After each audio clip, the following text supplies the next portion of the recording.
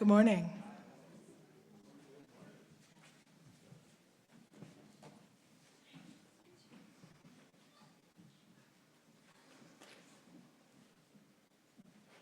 Good morning, and welcome to the last of the Wild Ones Capstone presentations. I'm Heather Bear, they, them pronouns. I'm an instructor in the nature-based transpersonal counseling department. We are on the unceded ancestral lands of the Arapaho, Cheyenne, and Ute, lands that are also special to the Apache, Comanche, Kiowa, Pawnee, Shoshone, and Sioux. Here at Naropa, one of our traditions is to begin and end our time together with a bow. This bow symbolizes the compassion within self and others, and at this time, I invite you to join me in a bow.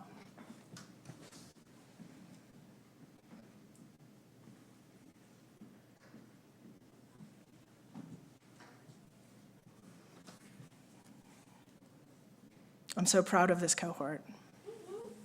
Yes, lots of celebratory whoops to come.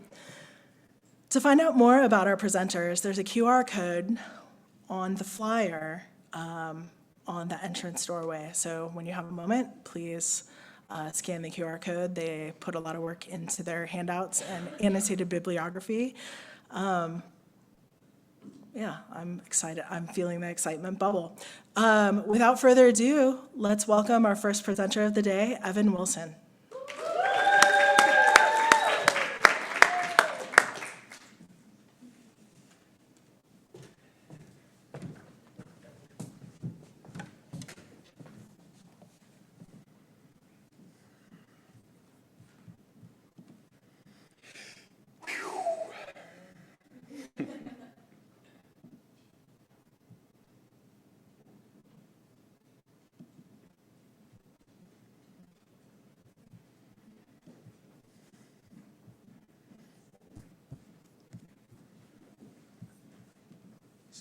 I'm so sorry, I thought I was ready.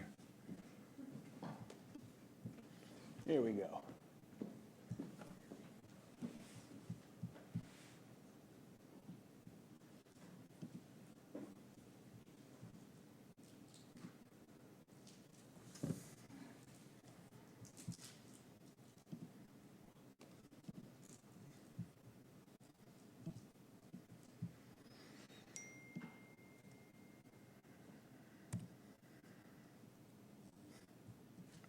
Good morning, everyone. My name is Evan Wilson. I've been working as a therapist at my internship at Front Range Family Resource Center for the last year or so. And this is a presentation that hopefully will capture some of what I've learned over that time. The title of my presentation is Behind the Presenting Problem, Shame and Relational Trauma. What I hope to teach you all through this presentation is the difference between ordinary shame, the kind of shame that we all feel, and deep shame, a type of shame that becomes a part of our very identity. I want to talk about where that comes from in relational trauma and what we can do as therapists to treat that.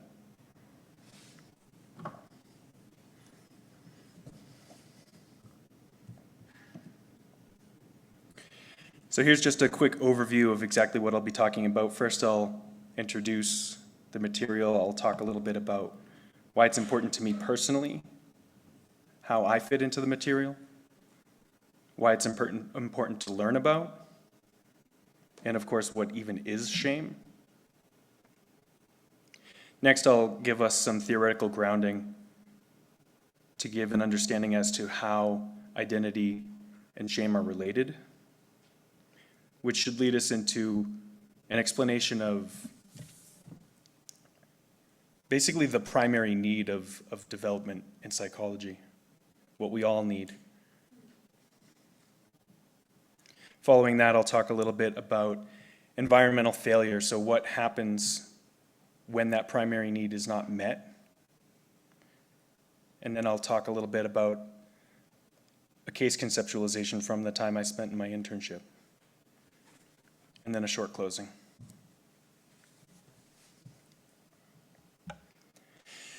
So, shame, I'm sure, it's not going to be terribly surprising to anybody here for me to say that it's an emotional state.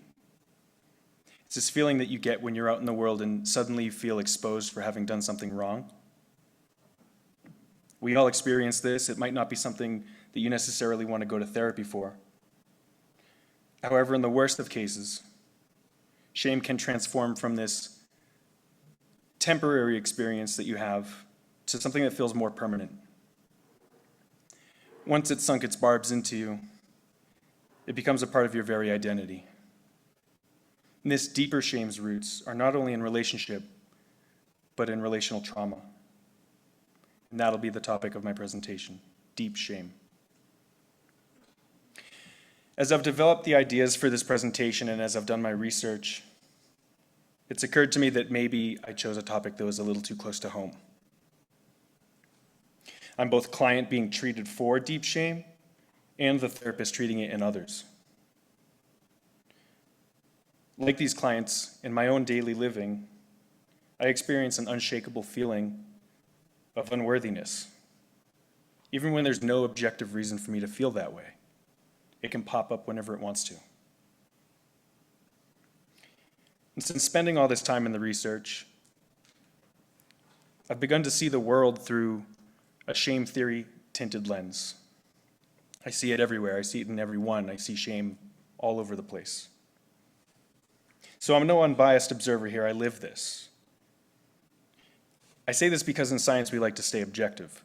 However, in therapy, you can't separate yourself from your clients or the experience that you have with them or the healing that comes of that experience.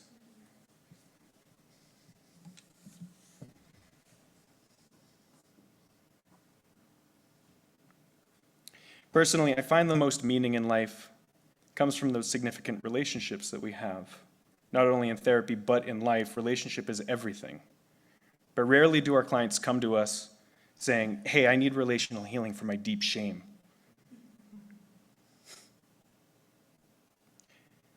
Rarely do they say that. Instead, they come in with complaints of depression and anxiety, difficulty focusing at work. Yet when we look a little bit deeper, it becomes clear that deep shame sits at the bottom of many of these complaints. And so as therapists, it's important that we see beyond the presenting complaint to see what's really happening beneath the surface. Otherwise, we run the risk of missing the forest for the trees and treating a false self deployed by our clients, unconscious defenses against having to face their own deep shame. So what is shame? Shame is an affect. What is an affect? The simplest way to define affect is emotion. There's a subtle difference between these two terms. However, if it's easier for you, emotion. Affect is how an organism receives and provides immediate feedback about whether needs and desires are being met. There's this deep primal part of our psyche, still living in a distant past when rejection in particular from others meant certain death. Shyness, embarrassment, and guilt are all different manifestations of shame. These are signals that indicate that that need for reciprocal acceptance might not continue to be met. Shame is a funhouse mirror. It is to perceive oneself as being perceived in a painfully diminished sense. It's about feeling judged. Psychoanalyst and clinical neuroscientist Alan Shore says that shame is the most powerful affect that a person is unable to modulate. When someone feels it, they typically experience an automatic response in their body, one that's beyond their control. One of the biggest indicators of it is a sensation of heat in the body, especially in and around the face. So when someone feels this, what can they do? They hide. Someone feeling shame will avert their gaze, hiding their face, as if attempting to escape from being seen. They withdraw.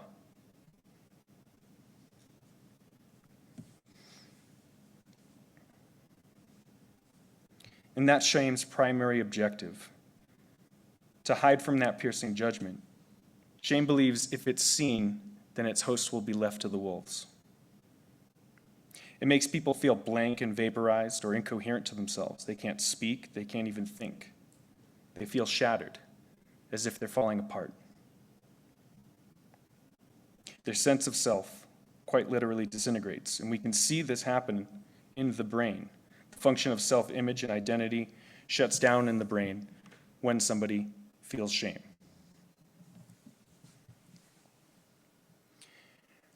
Relational psychotherapist Patricia DeYoung's definition is clinical and precise. She says that shame is a sense of self disintegrating in relation to a dysregulating other. And that dysregulating other part is important. Hold on to that. It's easy enough to understand where ordinary shame comes from. But what about that deep shame that I mentioned earlier? To understand this, we'll take a closer look at how identity is formed in development.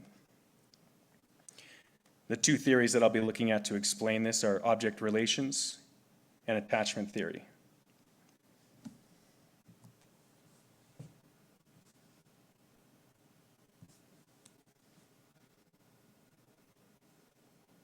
So starting in the 40s, object relations theorists like Donald Winnicott established the concept of internalization as the core of personality and identity development.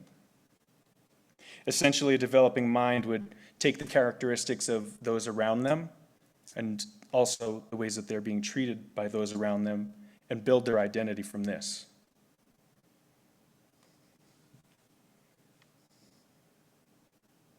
And shortly after these ideas were established, they were expanded on by attachment theory. The therapists in the room will be familiar with attachment theory and the attachment cycle, but for those who aren't, the short version is this. First, an infant is faced with an experience, a sensation. They might feel warm, they might feel cold, they might feel hungry, they might feel tired. And so what do? They cry. They do their best to communicate this need to their caregivers. Next, a caregiver responds to that. A caregiver will hear that cry and they'll say, oh, I know that cry. That cry means that you're tired.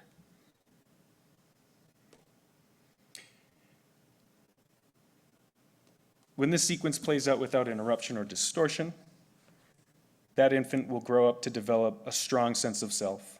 They'll be able to face overwhelming emotional experiences. They'll develop emotional flexibility. And they'll also develop strong and fulfilling relationships. Attachment theory is widely accepted and understood in our field.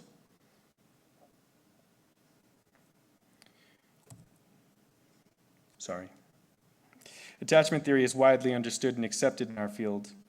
However, what I feel is less understood is how it contributes to identity formation. Because deep shame is a disproportionate response, it becomes embedded in one's identity.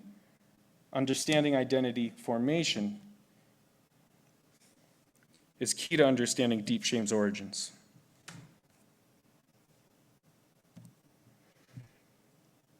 Okay, so this is the meat of the theory of my presentation. There's a lot on this slide, so I'm going to do my best to take it slow. It's worth noting that this is a developmental process, so while I'll be referring to an infant and a caregiver, really this is unfolding every day at your homes between you and your loved ones.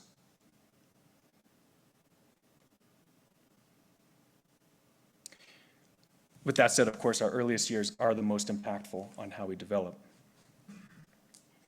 Now, the first thing that happens is the infant is faced with a raw experience. Again, that same thing that I mentioned earlier. They might be hot, cold, hungry, or tired. The point is they don't really know. This is a raw experience. The way that Wilfred Bion, a psychoanalyst, described it is as beta elements. Beta elements are unthinkable, precognitive, pre-verbal. It's overwhelming, it's uncomfortable, it's dysregulated. When I say dysregulated, what I really mean by that is that it's too intense for the infant to handle all by itself. So after that, after it says to itself, if it could say anything, after it says this feels bad and it's overwhelming, it decides, I will cry. I will try to get this fixed by communicating it to somebody else. That leads us to step 3, which is relational regulation. This is an important step. And also what's important to note about it is that it's interpersonal. So there's the infant and there's the caregiver. The caregiver hears the cry. It comes to the infant to regulate the infant, to make that experience tolerable. It does this through attunement and containment. Attunement is seeing what the infant's expressing, the affect of the infant, and matching that affect. Conveying normality. Essentially letting the infant know that, yeah, it makes sense that you're crying right now. This is not a comfortable situation to be in. Moving on from that attunement, caregivers contain the experience for the infant. This is a difficult thing to describe. I think that the clearest way that I saw it written about was if we match the infant's affect, if we identify that affect as sadness and we respond to it with some sense of sadness ourselves, we don't exceed the amount of sadness that they're expressing. We show them a regulated version of what it is that they're experiencing. And this conveys tolerability. This conveys that this is not going to last forever. I'm here to help you. It's going to be okay. So again, what an infant might say to itself in this stage, if it could speak, is, Mom's here and I'm calming down now. The next 2 stages are not necessarily as separate as I make them look up here. And I also want to re-emphasize that this is a developmental process. So it doesn't happen overnight. You don't go through steps 1 through 5 and then all of a sudden you have an identity. This is a process of pattern recognition over time. So step 4 is internal symbolization. Maybe equally as difficult to explain as some of the parts of step 3, but I'll do my best. Internal symbolization is the intrapersonal step of this process. So no longer, well, of course, the regulation from the caregiver is incredibly important. None of this could happen without it. This is all on the infant.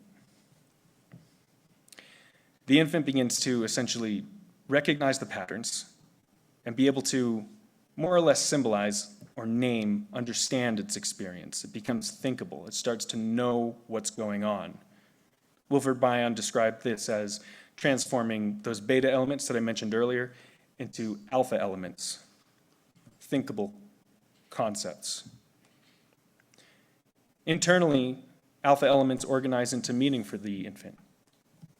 And what this does is it grants the infant congruence. And what do I mean by congruence? Congruence is an important concept in psychotherapy or psychology. It just means that what is felt, known, and expressed is all aligned. So if we didn't give or convey congruence to our infants, maybe something that might develop is when you feel sad, you laugh instead. I think this is pretty common. A lot of people laugh when they feel upset, sort of shrug off the bad feeling. That's incongruence.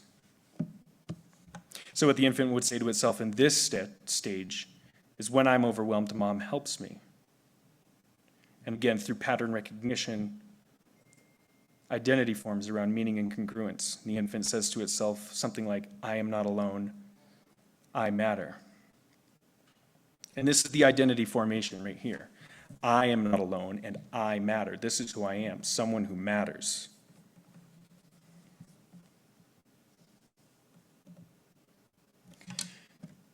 So just to do my best to put a bow on this slide, what an infant might say to itself in one sort of stream of thought is, when I feel discomfort, I cry, but mom is here and she's helping me calm down. This feeling I'm having is sadness. This is the symbolization stage, and it can be helped. When I feel the sadness, mom shows her care for me. I must matter to her. I must matter.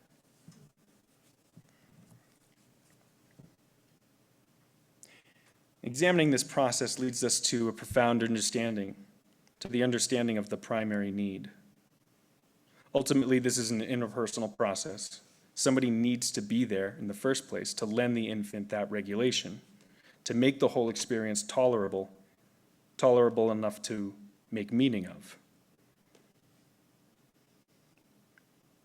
And that's congruence. That's identity formation. And so the key takeaway here is this: the primary need is human connection. Attachment is not about mommy making all of the bad feelings go away. It's about having someone we trust convey to us the sense that our experience matters, that we matter. It's learning that regardless of the awful ways that we might feel from time to time, we are still accepted. We still have worth. We are still good at our core. And when this need is met, we internalize a good self. We build a positive identity. Remember what I said earlier about internalization. That regulation stage is where we internalize a good self.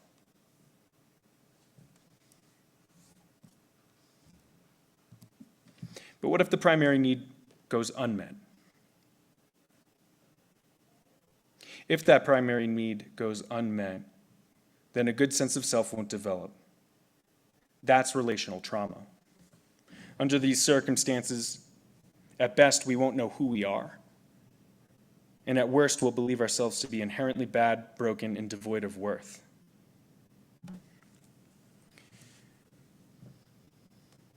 Gershon Kaufman wrote a book called Shame, the Power of Caring. He's a clinical psychologist. In it, he describes, practically speaking, what it looks like when the primary need goes unmet. In the case of ordinary shame, a single missed opportunity for regulation can be repaired with relative ease. Oh, I'm sorry, honey, I wasn't there when you needed me. I was on the phone. I'll be there next time. It's repeated environmental failure that leads to shame being absorbed into the identity. Two ways that this happens that stood out to me in Kaufman's book were the shame binds: need shame and affect shame binds.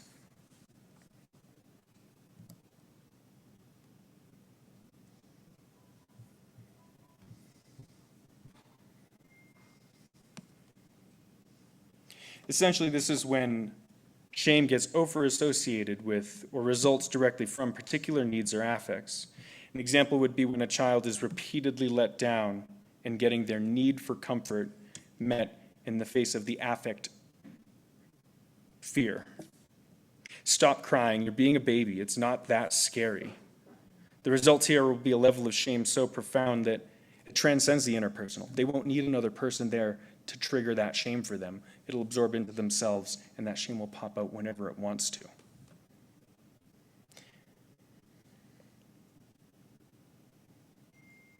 And this deep shame leaves those impacted by it lost and confused by their own feelings. Where is this overwhelming feeling coming from? What is it? Why can't I control it?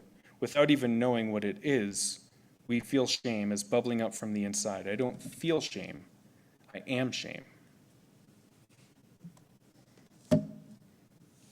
As I said earlier, clients don't really come to us asking for help with their deep shame. Usually we hear complaints of stress, depression, anxiety, low self-esteem, difficulties in relationship, or trouble concentrating at work. But shame theory sees these issues as related. They're all different expressions of or ways of dealing with the same underlying relational trauma.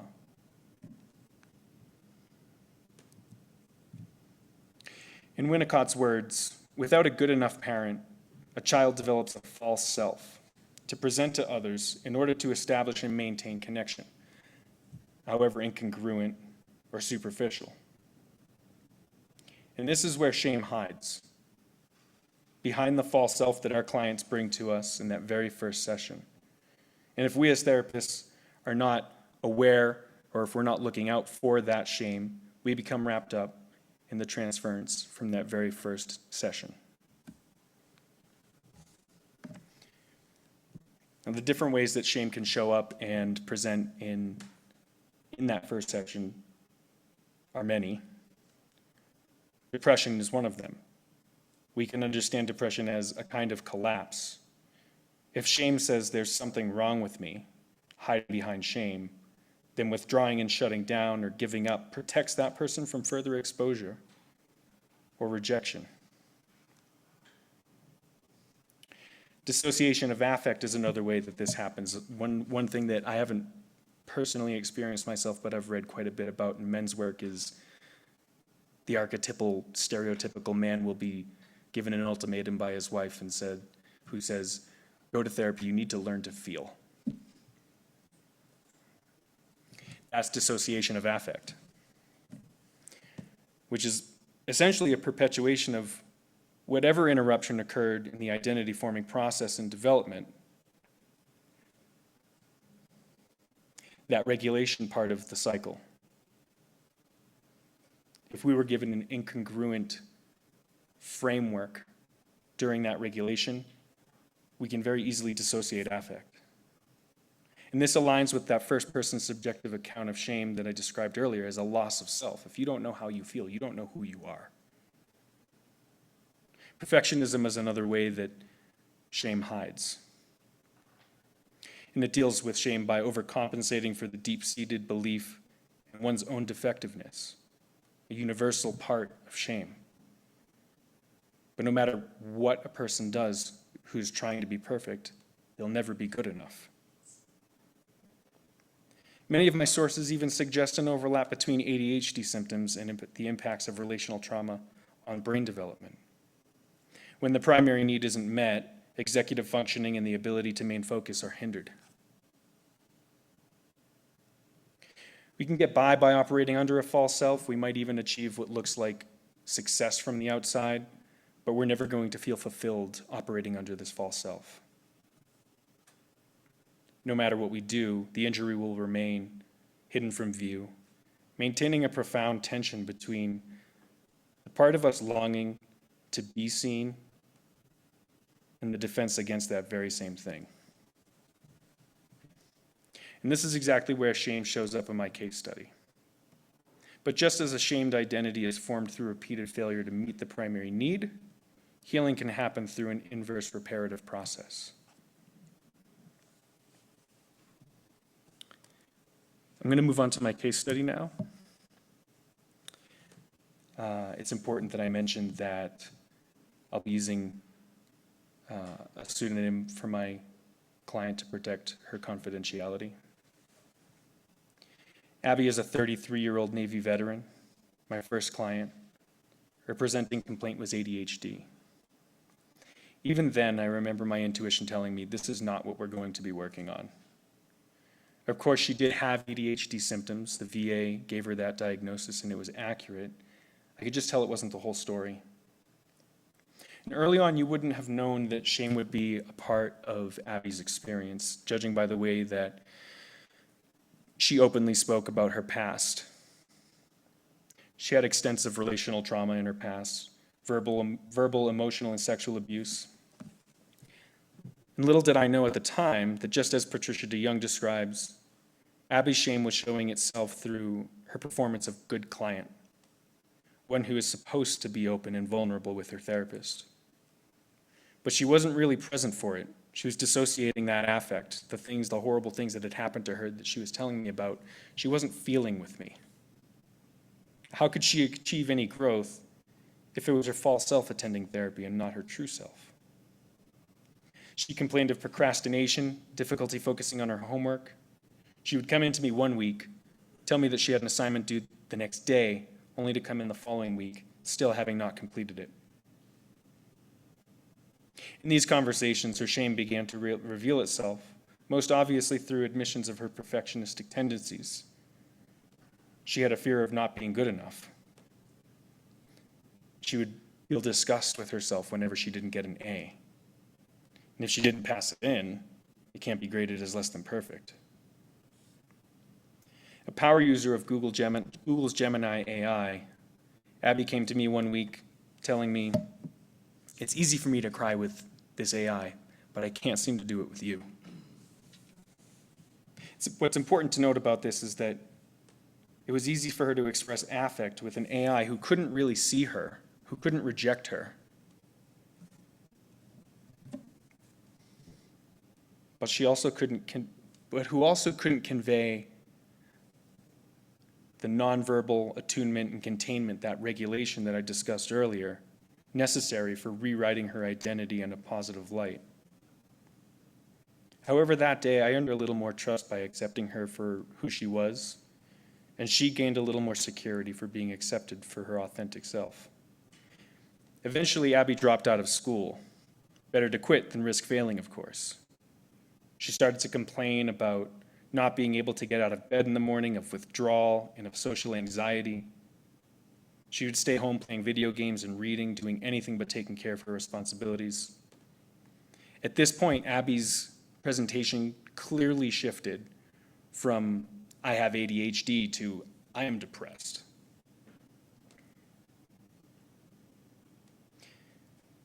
And soon after, she would discover an internal tension of wanting both to be in relationship, yet being terrified of the risk of rejection. One session, she came in to discuss a dream she had. In it, there was a small tunnel that she had to go through, but as she made her way through the tunnel, it collapsed around her and trapped her. And she explicitly interpreted this dream as a manifestation of the shame that she had for the weight that she had gained in previous years, even though she had since lost that weight. Now the unconscious shame that Abby had was beginning to reach consciousness. She was beginning to see it herself, and through that, she was revealing more of herself to me. In her darkest period of treatment, she confided in me that she had realized that she hated herself. What could be a more obvious expression of shame than this? By now, she was ready to revisit the relational trauma she'd endured as a child, dissociated with me earlier in treatment. Unable to get her emotional needs met by her caregivers, she told me that she would escape into the woods whenever she was unable to get that need for connection met. Much easier to be alone.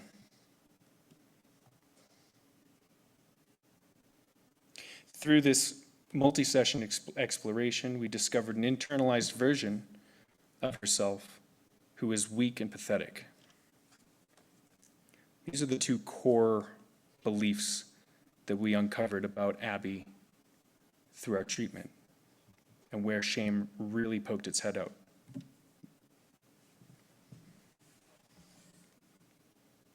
She recognized that stemming from her relational trauma, she adopted the core belief that she wasn't important and that she couldn't trust anyone. But this time, I was there to help her regulate as she re-experienced these long, hidden, shame-ridden feelings. Of course you were scared when your father dug his stiff finger into your sternum in angry disappointment. You were only 12. Of course you were angry afterwards. And it makes sense that you would run away to play in the forest all alone. Not long after a profoundly affective session, a session where Abby was curled up on the couch, her head hung low, sobbing. This session centered around her internalized, weak and pathetic self. Even Abby's self-hatred had shifted.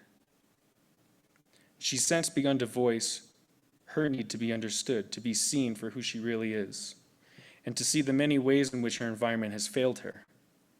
When she told me this, I asked her if she'd ever felt understood by anyone at all. This is when I knew that I had made an impact on her. Her reply was, "You do, so at least now I know it's possible."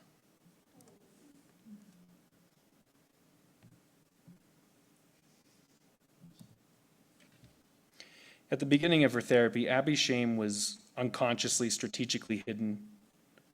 A history of relational trauma had taught her that having needs and deep feelings made her weak and pathetic. As a result, she lived much of her life in incongruence, denying her true self, performing for the approval of others, avoiding risk, and withdrawing from relationships when things felt like too much. What Abby really needed was to truly be seen for who she was and accepted for it. She's not cured, but through our relationship, something is shifting. She's getting acquainted with her deep shame and accepting disowned parts of herself that she didn't even know were there. And through this process, a new sense of self, a good self, a self she can love rather than hate, is starting to emerge. Thank you.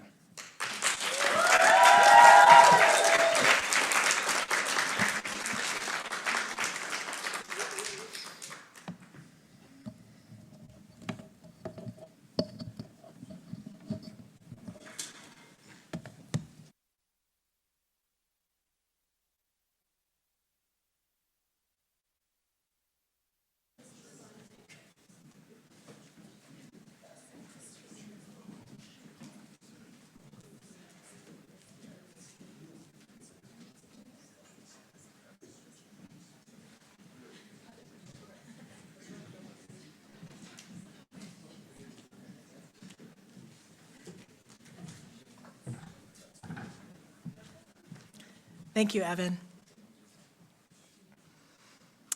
And just a public service announcement. If you don't mind putting your phone or devices on silent or vibrate, that would be helpful for our presenters. We will now welcome up Kevin Jordan.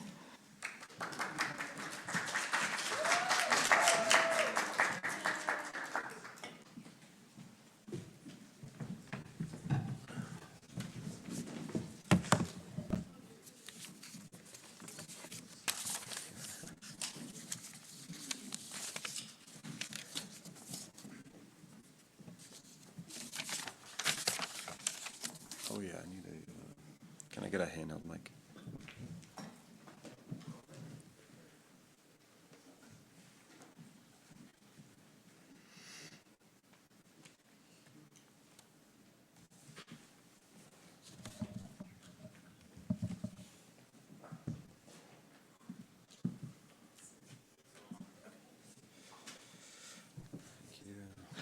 Check. Hello, everyone.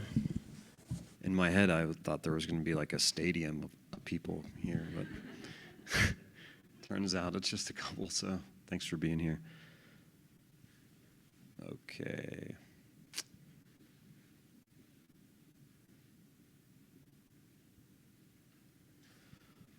And then I'm going to set a timer real quick, just so I have this.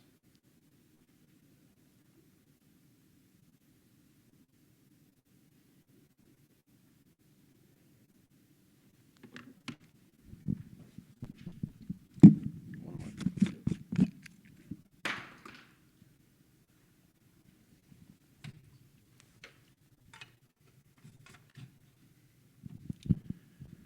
Whew.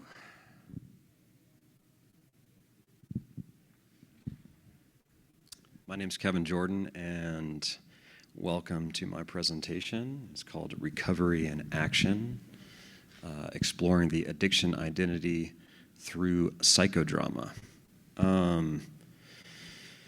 So I changed my project up about 10,000 times. I hope you're going to get the best version. I was going through it last night, so it's going to take me just 1 second to get used to this mic. But I was going through it last night, and I wanted to, just like going through the information. I had a lot of neuroscience, developmental psychology stuff, and I was just getting this like lump in my throat. I was like, this isn't what I want to say. And at my internship site, I worked with teenagers and adults in a substance abuse recovery center. And one thing that I've learned from the teenagers is I really need to just relax a little. So I'm going to invite my cohort especially to just relax a little bit. I would come into the group room with a plan. I'd have all these papers and lessons, and I'd have like 10 teenagers just like looking at me like, dude, we're not doing any of that. Like, what are you talking about? They would start making fun of my bald head. They would just like roast me. And I really had to like let go of a lot of my agenda and like meet those clients where they're at. And a part of that process was really letting go and just relaxing. So with that, okay, so I've been accused of taking people to existential portals. I don't think that's true. I think it's a cohort, sort of a collective thing. I think Brandon might be a culprit also. And so I brought along my friend, the Portal Monkey. This is a painting that I did 9 years ago, and it's now just making sense to me. I got the nickname in the cohort, the Portal Monkey. And he has a message for us, and he says, addiction isn't fixed, healing happens through action. So that's going to be a sort of our guiding light as we take this journey together. Hopefully we won't get lost. There might be a couple detours because I did switch up my project a lot, but I'm sure we'll be okay. So the first thing I'll be talking about is what is addiction and how I think about addiction. I'll talk about my internship side a little bit, my story, and psychodrama.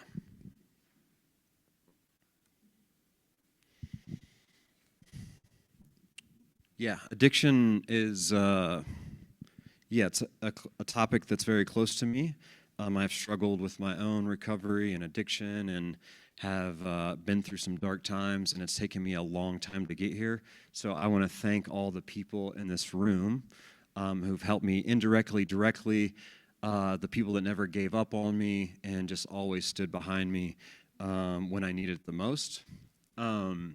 So addiction is devastating. Think about the impact on individuals, society, families. It's terrible. It's also incredibly difficult to treat. I also can't help to think about how addiction is embedded in the way our society is structured. Think about our phones, for example. I'm always just one notification away from checking an email, doom scrolling, watching YouTube, which is one of my favorite places to hang out, just gathering all the information, trying to be better. You could think about online gaming, pornography, gambling, shopping. I mean, it really seems endless, right? Another way that I think about this is in some way we're all getting high on something.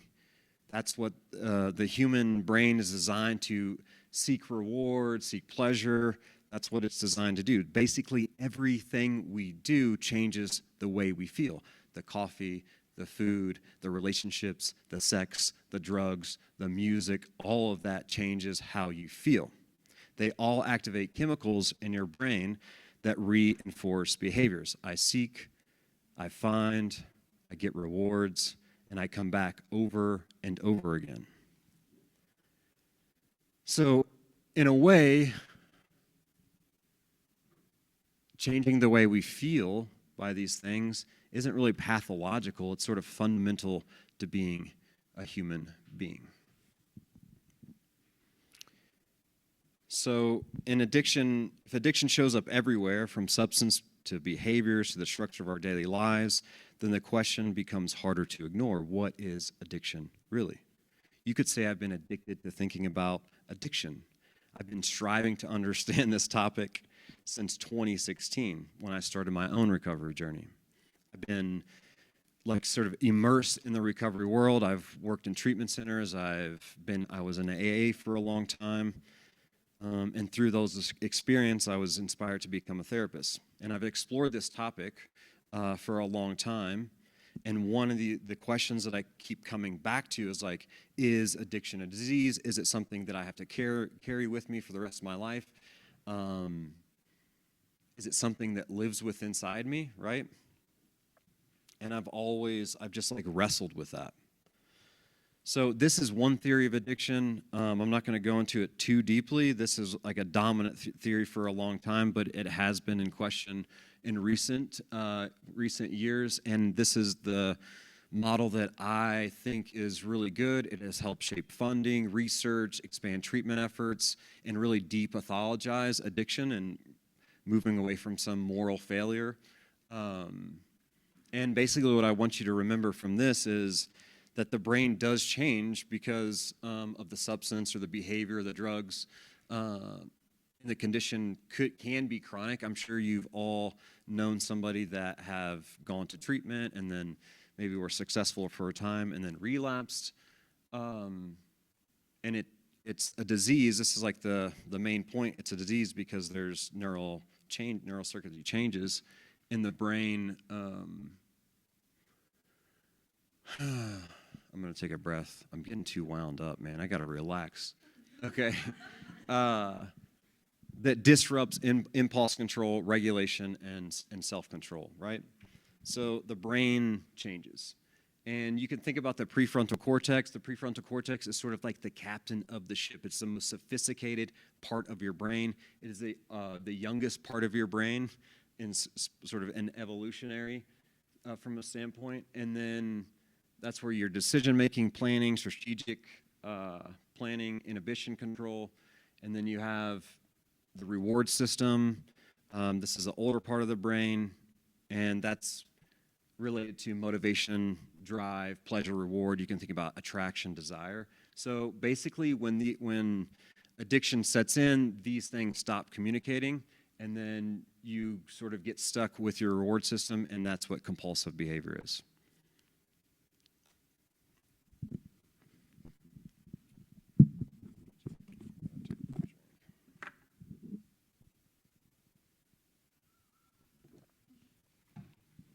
All right, so as I've worked at my internship site, have been in my own recovery journey, I've been on this thing 2016, and I kept coming back to that question: is addiction a disease? And I'm just like always wrestled with that. And my aim here is to like depathologize addiction and sort of make it like we're not so different, basically. Everybody's doing something to escape their reality, right? And as I've gone through the internship and worked with my clients, I see this sort of narrative in the collective. Like, I remember working with a 14-year-old adolescent who just got out of treatment. She was with us in an IOP program, and she's like, Kevin, I just can't, I can't beat this disease. Like, it's going to be with me forever, right? And when in reality, she was dealing with emotional dysregulation, attachment stuff, grief, disconnection. She didn't have a good social group. She was adopted. So all these deeper layers were at play. And she, of course, kind of sort of resigned and like, I'm never going to beat this addiction, right? There was another adult client that I remember talking to, and same thing. I'm never going to beat my disease. I have this thing forever. And he sort of resigned. So it can kind of keep you in this like survival mindset where you're hypervigilant about your disease, which is, appropriate in some cases, and especially early on in recovery. But as you go on and learn these deeper layers of what's going on, attachment wounds, developmental wounds, all these things are at play, and that's like sort of the driving force. So the addiction and the disease, if you want to call it that, sort of takes a back seat, and there's all these different layers. So I've really been trying to figure out the best way to treat this. And what I found is,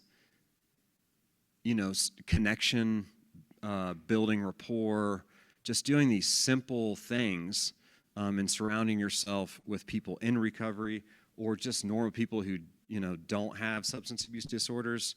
And it just, it really changes the game.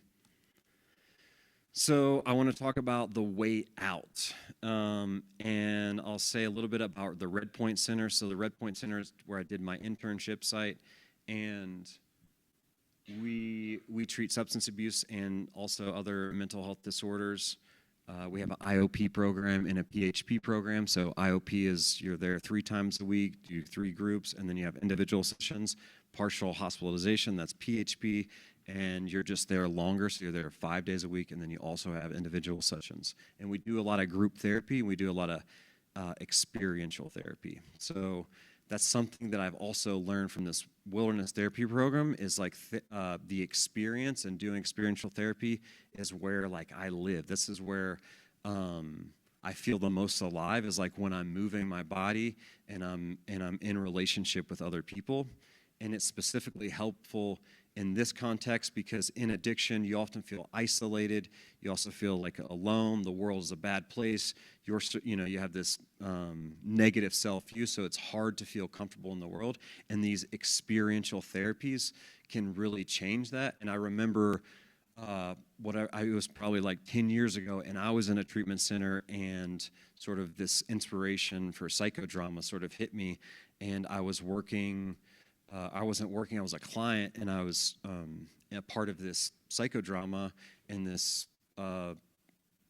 person had dealt with sexual assault, and she was working out the scene, and I played the role of like a family member who wasn't able to stop that. And I just remember being so deeply impacted by that when I was just sort of simply in that role and watching this person sort of express how she felt in these deeper layers of pain that that sort of manifested in addiction, where they're sort of obscured by the addiction.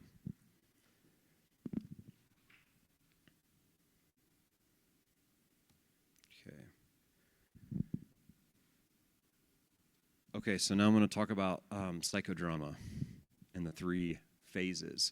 So psychodrama is a triadic system consisting of the warm-up, the action, and the sharing. So you can think about the warm-up as we're just building connection. We are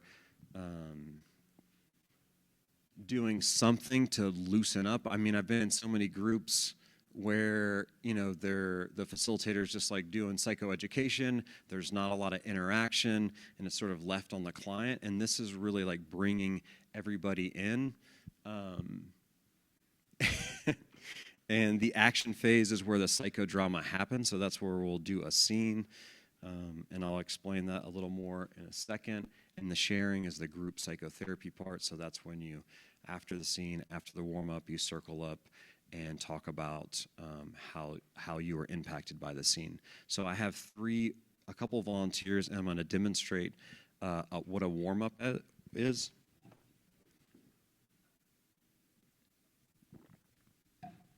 Okay, Alex, Bethany, and Sasha.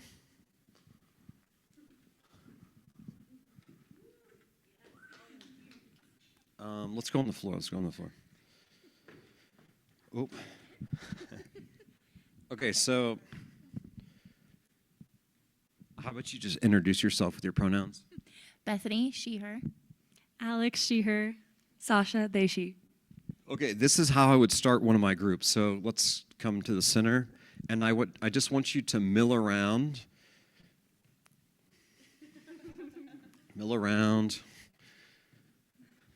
and then start to slow it down. And then I want you to give someone a high five without giving them a high five.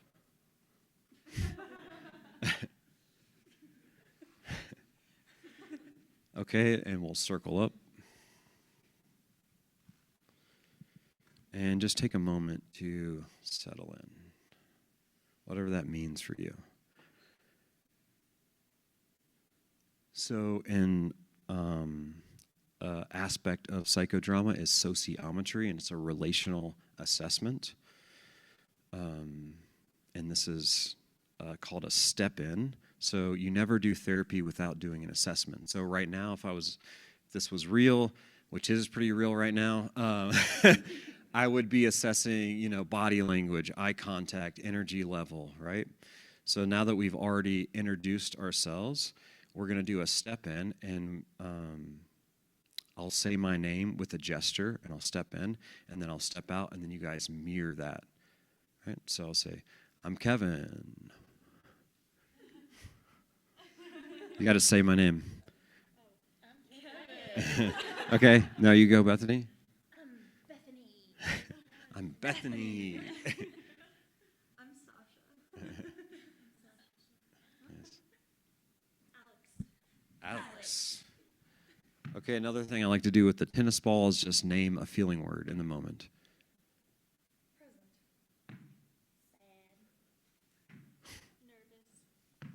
Really nervous.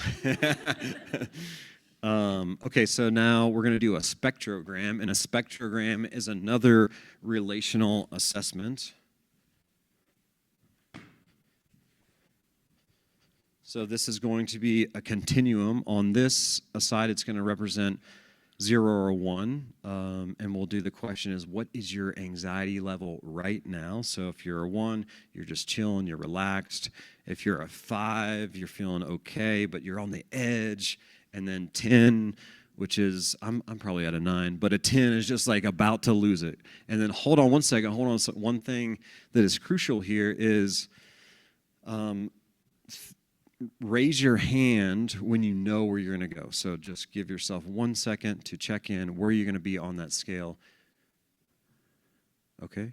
And then find that place.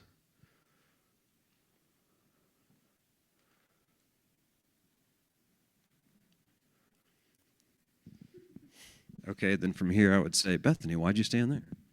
I'm not presenting today. I am presenting today. I don't want to make a mistake. Dude, I've already made so many mistakes. It's hilarious. Okay, so now another thing that I would do here is like, I would say, what's one thing that could decrease your anxiety? And tell Sasha. Some deep breaths. What is that? How does that land for you? Yeah, I feel like that could help me too. Okay. What's one thing that could help you? Oh. Just blanked. Some dance. Some dance. All right, cool. Thank you so much. You guys can sit down.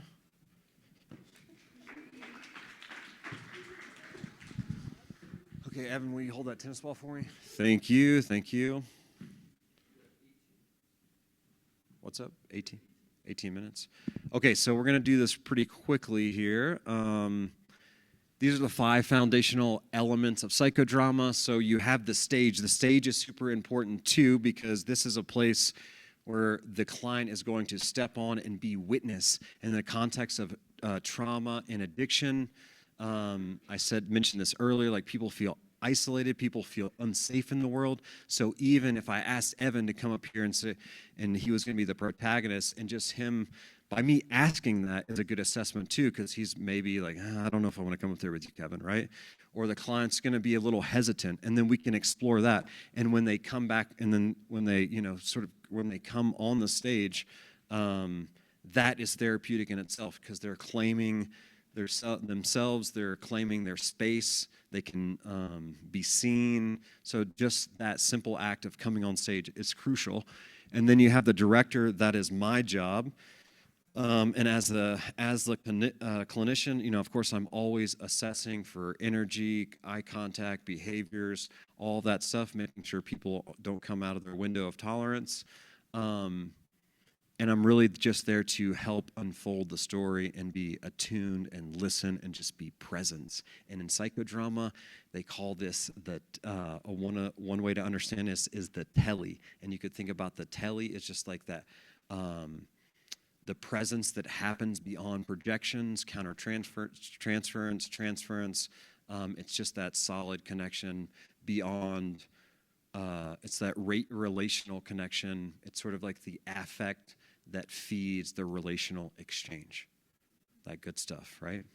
And then you have the audience. So you, as members of the audience, have 2 main jobs, and that's to hold a safe container to support the client on stage. And then you will also be playing auxiliary roles. So that's the ego of the other person. So Sasha, can you come up on stage one more time? Sasha is our protagonist. Give her a round of applause. This is the person who's going to be telling their story. Sasha, we talked a little bit about this before, and we decided that we would work with the inner critic just briefly, right? So can you choose 2 other egos, 2 auxiliary egos? Alex, maybe? Alex would be great. And maybe Perhaps I think we should get Evan for wise self. Sounds great. Evan, yeah.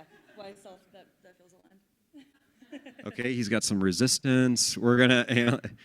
Okay, so Alex can come to the stage. Evan can come to the stage.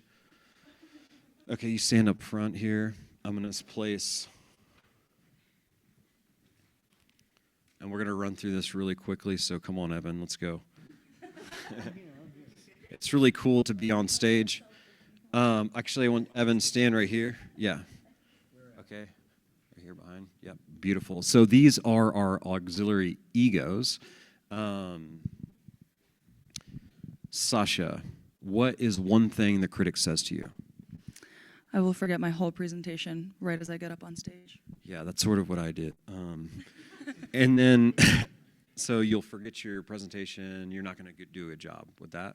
So doubling is one of the techniques, and she said, I'm going to forget my presentation, I'm not going to do things right, and doubling is when I would place my hand on her shoulder, I'd stand behind her and say, it's really hard to do presentations, right? So that's when you get somebody and say the unspoken thing. So if you had one statement for the critic, what would it be?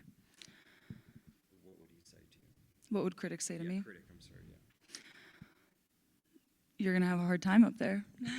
So you're going to say you're going to have a hard time up there. That's your statement. And then we have the wise self back here. What would the wise self say to you? You've practiced your presentation 600 times. You're good. You're going to fucking kill this. Okay. So this is a technique called maximization. And I want the critic and the wise self to talk at the same time pretty loudly, please. It's going to be so hard. You're going to have You've practiced 1,000 times. Every word is going to be such a hard time. Okay, pause. So then I would ask the protagonist, how was that for you? I could hear both, but I think I was starting to hear Evan a little bit more. Nice, amazing. Okay, step over here. And then this is a technique called mirroring. So step back, and I would say you're going to stand outside and just watch this scene unfold. You're going to have a hard time up there. You've practiced 1,000,000 times. You're going to have a hard time up there. Yeah.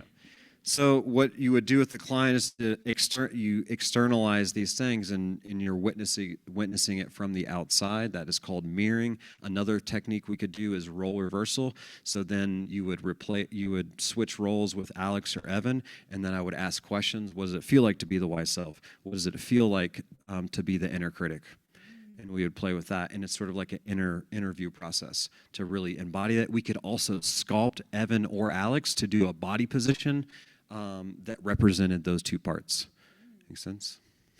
Cool. Okay, how was it watching yourself? It was really cool. I feel like I got to step out of the experience and see the different parts interplaying. Okay, that's all I'm going to do. I think I got everything there. So thank you, auxiliary roles. Oh, hold on a second. You have to de-roll, so however that is for you. Say it. I'm Evan now. I'm Alex. Okay. And I'm Sasha, and I've got my wise mind. She's got her wise mind. Okay, that's psychodrama. How much time do I have?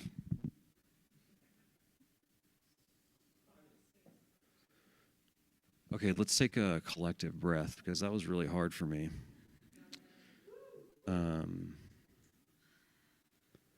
Dude, I forgot to say this too. On the way out, our monkey came back in and said, addiction isn't fixed. Healing happens through action. And now we're at the end. Addiction isn't fixed. Healing happens through action. So one thing that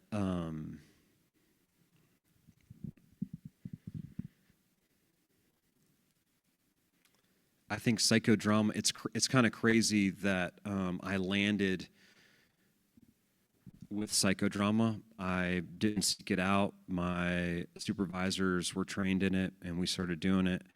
And I just sort of fell in love with it. And I think it's so effective. Some people, you might have associations with it. Like psychodrama is this, people are going to be yelling at their parents or fighting with their, girlfriend, whatever the situation is, and it can be like really cathartic, it can be really expressive and sort of intense, but really it's very grounded, and it's usually not like that, and it provides a way for people to externalize roles. They can switch roles, they can really empathize, they can feel what it really feel like to be the inner critic or whatever the role is. But if it's an addiction role, one of the most profound psychodramas that I've done for myself is just talking with my like spiritual nature, wise self, and really bringing it in. And then so you can focus just simply on strengths. It doesn't always have to be about the problem, but it really honors the multiplicity of the self, and that we all have these different parts and roles, and we're always moving in and out of those roles. And to get a more flexible sense of self is sort of the goal, and I think healing happens through that action, and identity is not fixed, right? And the addiction identity is a role, but underneath that, does like addiction even exist in terms of like if you took away the substances and got to the deeper layer, the grief, the attachment wounds, and saw the person, and behind the addiction, it's like, what even is addiction, right?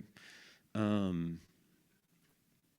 really appreciate you guys hanging in there with me, and we have to close. We're actually going to keep the portal open for our next contestants, and I just want to give everybody a hug. You guys are doing a great job. Evan, you killed it. You kind of got us to the portal. I opened it up. And Steve's always there supporting me. Thank you for showing up today. I hope you enjoyed that. That's all I got.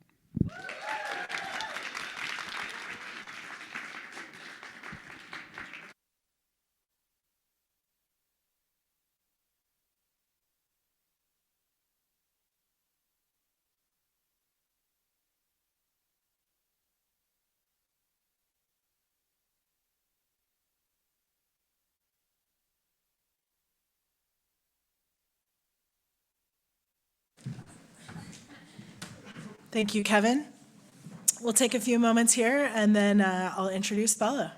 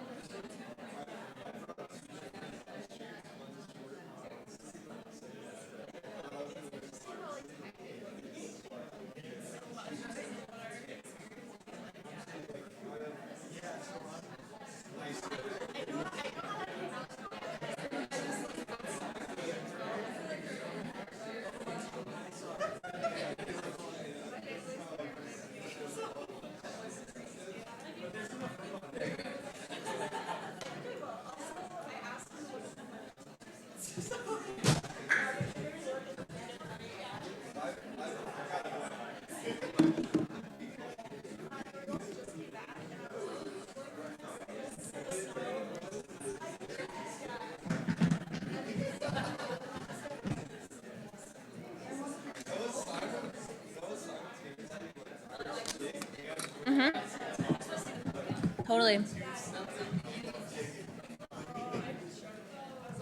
gonna use the handheld, and I wanted to see. Oh yeah, so I could like put papers down here, maybe. Yeah. Hey, Bella Queen. You're gonna do so good. Thanks, honey. Oh, cool. So it's just a type C. Aren't they so cute? Yes. Mom, dad, and brother. Yes. You're coming here from New York? Yes. I know. Only for today.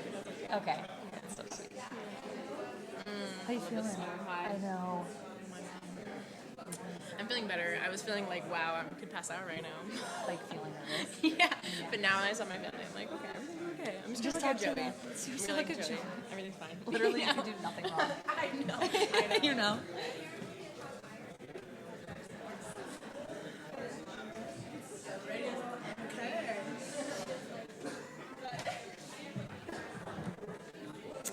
Welcome back. Please direct your attention to the front. Thank you. Whew. Yeah, I can feel that energy, right? It's like, it's effervescent. Let's welcome our next presenter, Bella Riguzzi.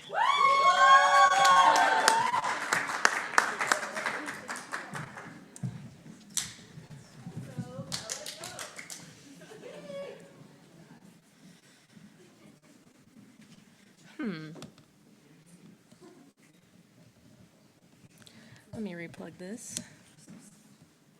I am so small. Who said that?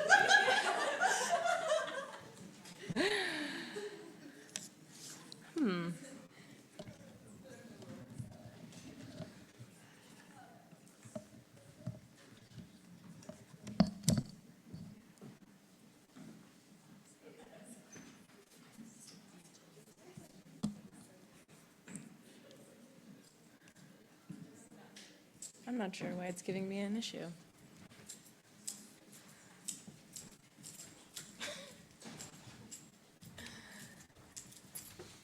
I'll just name, if I was on Kevin's scale, I'm also at a 9 right now.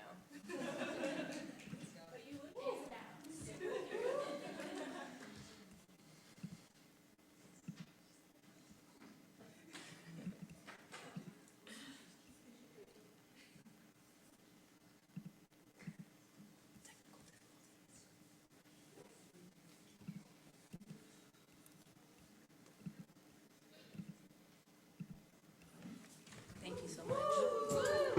Woo! All right.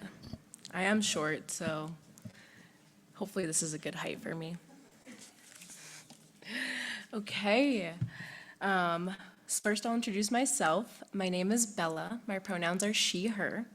This is my emotional support stuffy named Fluffy, who will be helping me along this journey. I am an early childhood play therapist. This might mean something to you personally, or you might be thinking, what the heck is a play therapist? And don't worry, we will get to that. But first, I want to thank you all for being here today. My cohort and I have been on a very long, emotional 3-year journey together.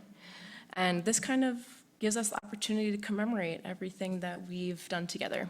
And to my classmates, I would not be the person standing here today without you. So thank you from the bottom of my heart. Without further ado, the little human within us. First, I want to start with who I'm dedicating my presentation to. This is my grandmother, Roberta. Around November 2025, I was on my way to work, and I called my grandmother just to check in, casual, nothing crazy. And throughout this, she started to share with me about her own therapeutic journey. She said to me, Isabella, in therapy, you know what I've discovered? All of this anxiety I feel, all of this pain, all of this discomfort I'm enduring, it's all from my childhood. Now, my classmates can tell you, throughout my journey within these 3 years, I have really been coming in tune with my own inner child. I've been checking in with her. I've been listening to her. I've been carrying her with me. But to hear my grandmother, who has been 37 for some time now, tell me that she was still so deeply affected by the wounding of her childhood, I really knew how meaningful this connection was.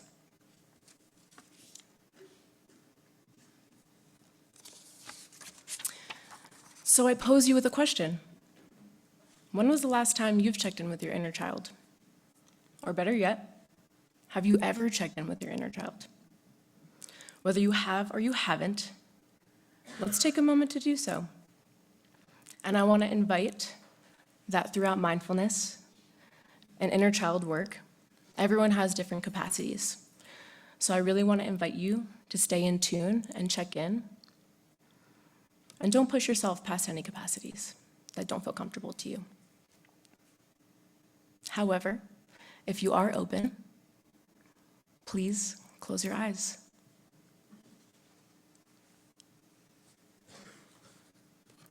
With your eyes closed, just picture your little human.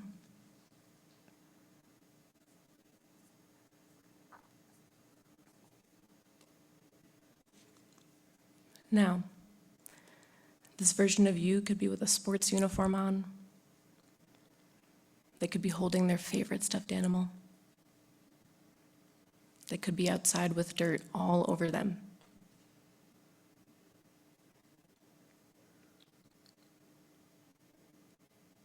Just for a moment, sit with your little human.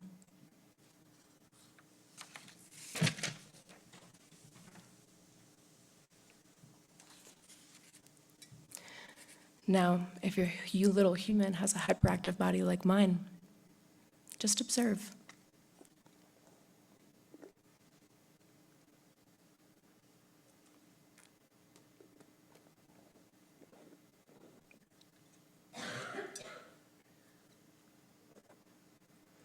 If you both feel open to it, make some contact.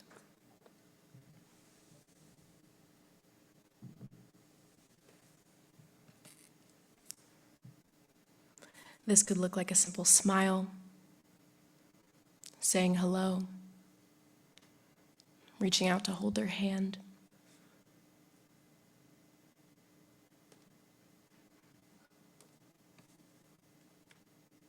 Maybe they even ask you to play with them.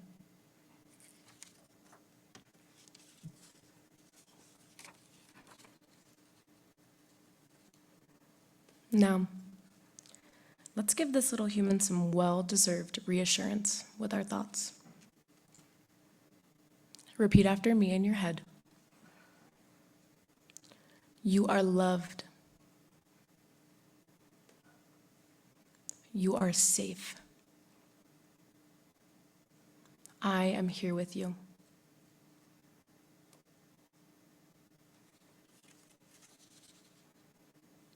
Let's say it one more time. You are loved. You are safe. I am here with you.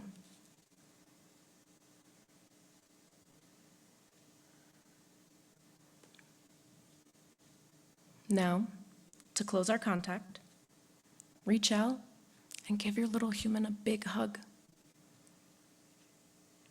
You can do this consciously in your mind, or you can reach your arms out really wide and wrap them around yourself.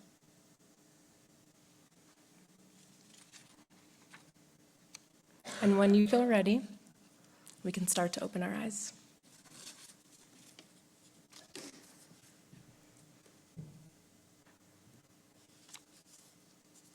And as you come back to the space, I invite you to just notice the impact.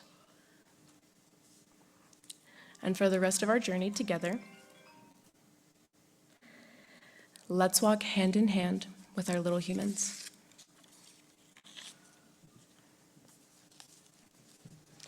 All right, now it's really time to get into it.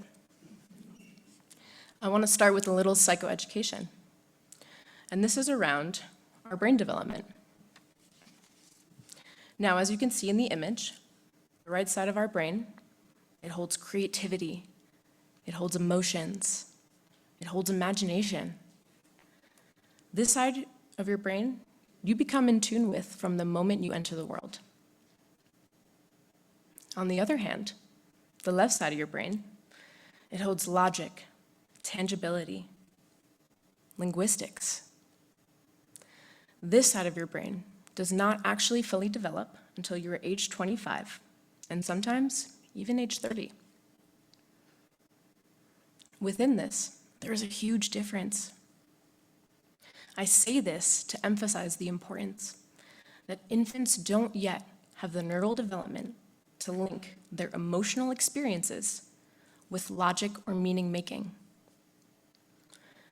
And this is where the very important role of an adult comes in. Have you ever heard the phrase, "because I said so"? Whether you've said it yourself or you've heard it from a caregiver. Let me take this even further. Picture this. You're an adult and you're a caregiver to an infant, and you're actively making dinner. And while you're making dinner, a little human comes up to you and is like, "I'm hungry. I want cookies."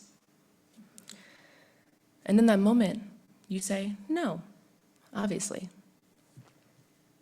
And they might meet you with an emotional reaction. But why? This might be followed with tears, yelling, a big emotional reaction. In that moment, take that extra second. Rather than respond, "because I said so," get down to their level.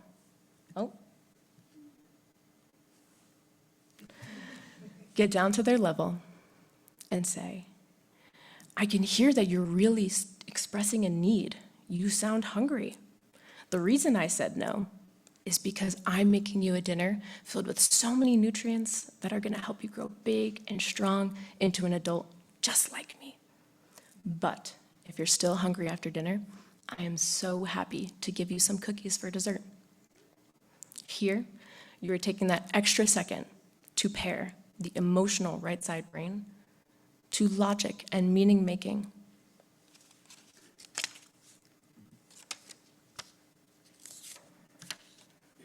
Now, as I said before, this is where the role of the adults come in. And in fact, we the adults, we hold all of the power. Nurturing care is so unbelievably important during early childhood. Children learn through related experiences with caregivers. If you respond consistently, provide comfort, your little human will begin to trust that support is there whenever they need. The higher the support, the stronger the emotional foundation. On the other side, the more stressful the environment, the more difficult it is for the child to be in tune with themselves and others. When nurturing care is missing, children become more sensitive to stress and struggle emotionally in their adult years, similar to my grandmother. And this experience looks different for every little human. It is up to us, the adults, to have the patience to understand each child's unique traits and meet them where they need to be met. Emotional availability, communication, actions. Those three things construct a child's sense of safety, self-worth, and trust. Now, where do I come in? It sounds easy in theory, but of course, as adults, we too have our own experiences that shape the way we show up for little humans. Whether it's as little as stressors from the day or long-term standing patterns known as intergenerational trauma, sometimes something gets lost in translation. And before we know it, there are emotional or behavioral patterns that a child is resorting to that can feel alarming. This is when caregivers or extended support may decide that help is needed because realistically, we can all use a little help. And thus, I've had the most wonderful opportunity of interning at the Early Childhood Wellness Center located in Broomfield as a play therapist.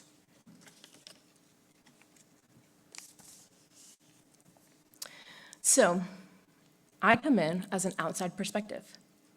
I come in to provide support not only for the little human, but for the entire family system that surrounds this little human. And how I do that is through play therapy. Play is a child's most easily spoken natural language. And during play, little humans begin to give you insight of what their life looks like. This is because little humans relate to play similar to how they relate to their life experiences. Thus, describing play therapy. A therapeutic approach that uses play as a way to help express emotions, process experiences, and build coping skills. Now, there are several types of play therapy, but two I will discuss are directive and non-directive play. Directive play is where the therapist guides the play and gives direction. Now, to give an example, I might have a caregiver come in and tell me, my child's really having trouble in school and making other friends.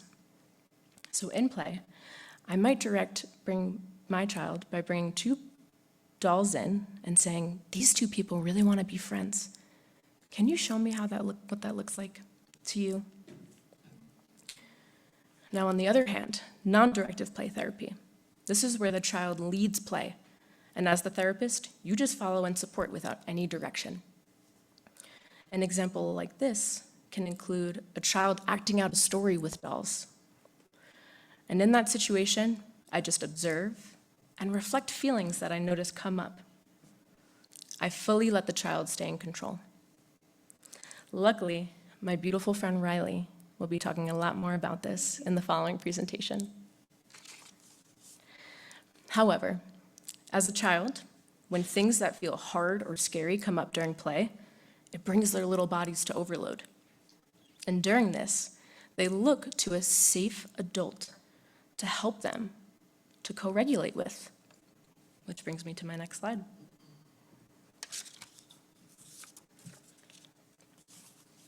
Now, there are several forms of regulation, but these three are what I'm going to discuss today. First, coming into the world as a newborn, you experience external regulation.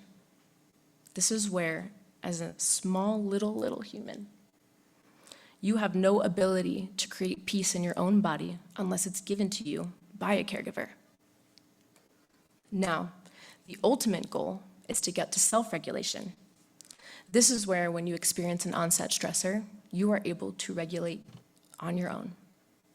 But to get there, little humans need to experience co-regulation.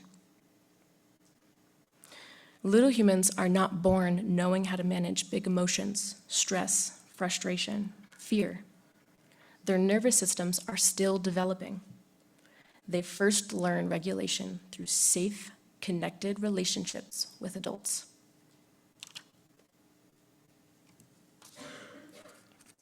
Now, I know I've been using this term quite frequently through my presentation.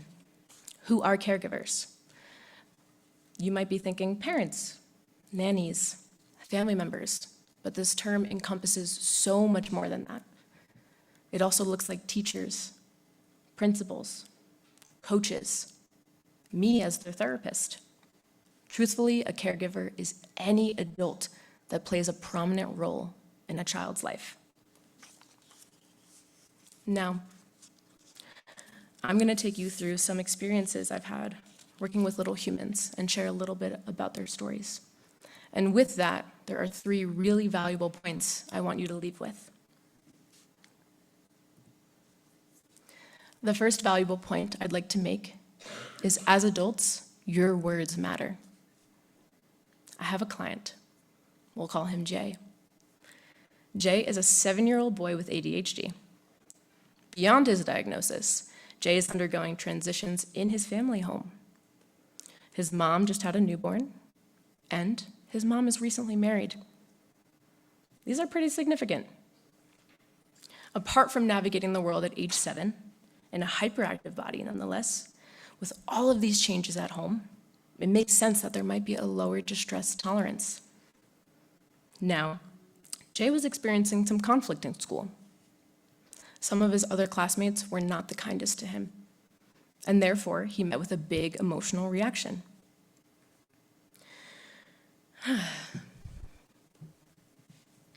When Jay was pulled aside by his principal, rather than take the time to pair his right side emotional brain to logic and meaning making, his principal said, "You are a bad kid."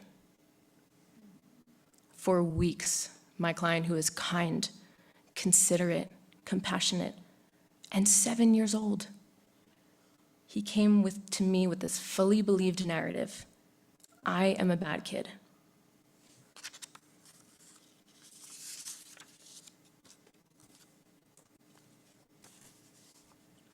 The second valuable point I want you to leave with is just how important our influence shapes their perspective. I have another client, we'll call her Kay. Kay is 10 years old and has 2 households that she transitions to due to her parents being separated. In one of her households, her parents are on a diet. Now, of course, this is a natural thing, adults wanting to better themselves through food intake.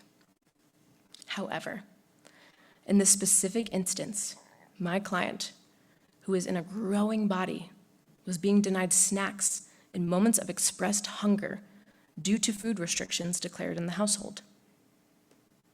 Her hunger persisted so clearly that it caused really intense emotional reactions. Not only was my client trying to communicate an expressed need, but was projected onto an insecurity that was not hers to hold. Which leads me to ask myself, how will this affect her relationship and her perspective on food in her adult years?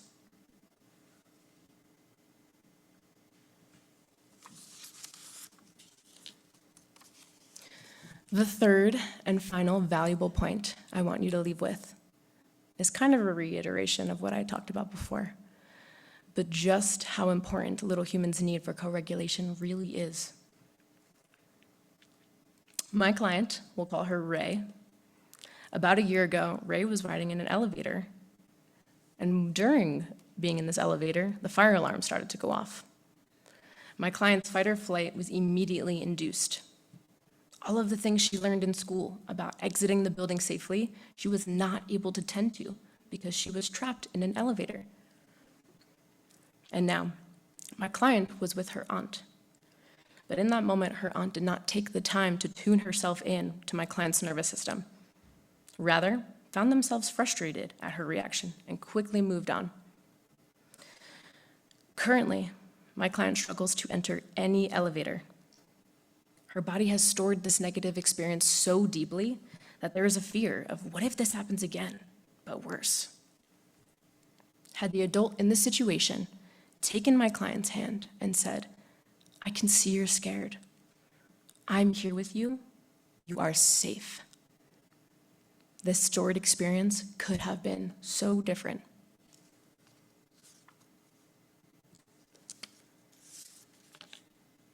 Now, as we've been carrying our own little humans with us throughout this experience, I want to give an opportunity to pause and reflect. Were you able to connect with any of these experiences?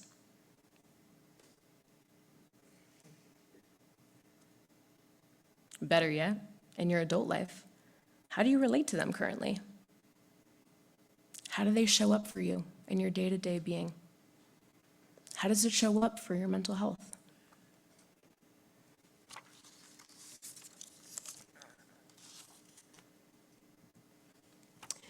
Now, where do I really come in? With the knowledge we've gained on this experience together, I can truly tell you how I show up to the space with my little humans. Together, they and I will play, and during this play, they are subconsciously providing me a glimpse of what their life looks like. Whether it be through role play, art, or movement, I come down to their level. I help them feel seen. And as stressful topics come to surface, I co-regulate my system with them. I give them focused, undivided attention. I mirror them. I bring logic to their emotion. and I ensure that their vulnerability is always met with safety. Through this, their nervous systems begin to settle, as they are now aware they don't have to feel alone in this overwhelm. Lastly, I provide resolution. Whether it's acting out potential remedies during play or simply communicating the insight to a caregiver, I am an extension of support in this child's development, meeting them where they're at. I am the person that maybe some of us wish we had growing up, a person to support and advocate for us unconditionally.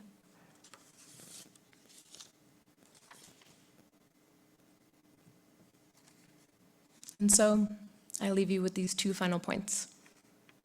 We, the adults, we hold the power. We have the opportunity to be intentional, to help shape a future where children will grow into emotionally healthy individuals, deeply connected to not only themselves, but others.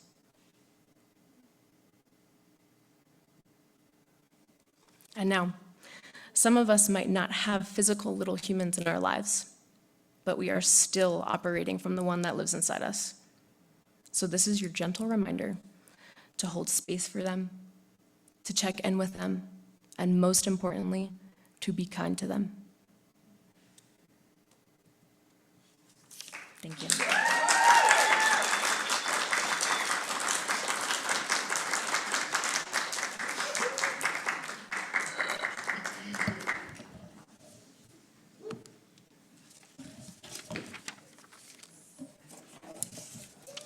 It's hot up here.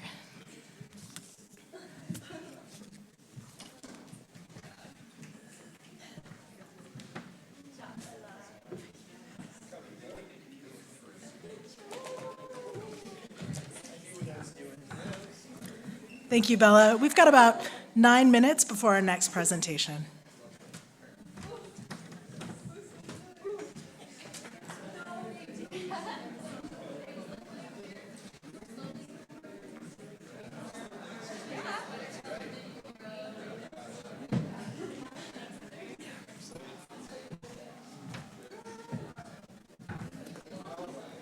It's okay that I don't have shoes on, right? Yeah, I was like, yeah, take it off.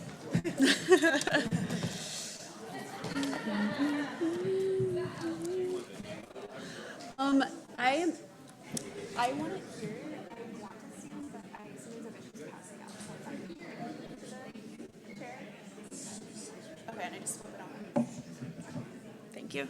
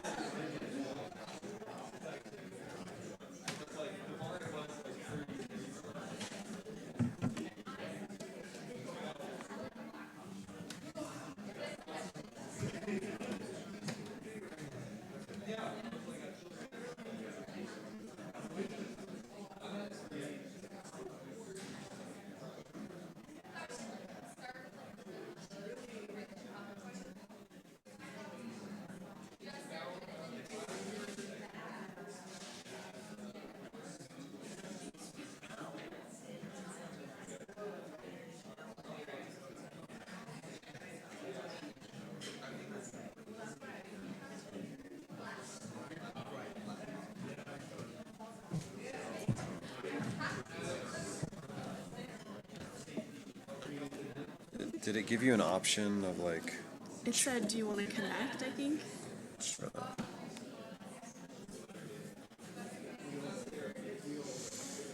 Oh,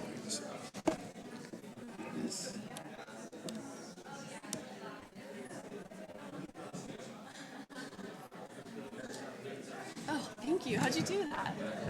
You are magic.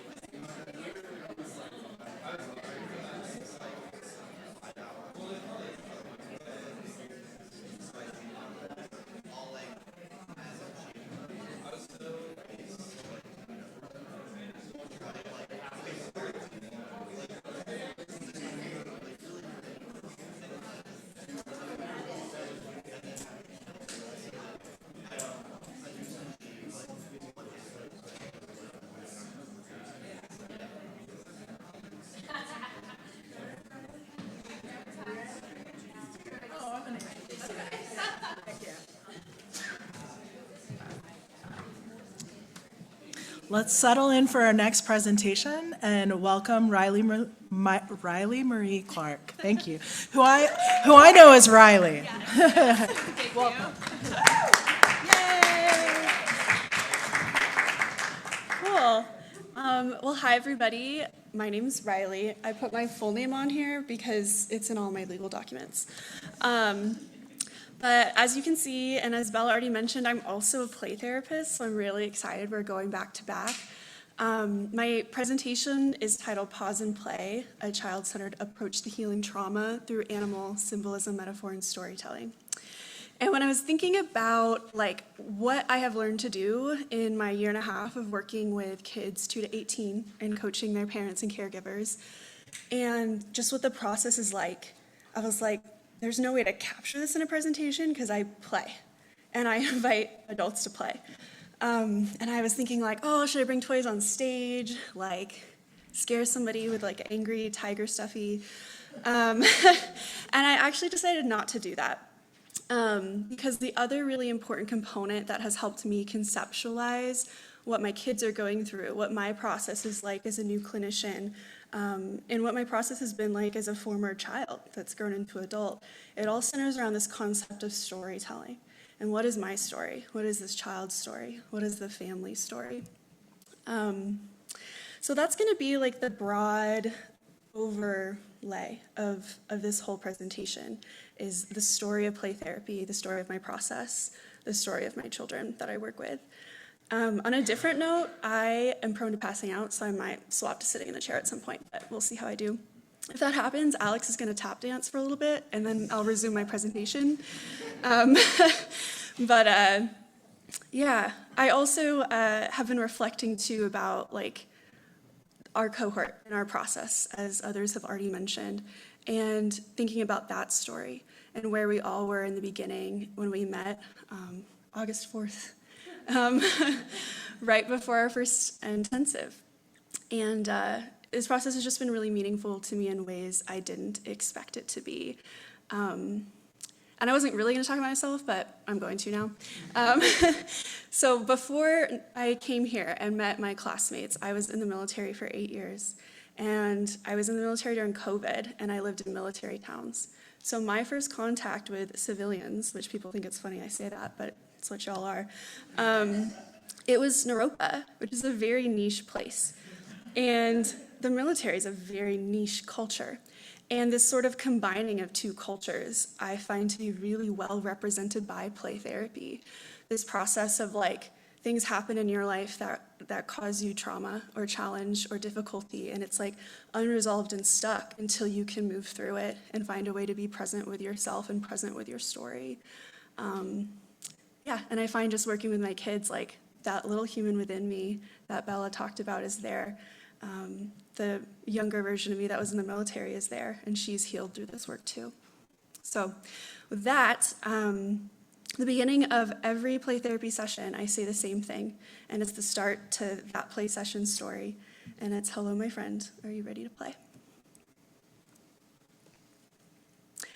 So the storyline I'll be talking about, I'll be explaining a little bit about storytelling and narrative therapy and what are the core components of that, and then I will transition into talking about play and non-directed play therapy, the core components of that particular modality and how they're aligned.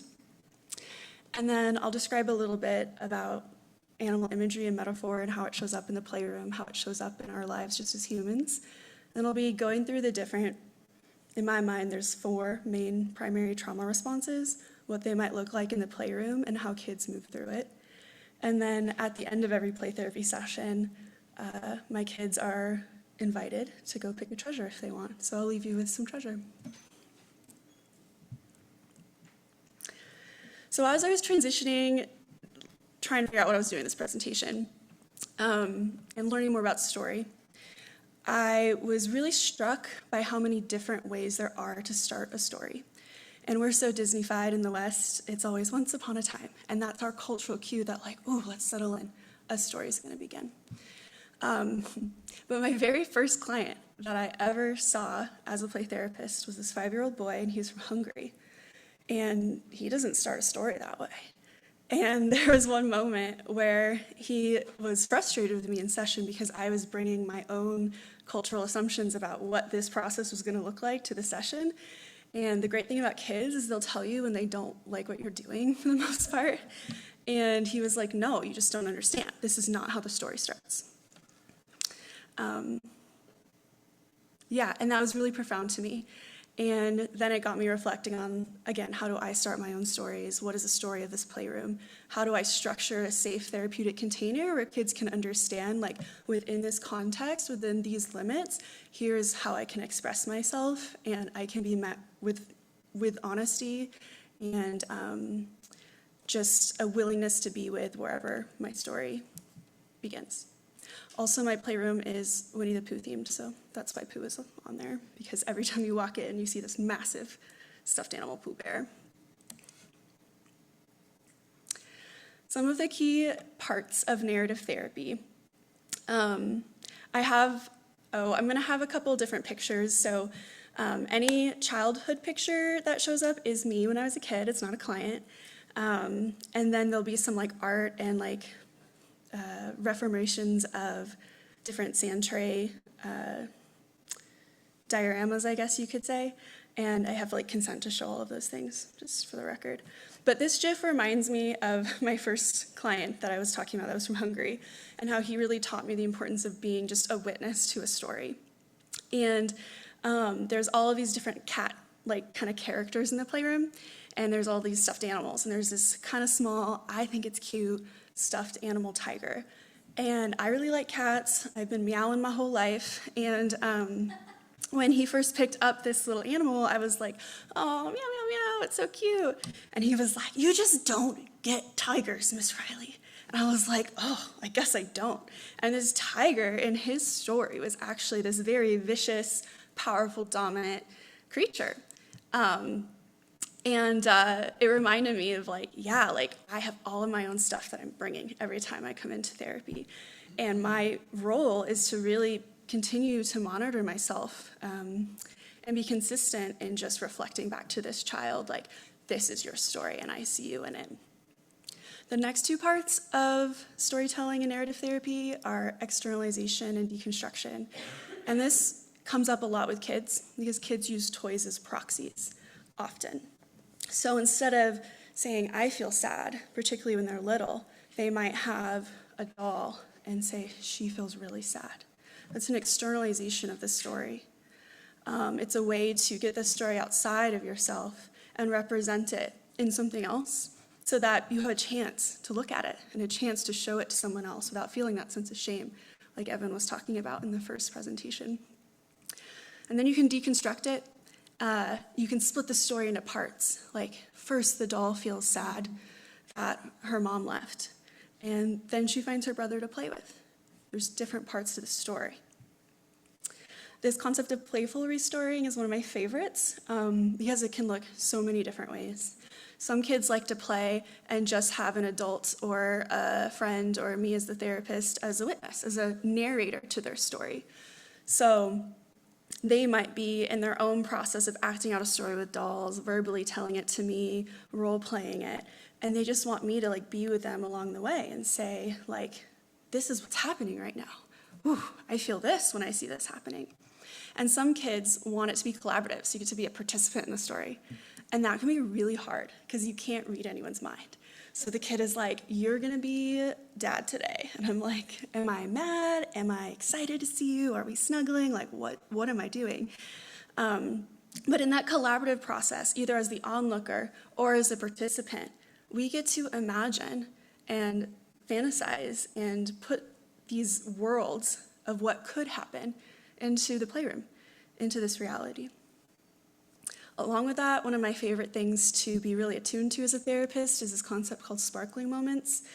In trauma therapy world, it's becoming popular to call them glimmers, which is like the opposite of a trigger. And it's like, oh, when I notice in this story, the character is doing something that I think is really like internally empowering, I reinforce that by either stating it, having the character repeat that action again. Things like joy, beauty, anytime a story can change and shift and be flexible, those are sparkling moments and are worth paying attention to and not skipping over.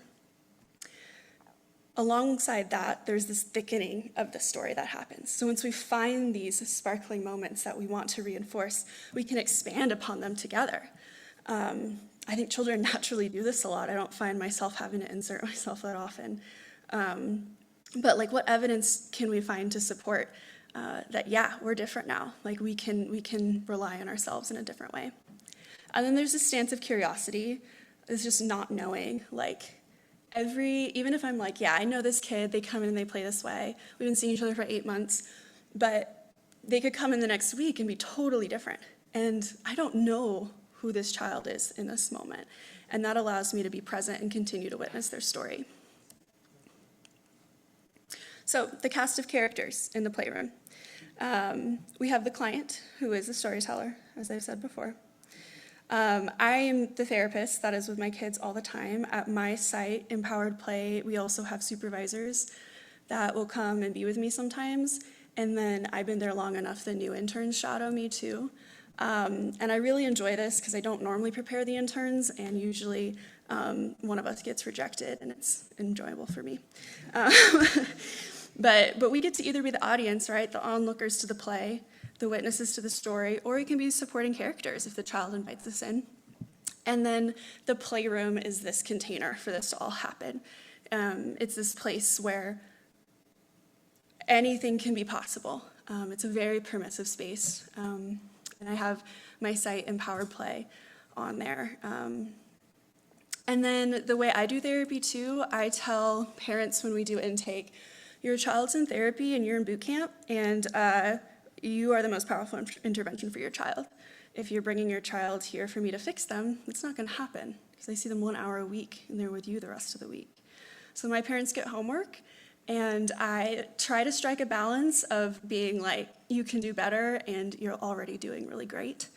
And all of my kids that have graduated from therapy, I found that the biggest common denominator is that the family is really on board to learn and practice and grow alongside their child.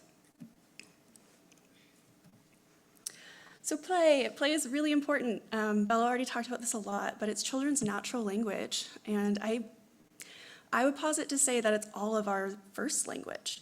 And just as we get older, we don't have the need for play as much, and we have different ways of expressing to each other as adults. But it's a way that we can remember, art, storytelling, music, movement, rhythmic practices. These are all ways that we play. Like Bella already mentioned before, children are really reliant on adults. So if we want to have our kid talk about their feelings, we have to learn to play with them first. There's no way they're going to just suddenly wake up and be able to accurately express themselves authentically if we're just saying, learn this skill, do this thing. We have to meet them where they're at and build those skills alongside them. Another phrase that I read when I was doing my research that has really lived with me is that play lives in the body, it lives in the emotional realm, it lives in imagination and in relationship. So play is this medium that crosses all of these different realms of what it is to be a human. How magical is that? I think in somebody that is really attuned to themselves as an adult and in kids, play is always happening. It flows very freely until we get constrained and constricted into being a certain type of way. And it's this resource that we all have access to. The other part of play that I have read about prior to the job I'm in now and see every day with my kids is that the timing and pacing of play is really important. So forcing a kid to play in a certain way isn't really inviting the nature of play into the playroom. This picture I have up here is a sand tray diorama, is what I'm going to be calling it. And I think she's 9, one of my 9-year-old girls built this piece by piece to express what her family system felt like to me. And it wasn't something I prompted. It started with her going to the sand tray and picking the tiger, because its mouth opens and closes, so it's kind of interesting, and placing the tiger in there, and then just adding all of these characters, and it slowly became this family. So my client was representing herself by like the little jungle cat that's in the pink stroller. It's being pushed by mom, so like their connection feels good, it feels close, it feels protected. And then little sister is kind of by the side behind mom and is sort of like overshadowed by mom, is a smaller character. And then dad is the gorilla on the side. And I think it's kind of like an angry looking gorilla. And I was like, oh, is that what she's trying to tell me? And I never really found out, you know? Like I could interpret that as like, oh, there's like separation between dad and the rest of the family, or dad's really angry. And like, I do think that's what's going on, but also like this stance of like not knowing, like I don't get to tell her story, like she gets to tell her story. And that's what that picture reminds me of. So I only do non-directed play therapy. Sometimes my older kids try to make me do directed play therapy, and I get to return responsibility to them and say, in here you can do and say almost anything you want to do and say. So some of the core components of that include being child-directed and child-led, like Bella mentioned already. And it's this sense of like, I'm not here to make this kid do anything. There's some kids that are really slow to warm up. And the picture on my first slide with the turtle with its head in like that, that's a little puppet that I have out. And sometimes kids represent how they feel using it, of like, oh, is it okay to like sneak my head out and like see what's going on? Or do I need to retract and be safe inside my shell? So there's some sessions with like kids that are maybe like a little nervous, they don't trust me, they've been through a lot of trauma. Is it safe? Is it safe? Is it safe? Is what's going through their head. And there's been times where for 20 minutes I just sit with them and they say, hey, we don't have to play, but I'm here with you. And if you want to play, I'm here with you too. And when I first had that experience, I was like, oh my God, is this therapy? Like, I feel like I'm not doing my job. But getting to witness these children as they came to learn, like, I can learn how to feel safe and I don't need to be pushed into that, was really, really powerful. Another thing that is really important when you engage with kids and you're playing with them is to really be in their world. So everything is real unless that kid tells you otherwise. So if a kid is like, I have this sword and I'm on this pirate ship and I'm making you walk the plank, you are scared, that sword is real, it is pointy, and if it touches you, you're gonna get cut. Whew, that's intense. Another really important part of this type of therapy is modeling. So I think of this in two parts. It's not asking questions, which seems a little bit antithetical to therapy. Most people's idea of therapy is it's like, what happened to your mother? Like, but with this, it's just really using phrases like, I wonder what would happen if, or I really wish this, or it seems like this is happening, or it feels so intense right now, or I feel really scared. These statements are a really important part of non-directed play therapy because they reflect back to the child something that they might be experiencing internally.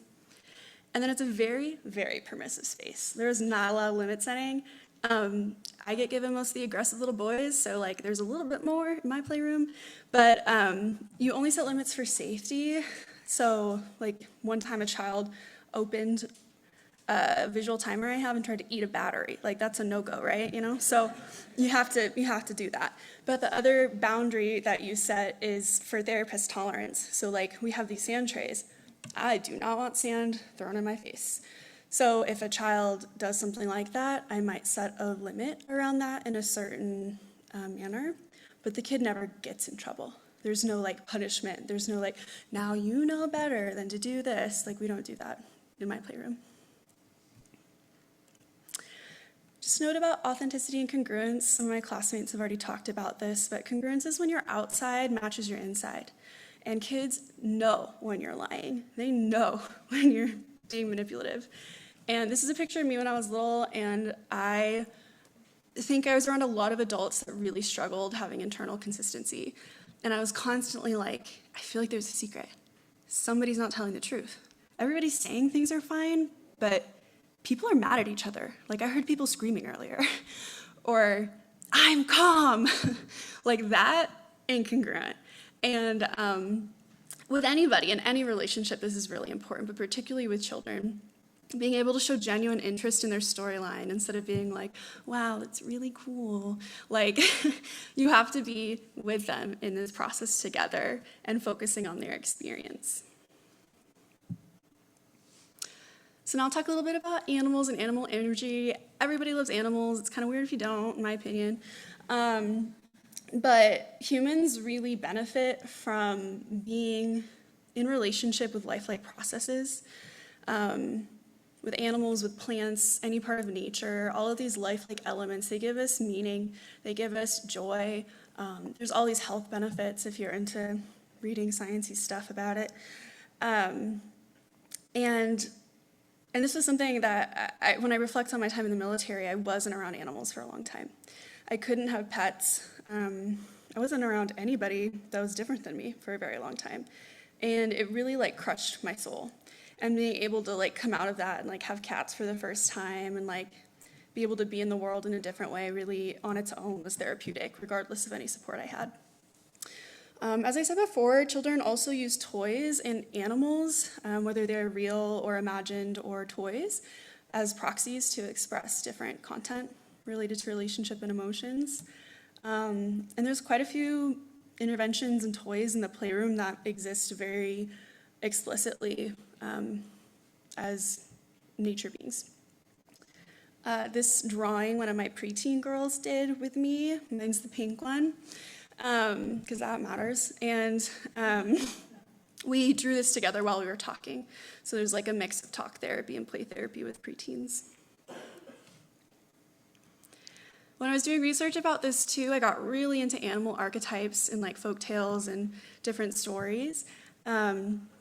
And whenever a child really does need me to insert myself into their story, I think about what character I could be that is in alignment with these archetypes and these symbols. Because through all of these different stories, and even modern TV shows and books, there's characters like Bluey and Eeyore, and they're very clear representations of certain emotional states, certain relationships.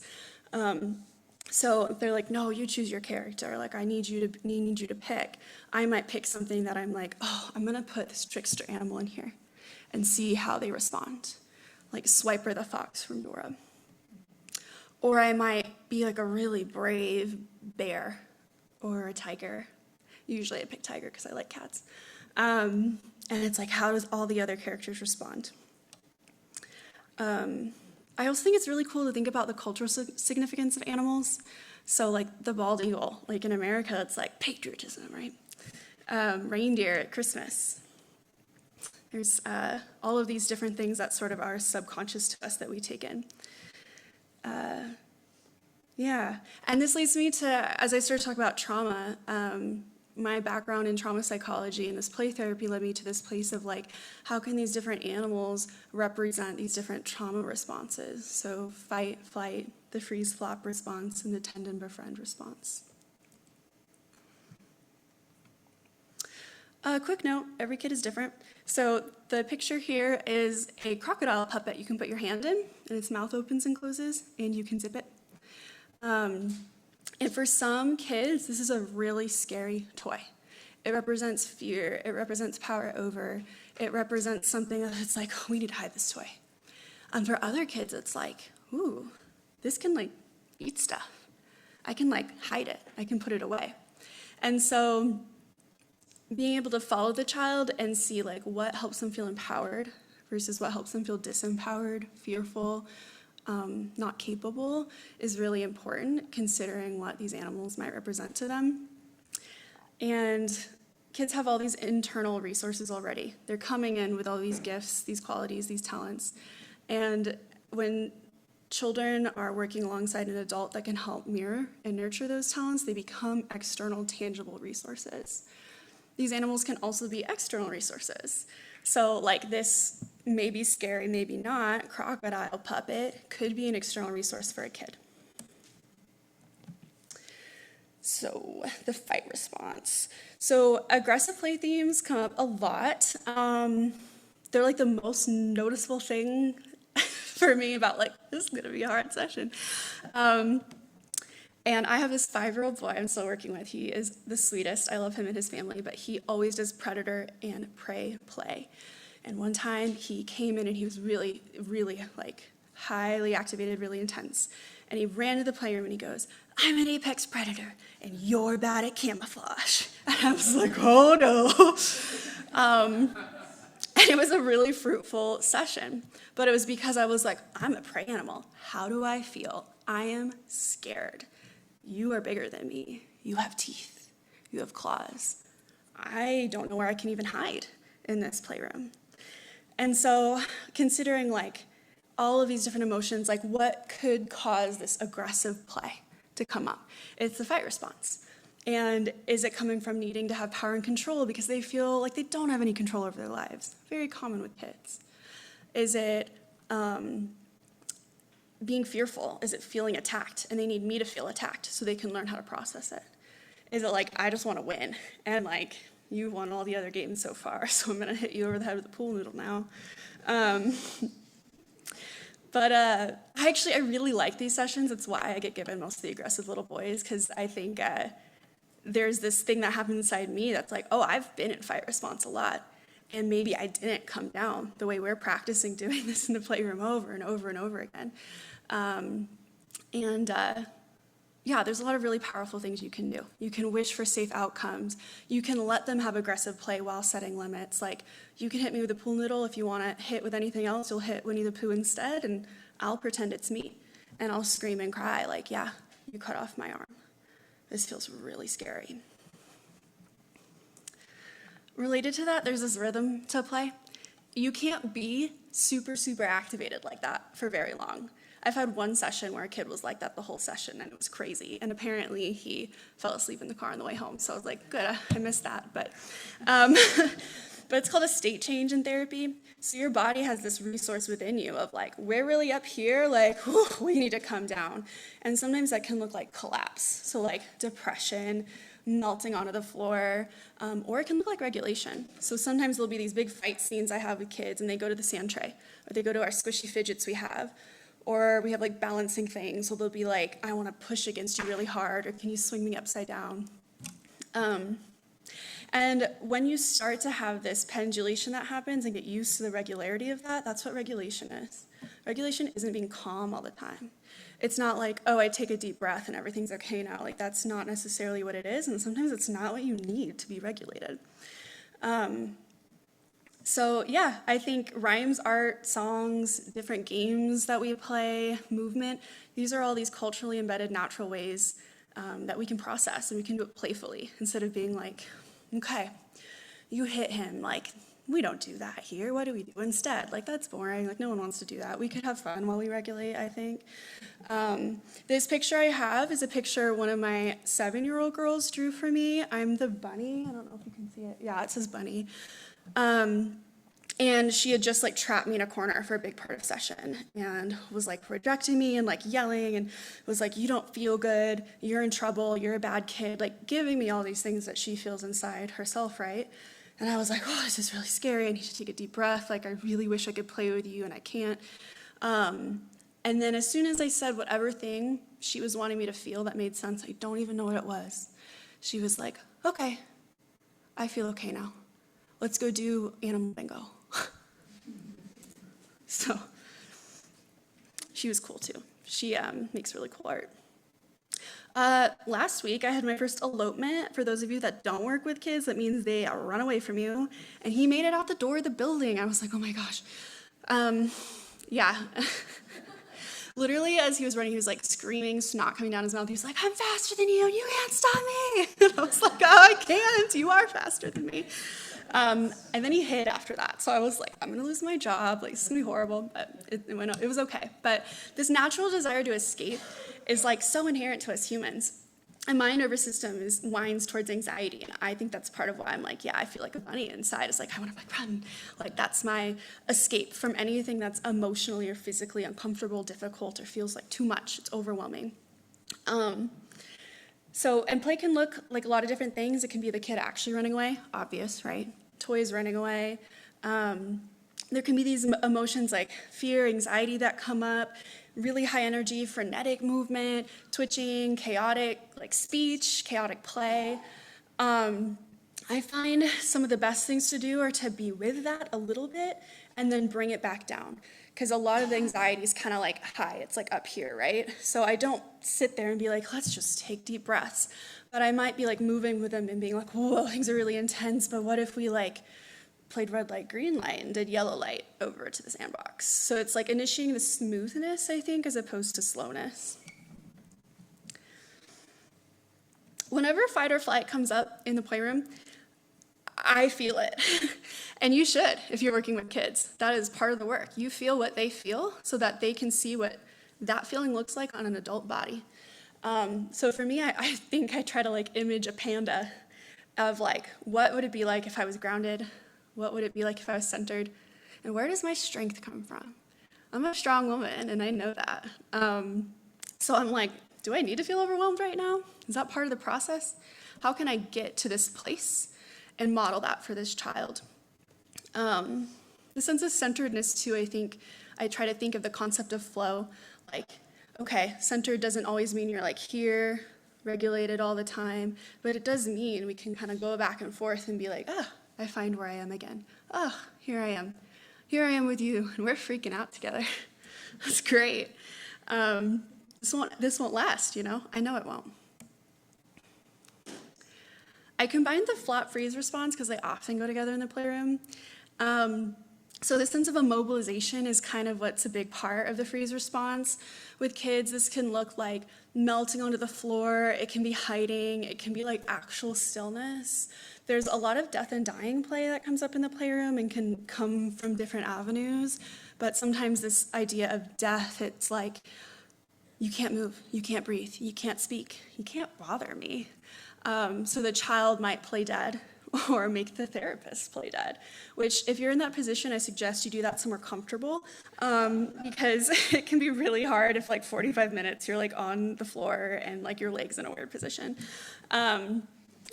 The other way this often comes up is with the figurines in the sandbox. So toys get buried, they're hidden, they're trapped and stuck. If kids are drawing, their characters are often limbless, faceless. They're missing some body part, they can't move very well. They might not have a name. The play sometimes feels very quiet. Like, I could fall asleep, quiet. It might feel slow. In those moments, I think like, this kid is way down here. So taking a deep breath to calm down, as parents love to do with their kids, isn't gonna help. They need some sort of like input to like kind of come back up. So how can you introduce some slow body movement, maybe be curious about like, what would you do if you could move? It's important not to push a kid. So this is like a finely tuned balance that is hard to strike. I don't always do it perfectly, but I do trust children to be like, you're doing it wrong if I am, so it makes it a little bit easier. This phrase, the pony is trapped in her stall, is gonna relate to, I think it's my next slide, with a sand tray. Yes. So in the left corner, there's a unicorn. At first it was a pony, because kids get to name their figures, and then it turned into a unicorn. But it started out, this child, to me, I was conceptualizing it as, she's showing me freeze response. This pony was trapped in the sand. There was these like fences, and sand was being like piled on top. And she was stuck like that for a long time. The scene here, that is very complex, was built by her over time.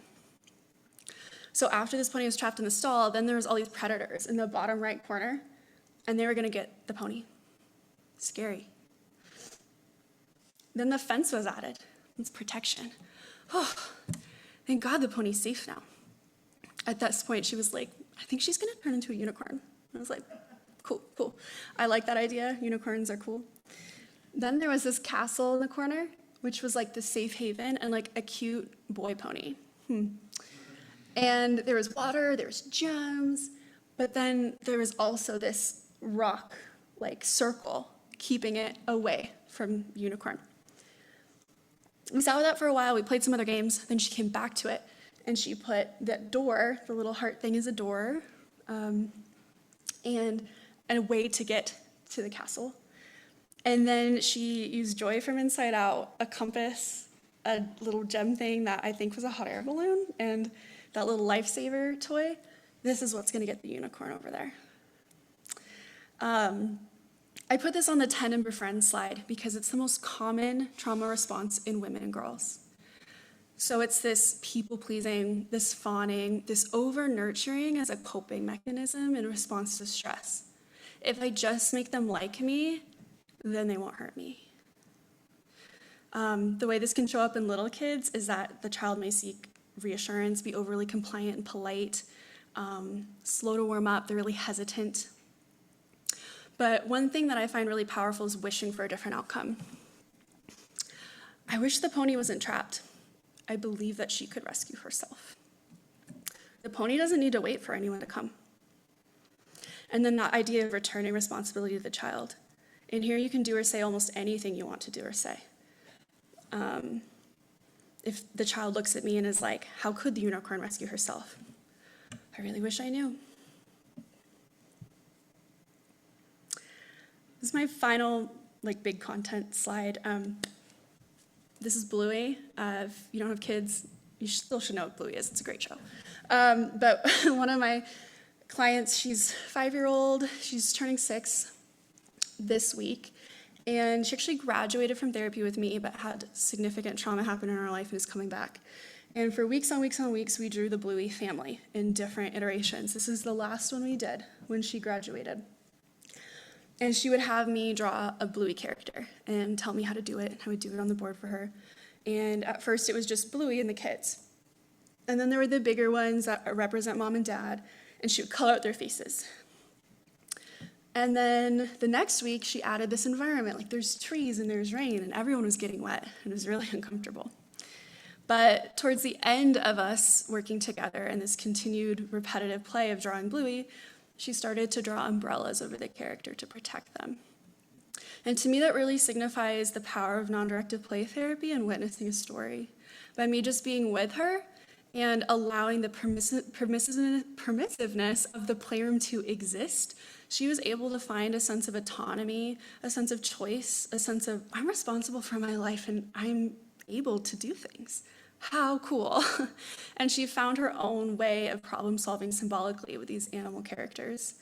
The other really cool thing with her too is over time she was like, you just let me do whatever I want in here. And I was like, I sure do. And she was like, what did she say? I can't remember her exact words, but it was something along the lines of like, you accept me as I am. And as I worked with her, I watched her start to accept herself. So as I wrap up, the way I let kids know play time is coming to an end, I always say, we have 5 minutes left to play, and then we're going to clean up and get treasure. And there's a treasure box that has gems, beads, stickers, things that can embody treasure. And kids have the option to pick one. So I invite you to pick one of these treasures from what I think is important about my presentation.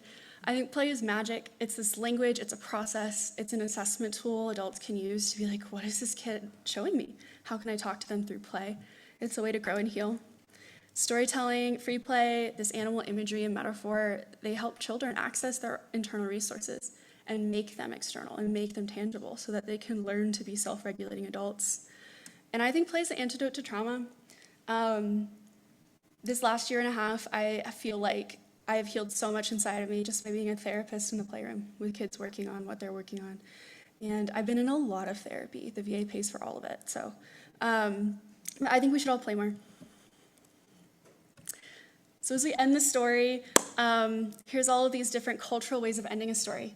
And I think that can look different for every kid. Sometimes kids are like, I don't need to play with you anymore, Miss Riley. I'm like, great, let's graduate you.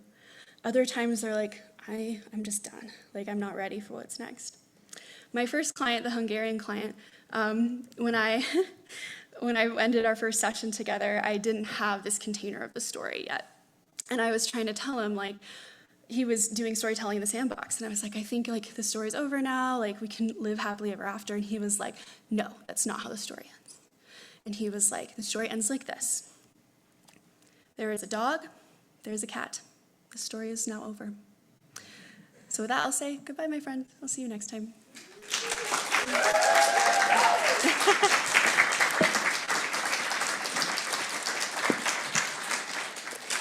And it didn't pass out, you guys.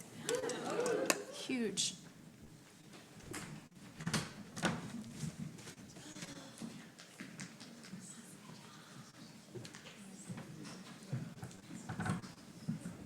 And we'll get going here in just a moment with our next presentation.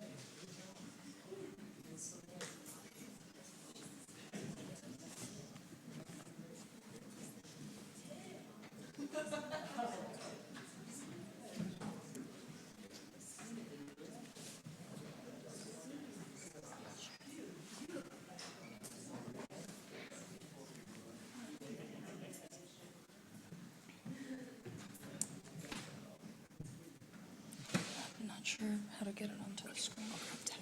You go to the report.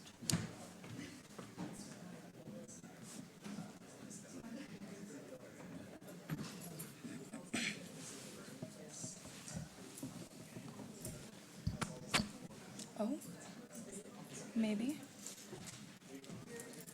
That could be it. Not sure. This is the only part we have here. There's another one right up here.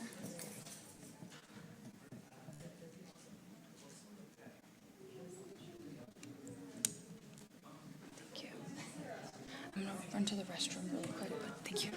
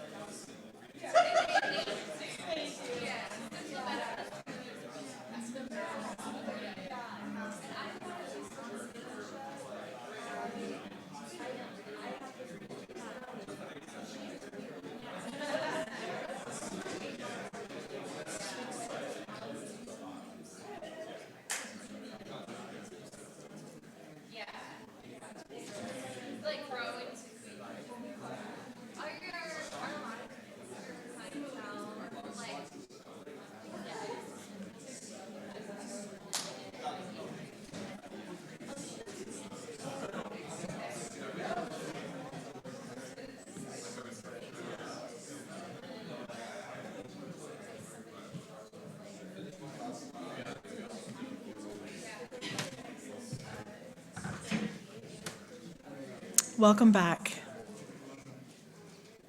Let's welcome Sasha Reydel.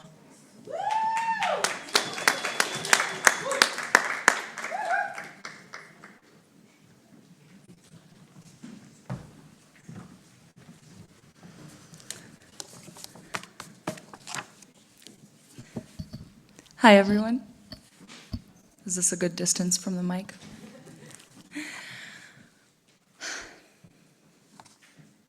Thank you all so much for being here today to witness this culmination of all of our journeys together. My name is Sasha. I use they, she pronouns. And the title of my presentation today is Cracks in Concrete. I'm excited to talk to you all about roots, resilience, and embodied safety for urban adolescents. Before we dive in, let's take a moment to settle in together. If you're comfortable in your seat, I invite you to soften your gaze or even close your eyes. Take a slow, steady breath in and a long breath out. Once more, breathing in and breathing out. Take a moment to feel your feet on the ground beneath you. Notice the support of the chair you're sitting on.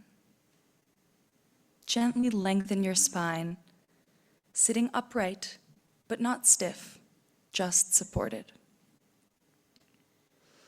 And take one more easy breath here.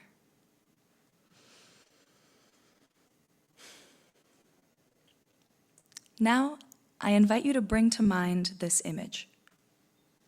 Roots keep trees standing tall through wind and rain. If your eyes are closed, you might imagine a tree, any kind of tree. Notice its roots reaching deep into the earth and holding it steady through turbulent weather.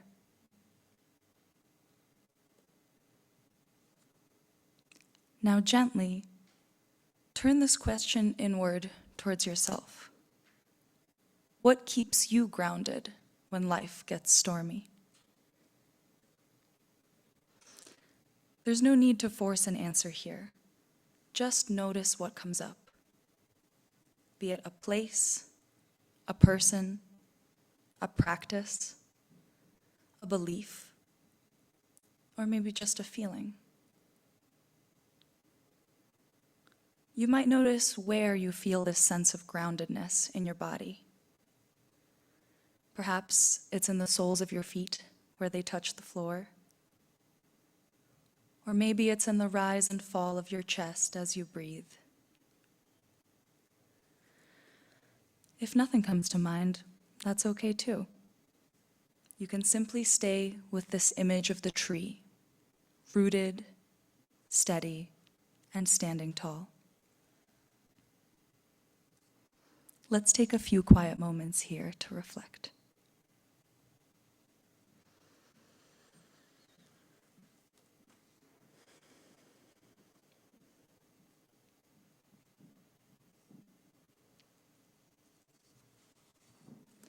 When you're feeling ready, you can slowly begin to come back into the room. Notice your breath again. Feel your feet on the ground. And you can slowly lift your gaze or open your eyes. I invite you all to stay with this feeling of groundedness throughout the rest of my presentation.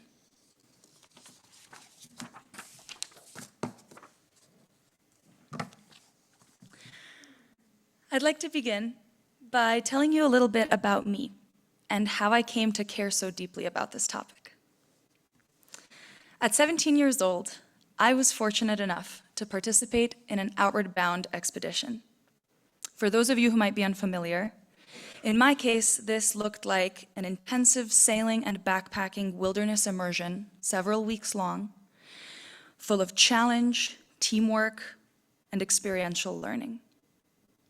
I navigated this journey alongside 12 other teens like myself and supported by 4 inspiring guides.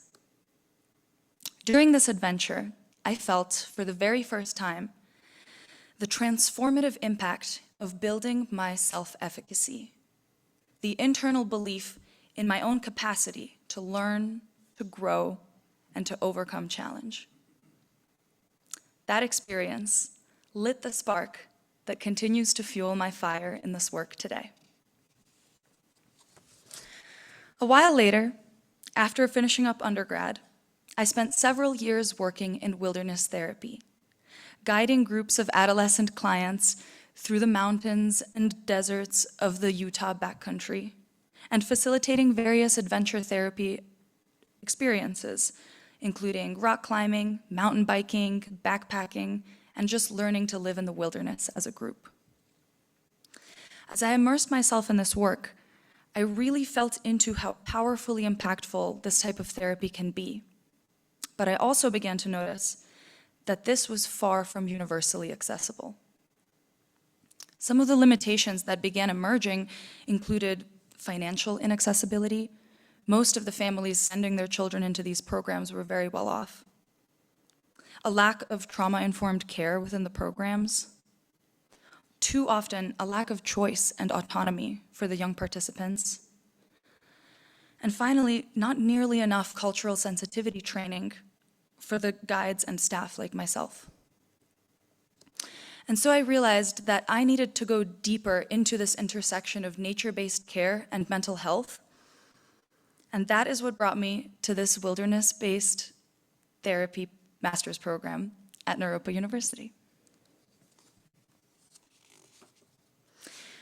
When it came time for me to choose an internship site, I landed at Compassion Road Academy, a public high school in inner city Denver. Here, I found myself working with almost the same teens that I was on that outward bound trip with a full decade ago, with just one key difference. The kids that I work with today have rarely, if ever, stepped foot outside of the concrete jungle. And so as I made this shift from immersive wilderness work into this urban school setting, a question began to emerge for me. What happens when the benefits of nature aren't accessible or don't feel inherently safe?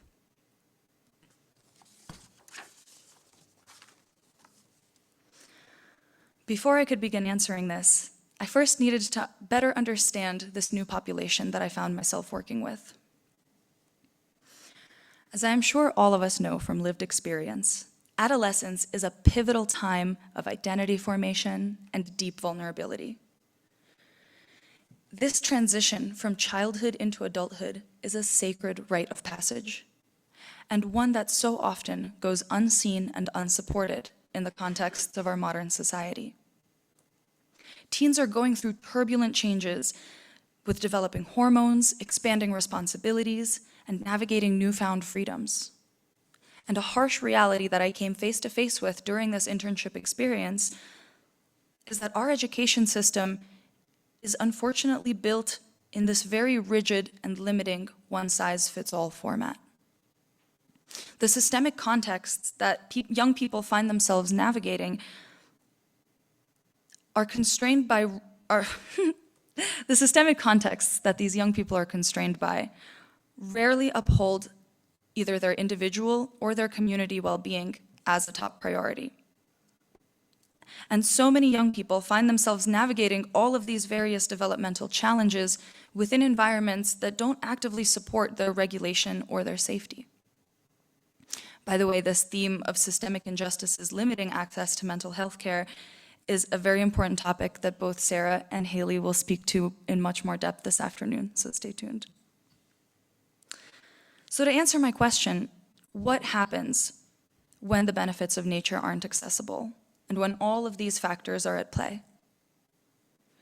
Both from what I have witnessed personally and from the research that I've now done on this topic, it became clear to me that all of this results in a detrimental level of disconnection disconnection from community, disconnection from the natural environment, and most importantly, disconnection from self.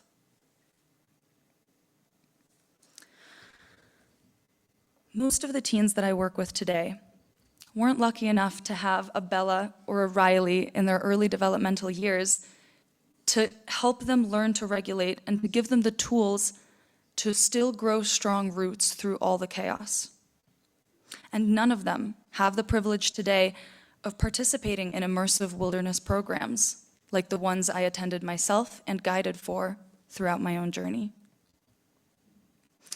And so my question reemerged with a new level of clarity. How do we support young people in growing strong roots, even through concrete? What do we do when either personal or generational past experiences leave an individual disconnected from their environment, and the systems that they exist within do not offer access routes back into rebuilding this relationship?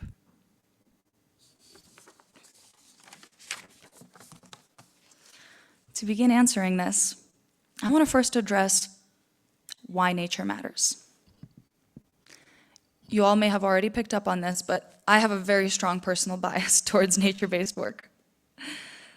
That aside, why does our relationship with nature matter? And how can it help facilitate both individual and community healing? First and foremost, I want to offer a reminder of one simple truth that we often find ourselves far removed from in this modern world. Nature is us, and we are nature. Many of the cycles and patterns that we experience as we go throughout our lives are not inherently human. They are encoded in everything, permeating the world around us. As an illustration of this, consider the image on the screen and take a moment to notice the similarities between the tree's root system and your own nervous system. This oneness with our world is something that you'll hear Kelsey speak to in a lot more depth later on. And from an even more science-backed perspective, engagement with nature has been evidenced to support human healing in a wide variety of ways. Physiologically, contact with nature lowers our cortisol levels, allowing us to navigate the stress response from a place of more resource. Psychologically, nature helps to restore our attention span. Emotionally, it gives us access to calm and presence in the moment. Somatically, it allows us to experience a sense of grounding within our own bodies. And relationally, nature offers a space of unconditional belonging. And yet all of this is only true if this contact with nature feels both safe and accessible. Nature is not inherently healing. It is the relationship we build with it that is. And so, to take a slightly more critical lens, what's missing? Where I've found traditional wilderness therapy approaches to often fall short is that they fail to consider that not all nature is accessible, not all outdoor spaces feel safe, and not all approaches are inclusive. The ethical responsibility of anyone for facilitating meaningful engagement with natural spaces is to consider that participants are working with different levels of experience and comfort, different personal, familial, cultural, and trauma histories, different levels of financial access, different bodies and abilities, and different learning styles. It is crucial to take on an equity lens when approaching this work, and to move away from the more traditional, one-size-fits-all perception of what healing with nature looks like. We cannot simply prescribe nature without first examining these aspects of access, identity, and safety. So, what actually works? What kind of nature-based therapy is actually effective and can be offered to a broad population of young people? The key elements of such effective and intentionally designed nature-based programs that I've been able to boil down include the following. First and foremost, consistent exposure. Secondly, supportive adult mentorship that builds relational safety. As Kevin mentioned so beautifully in his presentation, connection is the primary experience that fosters safety. Also, hands-on experiential learning is a crucial component, as is active choice and voice on behalf of the young participants. And perhaps most importantly, small-scale, accessible nature that is not wilderness dependent. This can look as simple as bringing natural objects like pine cones and rocks into the therapeutic space and engaging clients with these objects. It could be utilizing the small green spaces that are accessible, whether it's just a little patch of grass in the middle of a city, a lone tree, or a creek, even if it runs alongside a highway. And finally, bringing plants into the room and utilizing therapeutic horticulture, which is a topic that James will highlight in his presentation. Research shows that such thoughtfully designed nature-based programs can powerfully enhance urban youth's confidence and agency, while also supporting social and emotional growth. Consistent guided engagement with nature encourages stronger identity formation, emotional regulation, and as a result, deeper connections with self and others. As Martina Olcese beautifully puts it, such interventions go beyond environmental education. They create spaces for belonging, creativity, and community reimagination. So, this is what I set out to create at my internship site.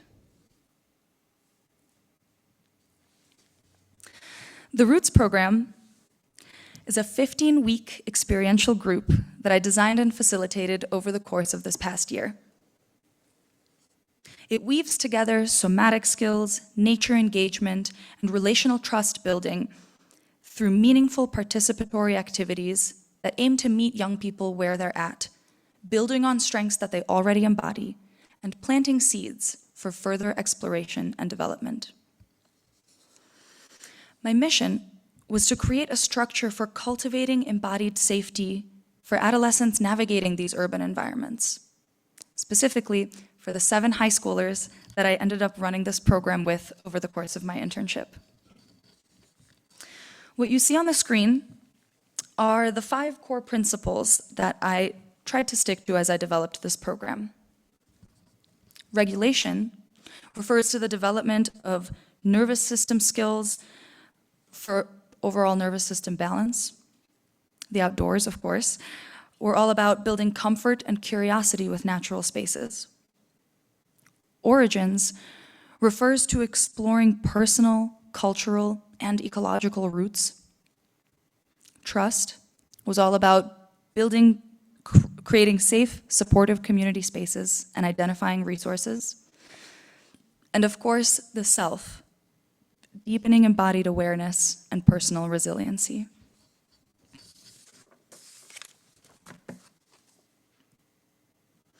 The Roots group in action, or as my teens would put it, #touchgrass, included a wide variety of activities, games, and interventions focused on the values of always remaining participatory, relational, and experiential. Just a few examples of what we did together over the course of these 15 weeks include an introductory web game, which gave teens the opportunity to build some connection and community when they were first getting to know each other as a group. Some partnered ecobiography interviews, where we explored personal identity and practiced storytelling. A tip skills workshop, where we built regulation skills and taught grounding tools. And lots of seed planting activities, engaging with nature-based metaphor and practicing care. All of these sessions, and many more, led up to our final outdoor experiential, where we integrated all of these learnings by spending an entire day outside in the beautiful Genesee Mountain Park. Getting to that day was a journey in and of itself. Nothing like that had ever really been done at Compassion Road Academy before. And although my enthusiasm was met with both curiosity and support, the lengthy process still entailed navigating layers of school administration approval, coordinating with outside partners for transportation and guidance locally on the land, convincing parents that this was a worthwhile reason for their kids to miss an entire day of school, and of course, building enough trust with the students in my group themselves for them to say yes to a completely new experience and step out of their comfort zones.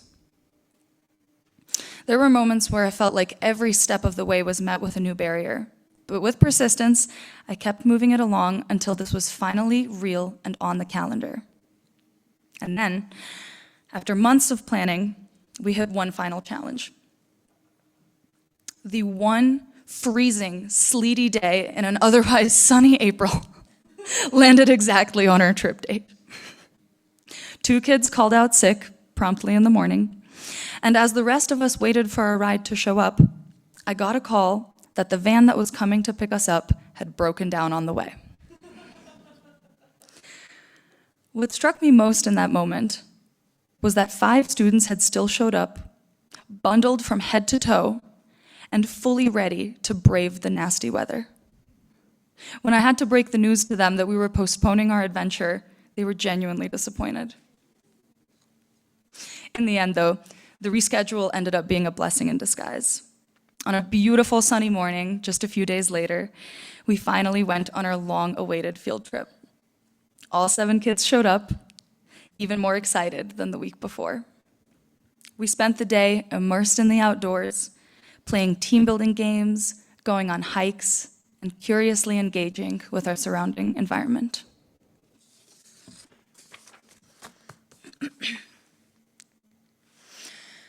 To further illustrate what this work with Roots group looked like, I want to share the story of one of my clients.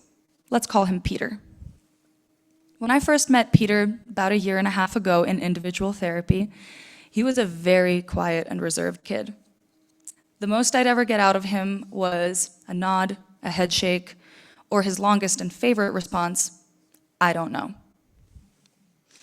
Another piece of Peter's story is that at Compassion Road Academy, we have a system called Safe to Tell. This is a system that allows anyone to anonymously report a student whom they might feel concerned for. And as soon as we get a report, our clinical team initiates a lengthy and in-depth process of one-on-one safety and suicidality assessments with this client to ensure that they are in fact okay and that they have the resources that they need.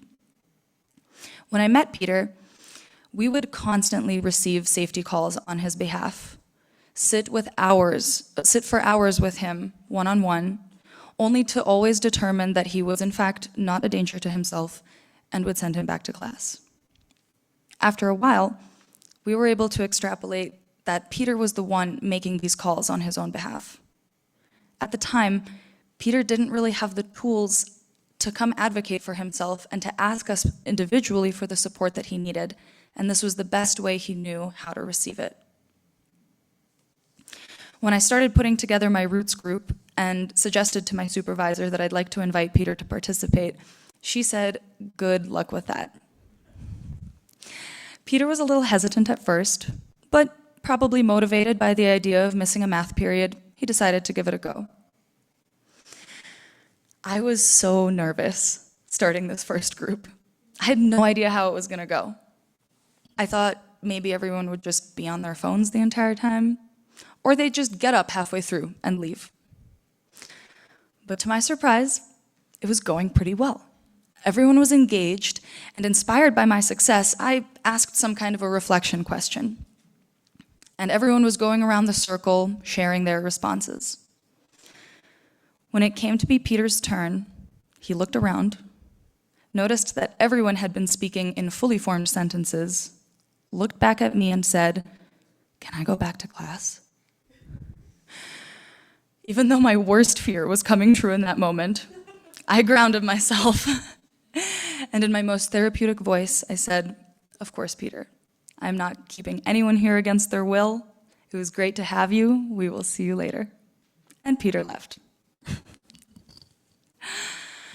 Next week, when it came time for me to call up my group for our second session, I got on the intercom and listed off everyone's names, not including Peter, of course, and went to the group room to wait for everyone to show up. Peter shows up first, with a worried look on his face. "Why didn't you call my name?" he asks. "Peter, I didn't think you wanted to be here. I didn't want to put any pressure on you." "Is it too late?" "Of course not. I'm so glad you're going to join us." Peter sat through the entire session. He still didn't speak a word, but it was clear that he was actively listening to everything going on around him. Over the next few weeks, we slowly but steadily started to hear a word or two here and there from Peter. Around week 5 or 6, we were down by the creek, engaging in a noticing activity. I had invited everyone to choose a natural object to observe for about 15 minutes and write down everything they could notice about it. I had also asked, if this object could speak, what might it say to you? And if this object could teach you something, what would you learn? When we all got back together as a group, I invited everyone to share as much or as little as they wanted from their findings. To all of our surprise, Peter not only shared what his object would say, but went in depth talking about what he might learn from it. And Peter's story doesn't end there. During one of our last groups together just last month, Peter asked if he could facilitate the session. He had learned a DBT skill called Give that he was really excited to share with the group. Of course, I enthusiastically obliged, and he got up in front of the group and presented his skill, breaking down every component, and even coming up with creative reflection questions to get the group critically engaging with the material he was offering. Peter did this clearly, confidently, and entirely on his own. Outside of Roots Group, we have not received a safety call on Peter's behalf in 5 months.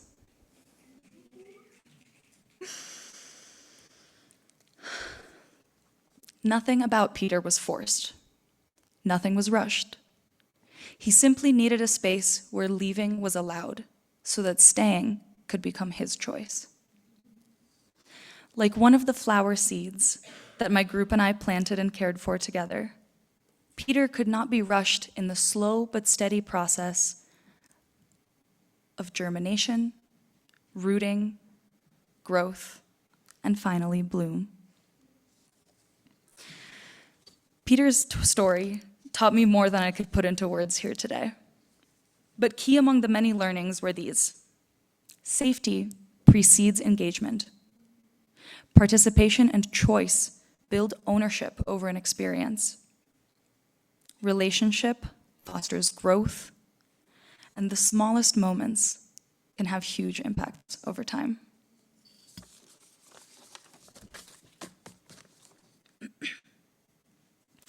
During our final closing session of Roots Group just last week, we stood in our favorite spot by the creek one final time. I asked my group to reflect on what they might have learned, gained, or discovered about themselves throughout their Roots experience. Knowing how anticipated the culminating field trip had been and how much fun the group had ended up having on it, I expected everyone's responses to be about that. But to my surprise and joy, while the trip definitely got its well-deserved shout-outs, the rest of what was shared encompassed experiences and takeaways from across our 15 weeks together. As I listened, I collected the words and themes that came up in this closing circle, and that is what you see reflected in the word map on the screen today. Curiosity, surprise, whimsy, community, and again, the themes of safety, belonging, and most importantly, trust shone through. As I listened to my own intentions reflected back to me in words clearer than any I could have come up with myself, I came to one final realization. Healing is not just personal. It is deeply ecological, relational, and systemic. And this brings me to the final thought that I want to share with you today. the very same roots that break through concrete to create space for growth, dismantling rigid systems that fail to see and support the individual, simultaneously strengthen the mountainside, nurturing interconnected, resilient communities that uplift and sustain one another. Through identifying and actively engaging with both their literal and metaphorical roots, my students were able to begin solidifying not only their individual identities, but the many webs that interconnect them, keeping them nourished and supported as they continue to learn and grow. And with that, I'd like to leave you with a question. What roots are you helping to grow? In your work, in your communities, and within yourself? Thank you.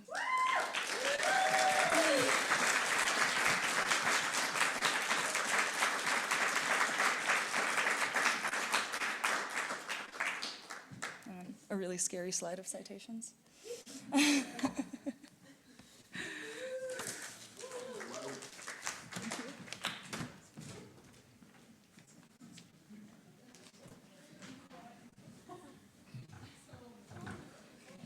Thank you, Sasha. We'll take just a few moments for Allie to get set up.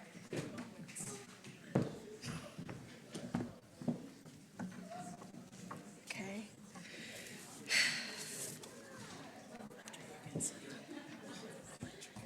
Okay.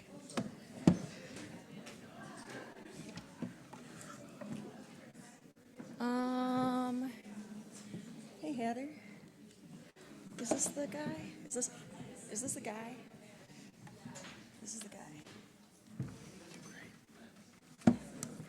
Wait, can you not be on your computer while I do this? Okay, thanks. Allow, view, slideshow. Okay, I don't like this. This podium's not big enough.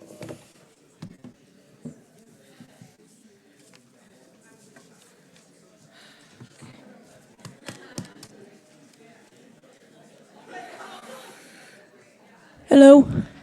Hello? Hello? Hello?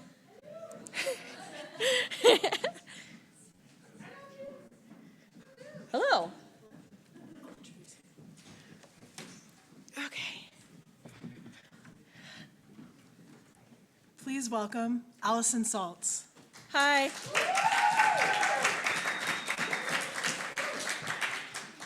That's me.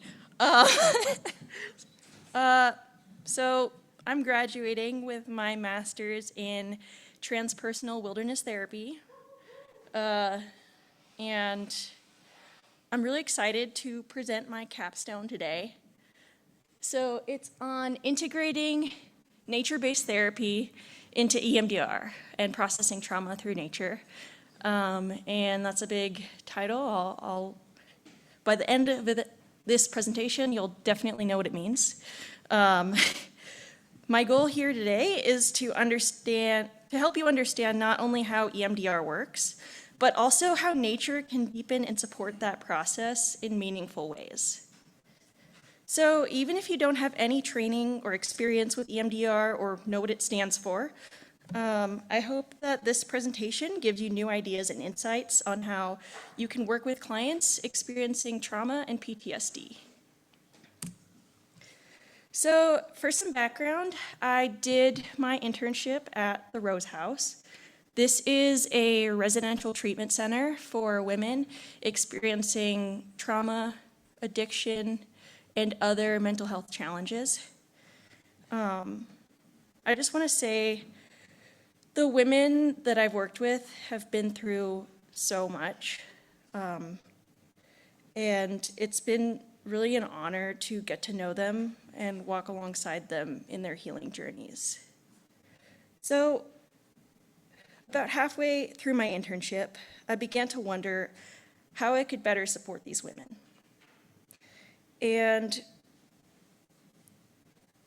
often I would feel this really intense sense of powerlessness when hearing about their initial trauma and I would have this feeling of like, oh my God, what am I supposed to do? I'm a baby therapist.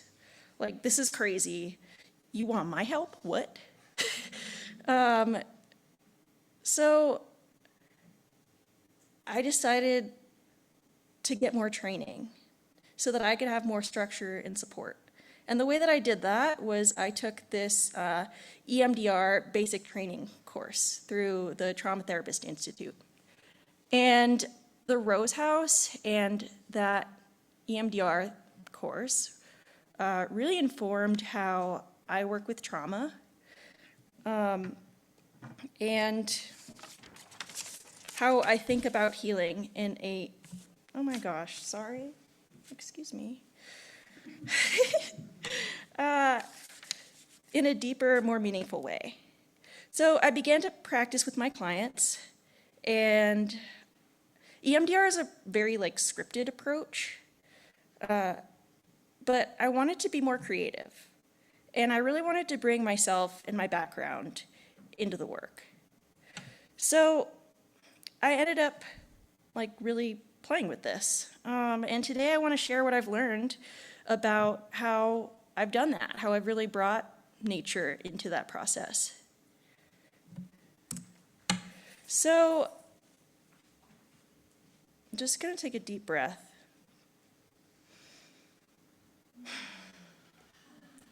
Hi, everyone. It's funny being up here. So EMDR stands for Eye Movement Desensitization and Reprocessing. That's going to be the only time I say that in this presentation, because it's long. And there are a lot of acronyms in EMDR, and you'll learn a lot of them today.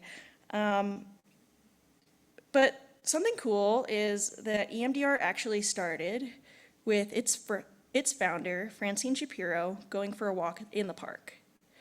And while she was doing this, she started moving her eyes back and forth and thinking about something disturbing. And she began to notice that this eye movement actually really lessened that disturbance, really helped her. So she began playing with this and experimenting. And now EMDR is the most researched and effective treatment for trauma and PTSD. And what's really cool is that it started outdoors. It started in nature.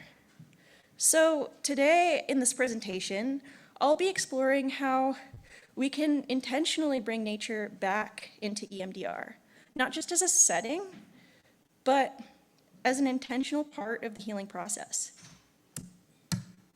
So to understand EMDR, we first need to understand trauma. Trauma isn't just what happens to someone. It's how the nervous system responds. So with a healthy stress response, we activate fight, flight, or freeze, and then we return to baseline. I have to be silly or else I'm gonna freeze up and die. And I'm gonna have a trauma response. So this response is meant to keep us alive in times of great stress.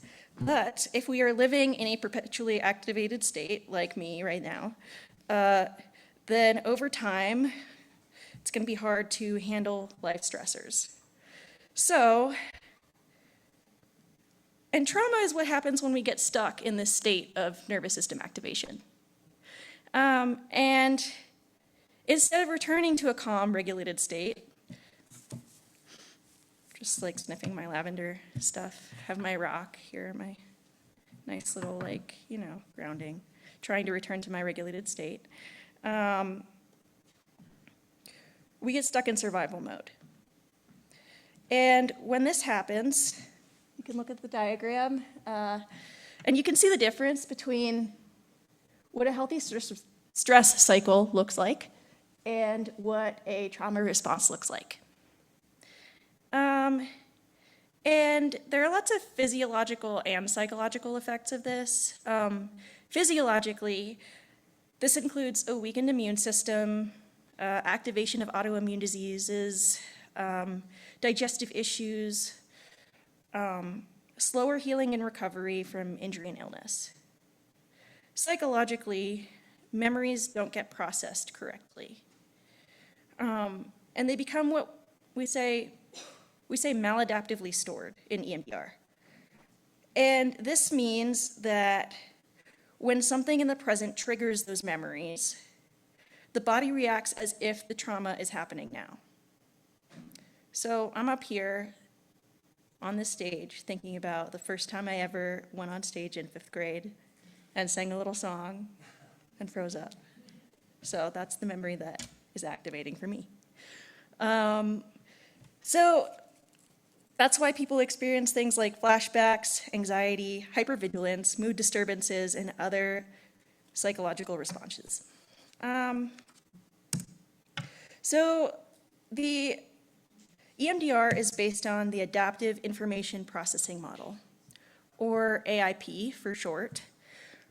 This model says that we all have an innate capacity to heal, but trauma blocks that process. And memories are made up of emotional, cognitive, sensory, and somatic components. Adaptively stored memories are linked to accurate beliefs, appropriate emotions, regulated body responses, and people can recall them without becoming overwhelmed and dysregulated. So when trauma occurs, these kinds of components get stuck and they don't integrate. This means that when memories are activated or triggered, the nervous system is hijacked, and one experiences the same distressing, emotional, cognitive, sensory, and somatic experiences they were having in the moment when the trauma occurred. As you can imagine, this can be extremely disruptive to someone's life. And people often will rely on maladaptive coping skills. So I like to use the metaphor of a river for this AIP model. And the brain's natural healing system flows like a river. But trauma can create blockages, like fallen trees. So with EMDR, we ask our clients to run the river, first enhancing access to adaptive material. And then we look at their trauma, seeing where their associations flow, and just noticing. That noticing is such an important part of the healing. So each time we have a block, we clear some of it out. We go back and we run the river as many times as we need to for it to flow freely. And as this metaphor becomes really powerful when we bring nature into the work. So the core mechanism of EMDR is what we call bilateral stimulation, or BLS.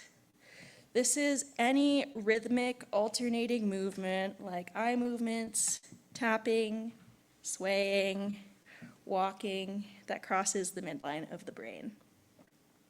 So you can try BLS right now by tapping like this. And BLS can be slow for resourcing, or it can be fast for reprocessing.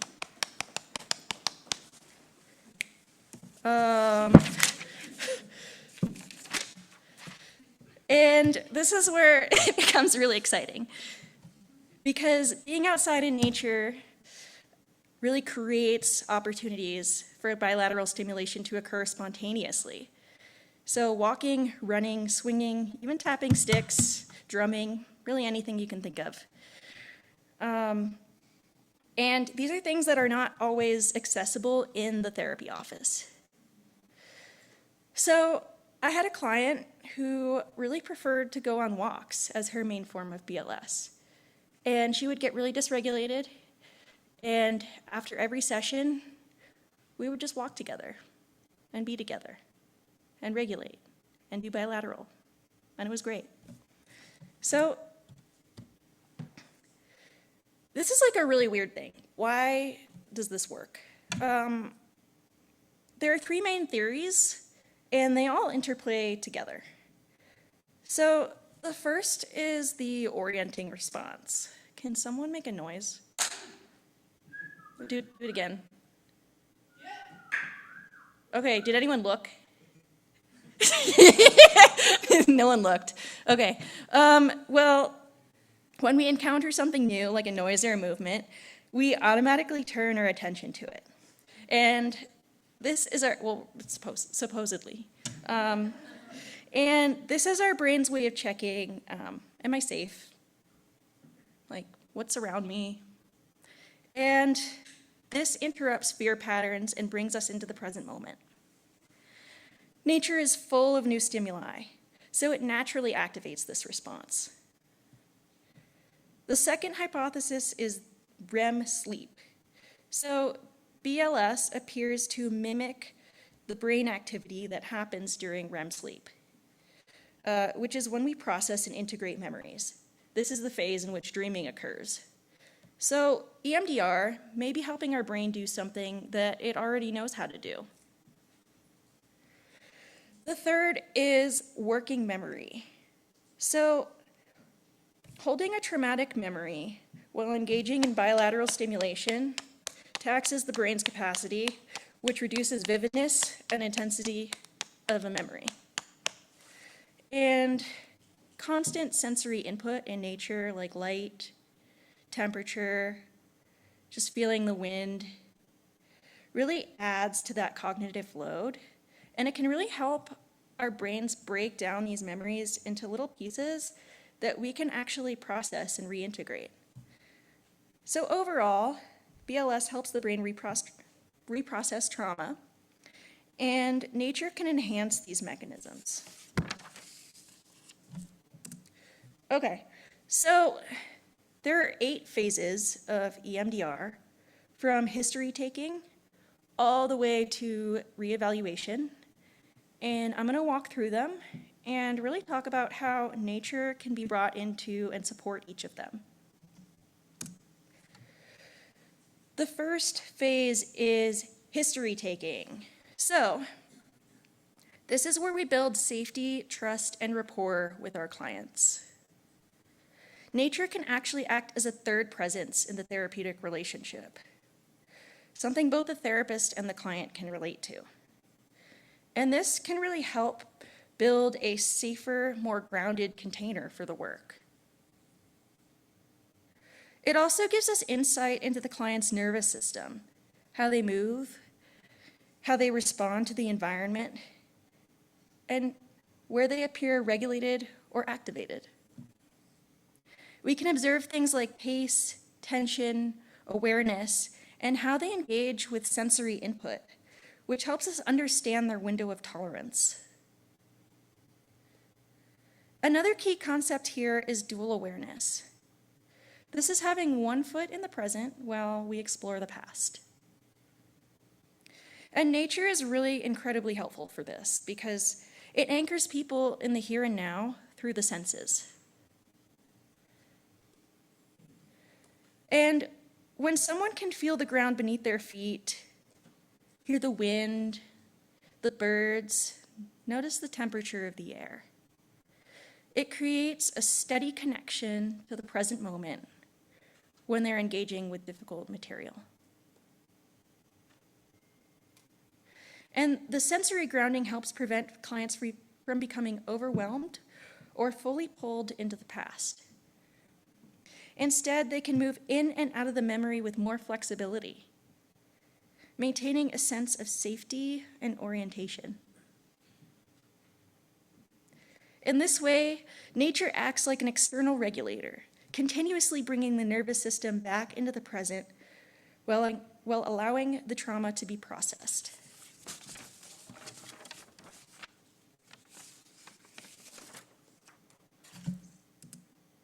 So, the preparation phase is all about building a felt sense of safety in the body. And before clients can process trauma, they need to be safe enough to feel and notice and name their emotions. This often involves what we call resource development installation, or RDIs. Often these include visualizing safe places or connecting to internal or external resources. So what Sasha did earlier with her tree meditation, I might do something like that with my clients and have it become a place where they continually come back and have that. And I might cement it for them by adding short, slow sets of BLS. And now I'd like to share an example of a client. None of these names are real. I gave them all different names. And none of the photos in my presentation are photos of real people, in case you wanted to know. So I'll call this client Mia. And Mia had a traumatic childhood full of instability. Her parents were never around to provide the support she needed. And her life was really characterized by tiptoeing around the house and avoiding inciting her father's often very violent rage, or avoiding kids at school who would tease her about her weight. And the only adult relationships Mia has ever had have been either emotionally or physically abusive. So Mia has never had the opportunity to develop a felt sense of safety in her body. Before the Rose House, feelings and emotions were almost unbearable for Mia, even the positive ones. The only time she could handle them was when she was either numbing or hiding. In attempting to soothe and numb, she engaged in reckless drinking, drug use, an eating disorder, and 13 suicide attempts. For Mia, working through trauma is a matter of life and death. Touching into a sense of safety has been the bulk of our work so far. When Mia first arrived at the Rose House, she had almost no ability to regulate herself and would sneak off and hide in closets in an attempt to do so. When she was found, she would be completely shut down, unable and unwilling to communicate.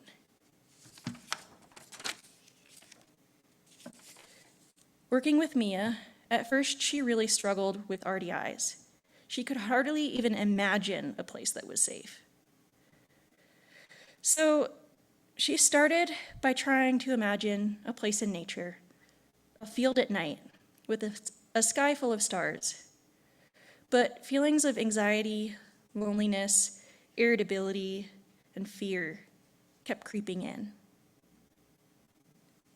So we had to go exceptionally slowly, only touching into this felt sense of safety bits at a time. Eventually, she was able to share with me her love and connection to the willow tree. The willow tree represents flexibility, strength, and resilience. And together, we were able to strengthen this connection. In her mind, I asked her to allow herself to become the willow tree. And then she was able to create an art project representing who she was, is now, and will become. This project centered around how she is developing a sense of safety and learning to trust herself. Now she's capable of sitting with emotions and sensations. She's capable of talking about her feelings. She doesn't hide in closets anymore. When she needs something, she can ask for it. And she can put words to her internal experiences. I'm so incredibly proud of her.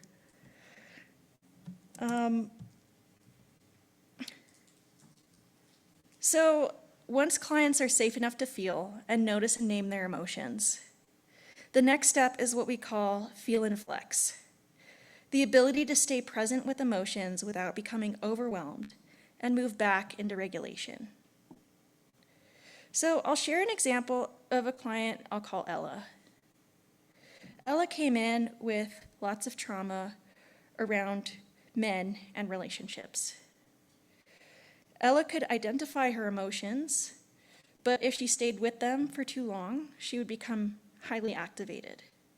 She would have these explosive episodes of yelling and crying and banging on doors, and often it was scary and violent. And much of her work really focused on expanding her window of tolerance.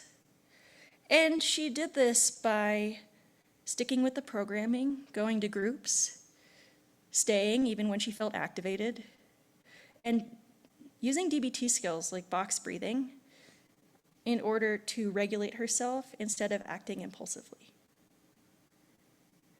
So we also worked with her own internal resources and building these RDIs. And she imagined a place in nature, usually a pond with Christmas lights, or a quiet river that she grew up near. And these images helped her access feelings of calm, safety, and belonging. Over time, she became able to move between difficult emotions and a sense of safety. Her explosive episodes became less frequent, and she was able to regulate herself. Eventually, she described feeling that the universe has my back, which became a powerful internal resource for her, and also a sign that she was ready to begin reprocessing trauma. She often described negative feelings melting away in the wake of the support of the universe. So I'll briefly mention another client, Elizabeth, who had a different starting point. She came in really ready to process trauma about her childhood abuse. And she really quickly was able to develop this safe place of this beautiful field of purple flowers with one pink one in the middle representing herself, with the mountains and the forest in the background. And she was able to return to this whenever she needed to. And this place really symbolized freedom and calm for her. Natural environments often feel safe because they don't carry expectations or judgment. So these are all examples of how clients can enter this phase at different points, whether they've never experienced safety in their life or are ready for deeper trauma work right away. Nature can meet them where they're at. So EMDR uses a three-pronged approach in treatment planning: past, present, and future.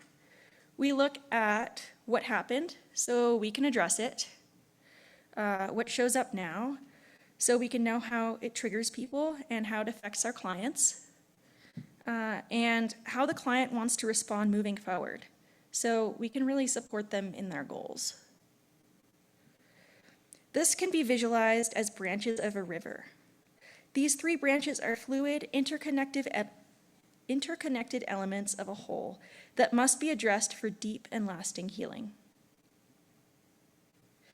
At the Rose House, clients create trauma timelines and share them with the community, which can be powerful for reducing shame and identifying targets for EMDR. So the next phase is the assessment phase, which is where we begin to activate that target memory. The client identifies a specific memory to work on, typically something they can tolerate, but eventually we aim for the first and the worst experience. This is because traumatic memories are often linked together like a network of roots.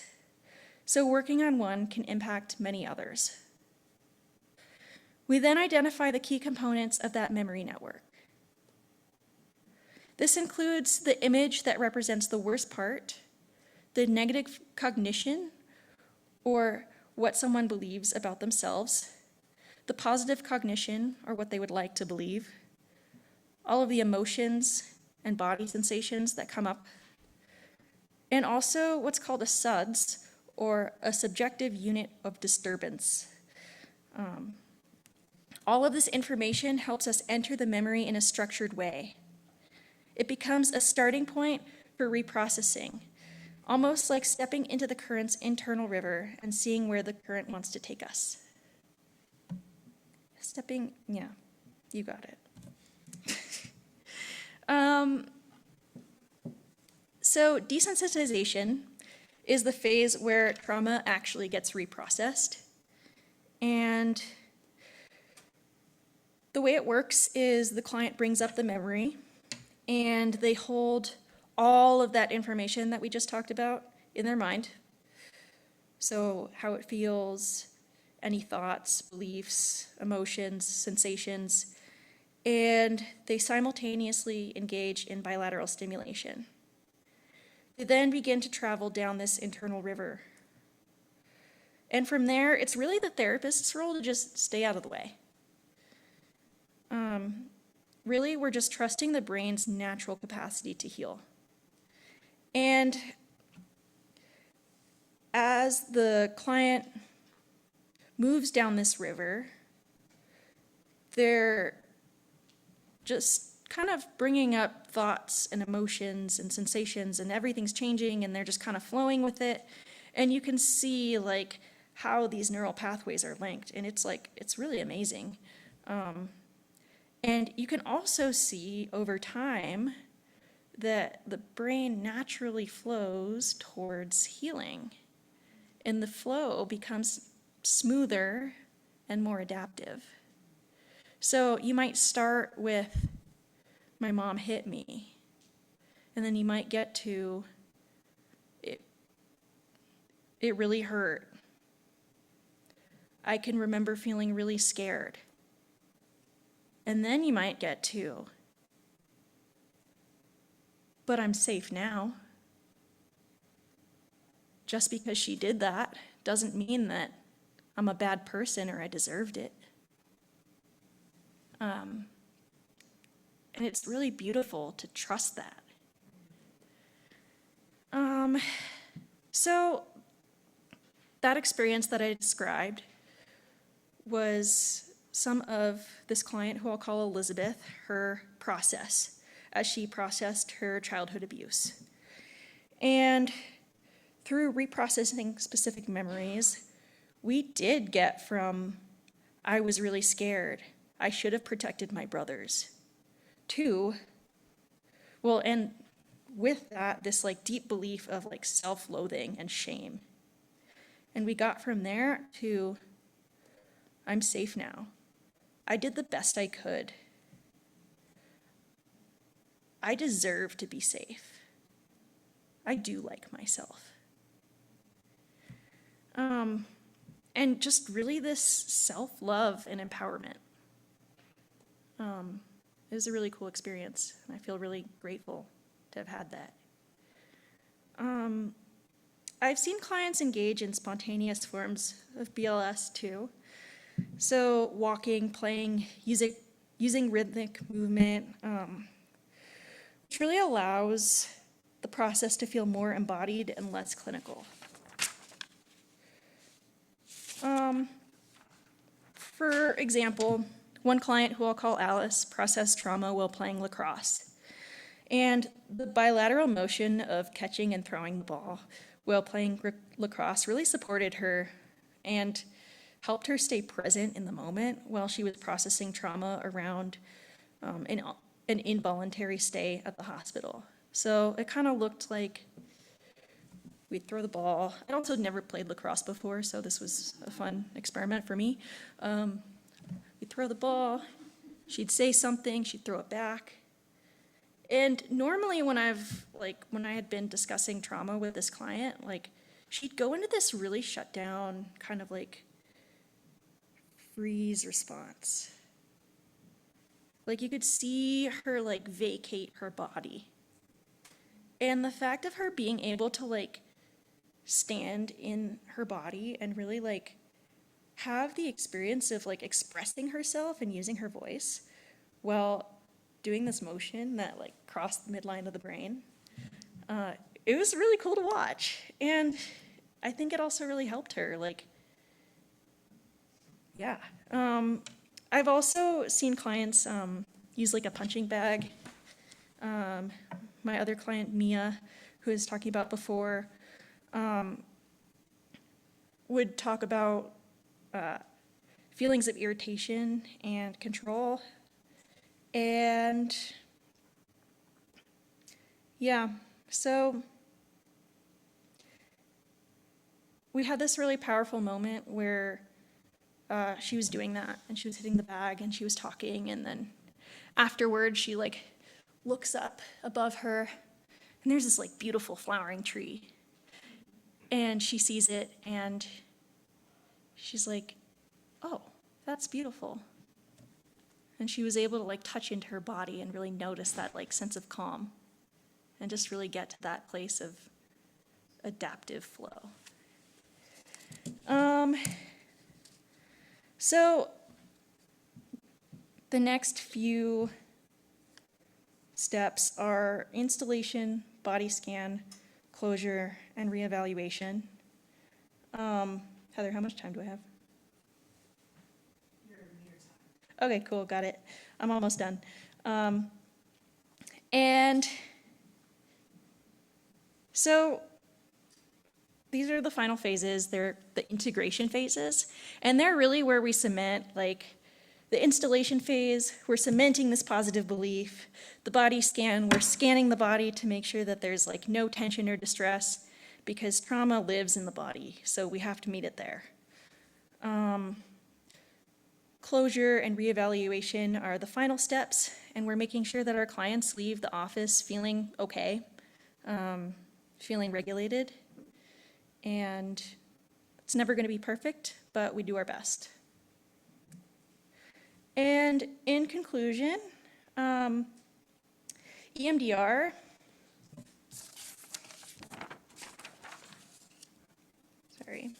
integrating nature into EMDR creates a more holistic and embodied approach to trauma healing. So it supports regulation, strengthens dual awareness, and provides natural opportunities for bilateral stimulation. But more than that, nature becomes a relational partner in the healing process. And it helps clients reconnect with themselves, build resilience, and access a deeper sense of safety. And ultimately, bringing EMDR into connection with the natural world expands what healing can look like, making it more intuitive and deeply human. Thank you so much.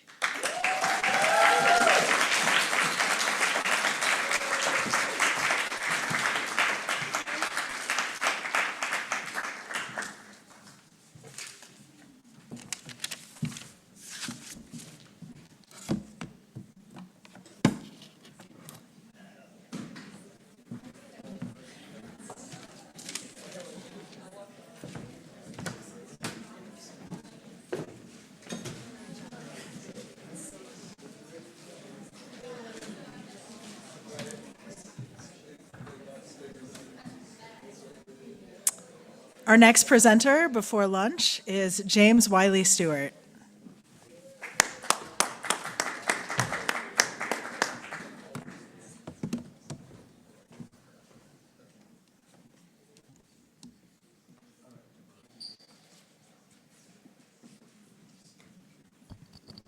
Alrighty, y'all can hear me? Super. Well, I want to thank everyone for being here today and sticking through with these presentations. Who's hungry? I know I am. So my name is James Wylie Stewart. I'm also part of the Transpersonal Wilderness cohort, and today I want to talk to you all about how I utilize mindfulness-based interventions to promote effective action. And so this will be my presentation on creating space.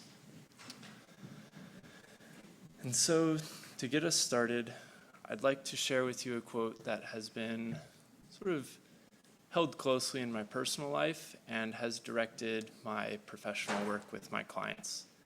That quote comes from Viktor Frankl, and he says, "Between stimulus and response, there's a space.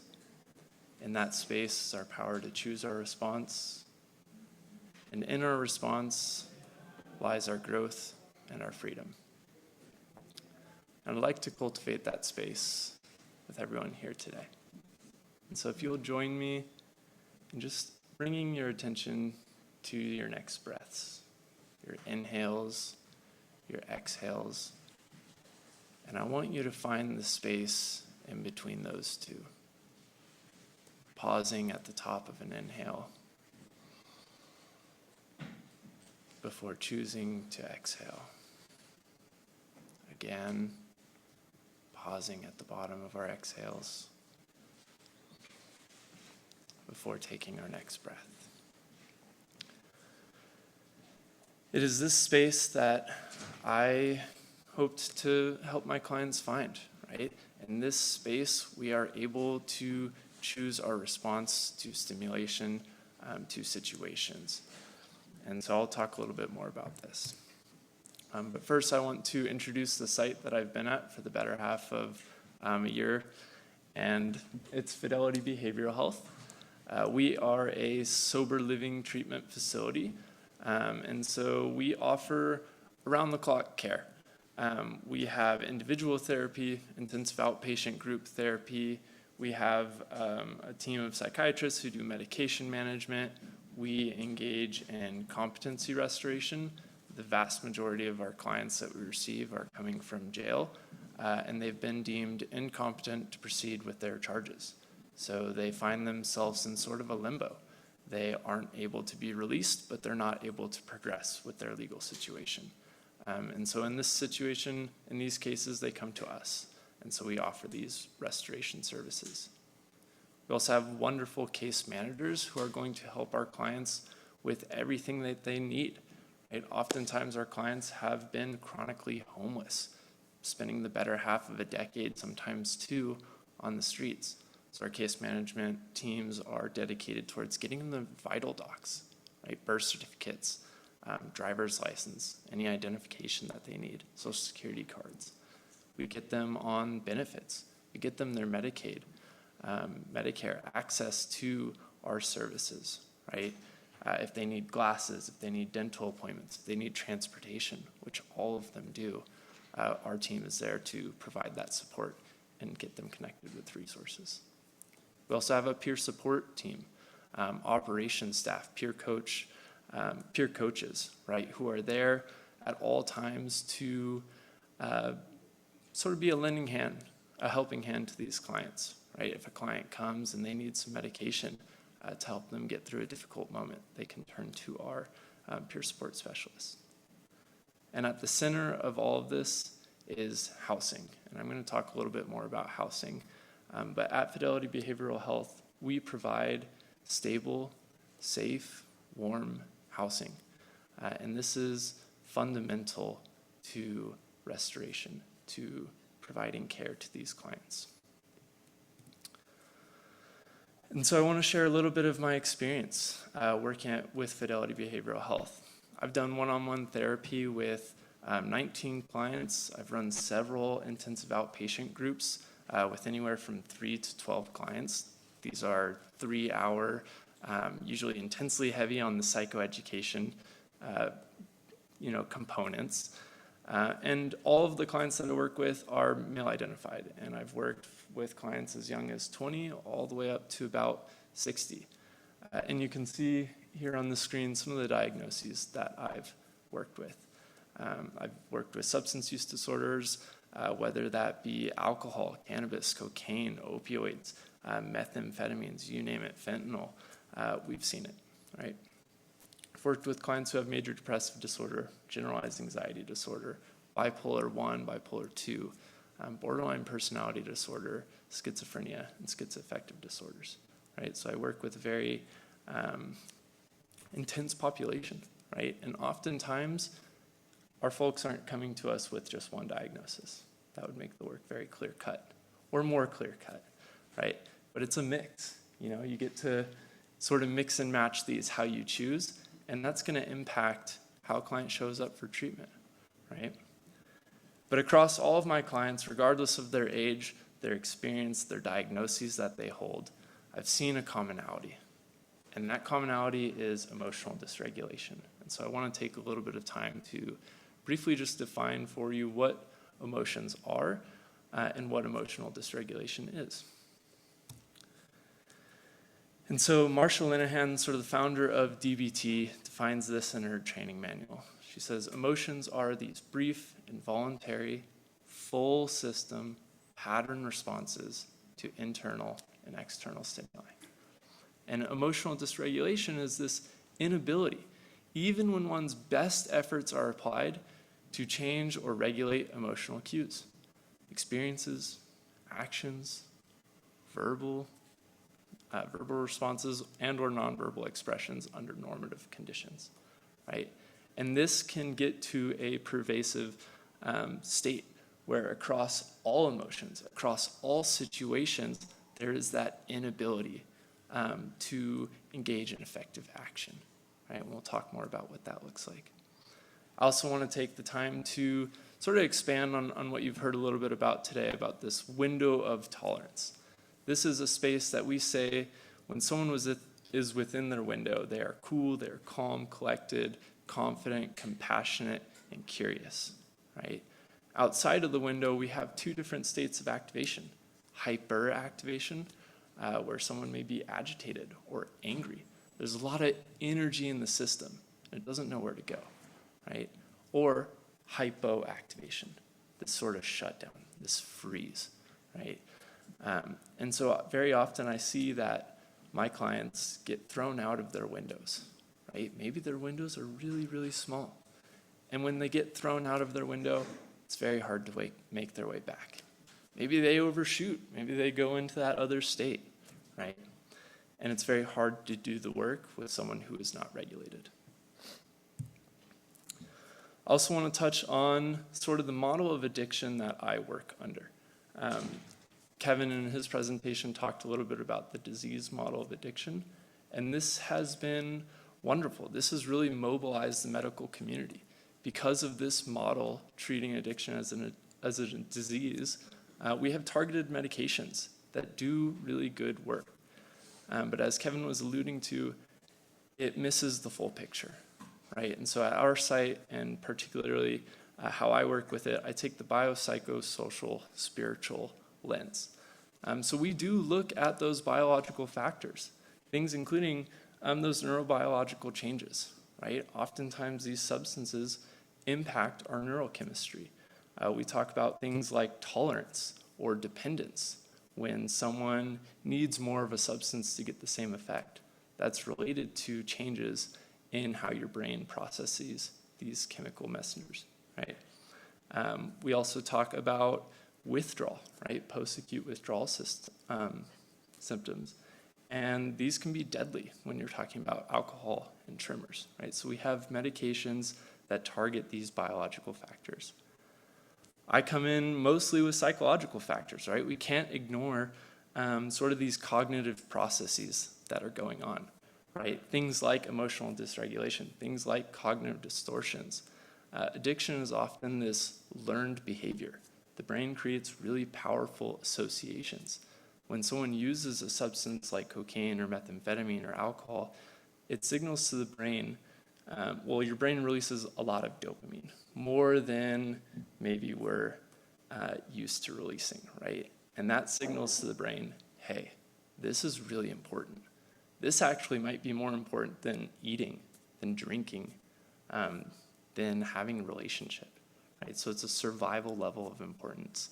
And oftentimes we have sort of distortions that we need that to be social or to be our normal selves, right? And so we have to take a look at those psychological factors. As well, social factors, right? Things like family environment. Were you exposed to what we call adverse childhood experiences growing up?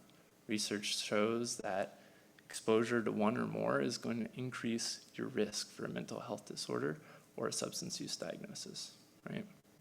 Things like socioeconomic status, peer influence, housing instability, and our cultural norms, how we're even conceptualizing addiction, all contribute to these substance use disorders, right? And then lastly, we have to take a look at spiritual factors, right? Things like sense of meaning, purpose, someone's identity, right? Often there's this feeling in addiction of being disconnected from your loved ones, from your friends, from your environment. And so we want to develop a sense of belonging, right? What can also happen is things like identity, it can be really scary to leave behind some of these labels. If you've been an addict for 10, 15, 20, 30 years, what's on the other side of that? That's scary, to drop who you've been and pick up a new identity. So we have to take all of these into account when we're talking about addiction, when we're working with addiction and treating it. And I want to bring in a quote by Gabor Mate. He says, not to ask why the addiction, but why the pain, right? And so I also like to focus there and how these addictions have developed.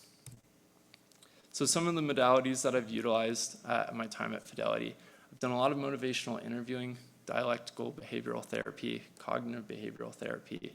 I've done walk and talk therapy, which has given me access to nature-based sensory grounding exercises, nature-based mindfulness exercises, all of these to sort of support a client based on some of those factors, right? We may need to take a different approach based on where they're at, based on where that addiction is showing up for them. I'll say particularly motivational interviewing has been really useful with this population. A lot of them are court mandated to be here. Maybe they don't even want to be in treatment, but it's better than jail, right? And so I've used this a lot to assess someone's ambivalence towards treatment, towards addiction, towards me, right? And their motivation for making change. Some background and research that I've found. There's a very clear link between substance use and mental health disorders. There's what we call high comorbidity, meaning that these two often occur with each other, right? And so this can really complicate treatment. Oftentimes, one can exacerbate the other. In a case of schizophrenia, undiagnosed schizophrenia, someone may be using to cope with audio or visual hallucinations, not knowing that the very substance they're using to cope with it is exacerbating the symptoms of their hallucinations or of their delusional beliefs, right? So it's really tricky coming into this. Diagnosing can be particularly difficult when we talk about co-occurring or comorbid substance use and mental health disorders, right? How do you differentiate between a hypomanic or manic episode versus when someone's just using methamphetamines, for example? The two are very similar. And so there's a lot to parse through here. But the research I've shown, or the research I've looked at, has kind of shown that mindfulness interrupts what we call brain lock, or what Gabor Mate calls brain lock. And it's this automatic process that happens because of these learned associations, right? The brain has a thought, maybe you see a liquor store, or you see someone using, or you see it in a show. That's going to elicit a really strong emotional response or craving, and that can result in some automatic behavior. Maybe you go and buy a drink, and you drink it without having really thought about what you're doing, right? So mindfulness is a way to sort of interrupt this pattern that we see. It can reduce what we call cognitive fusion, so being very caught up in your thoughts, really believing them as true, believing them as yourself, rather than these transient mental events. Thoughts aren't good or bad, right or wrong. They're there. One pops up and it's gone the next moment, right? We have on average 50 to 80,000 thoughts a day. And that can be a lot of work to fuse to all those, right? So this mindfulness increases our psychological flexibility, right? Our ability to distance ourselves from our cognitions, to think of alternative responses, right? Or in the case of cognitive distortions, more balanced thoughts, right? And then as we've heard, nature-based therapy, just being in nature in general, is going to reduce our stress and anxiety, right? Improve our mood and emotional regulation, and promote what we call parasympathetic activation. This is the part of your nervous system that activates when you're resting and digesting, right, which is key to working with these clients. And then it can also improve self-esteem, sense of self, wound healing, right, the list goes on. And so what I want to kind of hint at here, is emotional dysregulation, what I found is a transdiagnostic factor in substance use and mood and in personality disorders.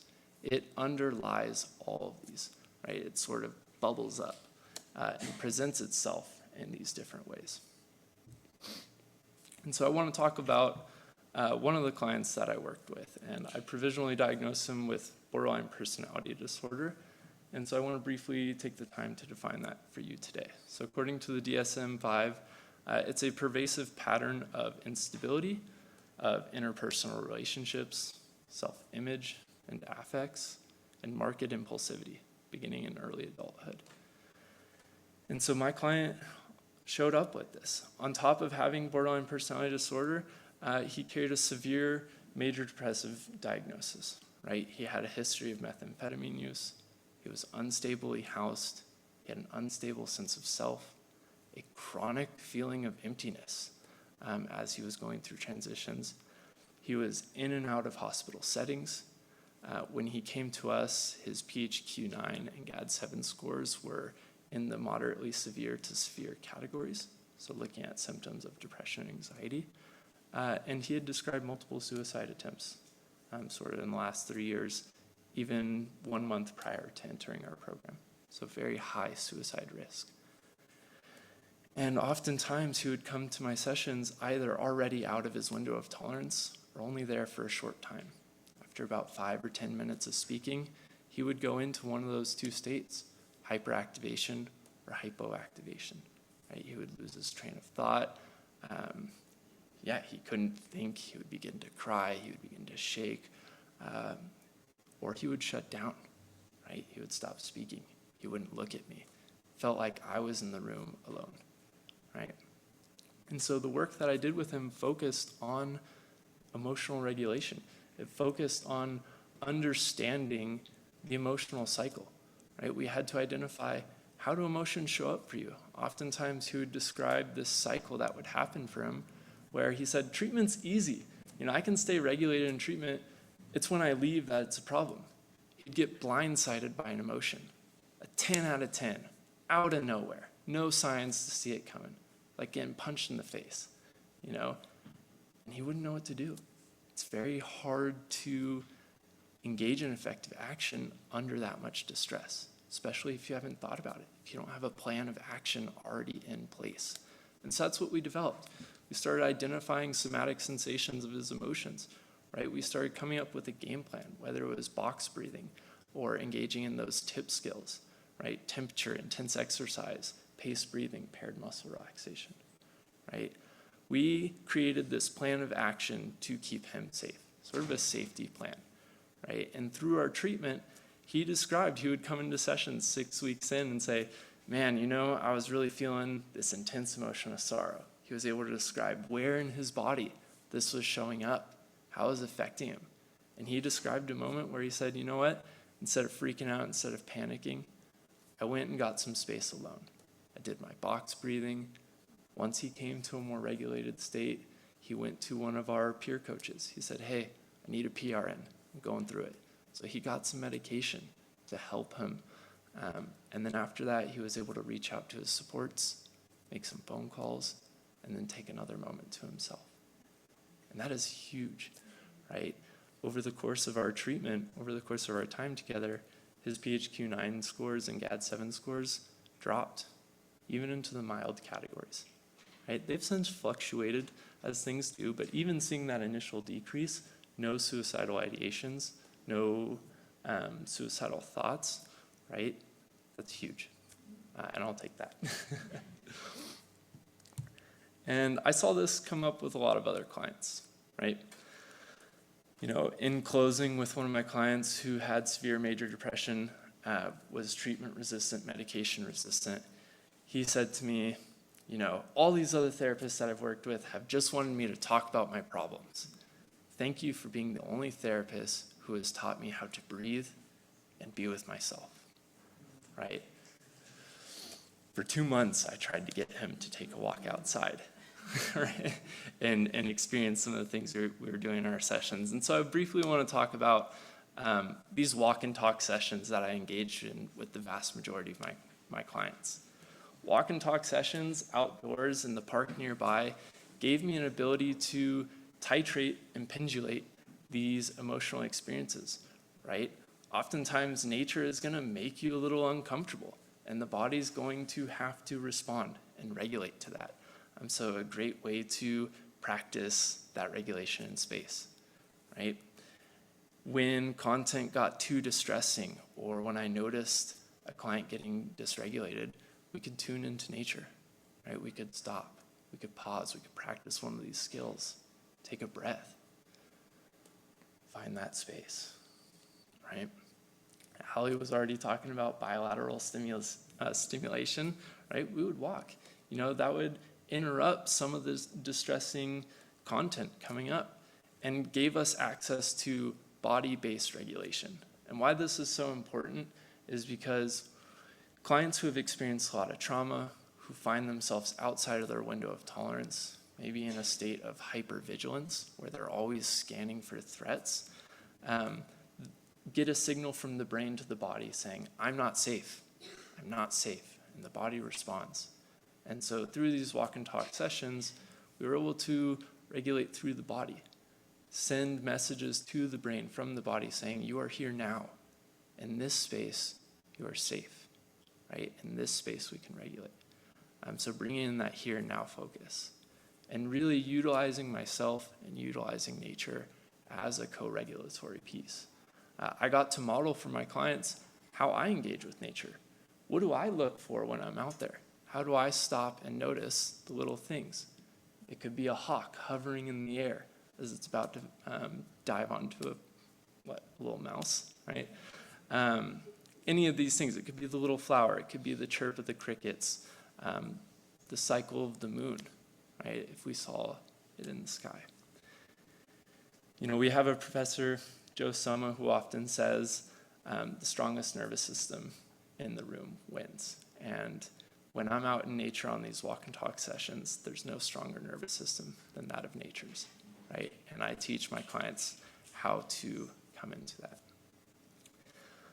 And I also want to speak to sort of the power that I've seen just in the therapeutic relationship, right? Walking side by side with these clients as fellow travelers.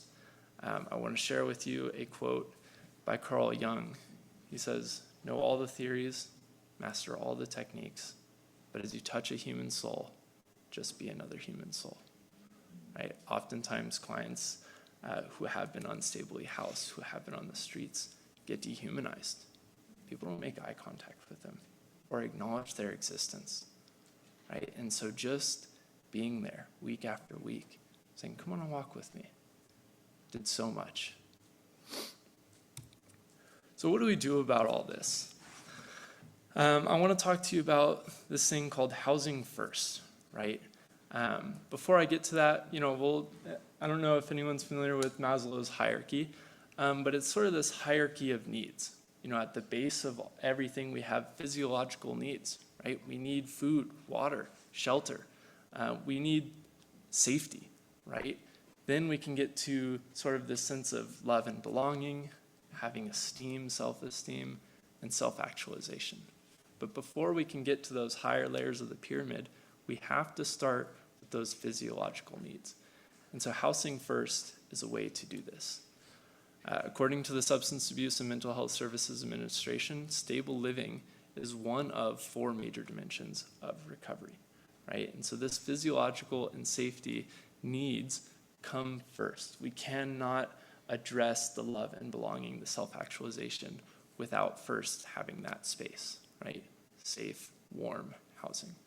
And so what this looks like is using our resources to provide that housing without forcing treatment, right? Without saying, hey, you need to be sober first, you need to have gone through detox and be willing to participate in therapy.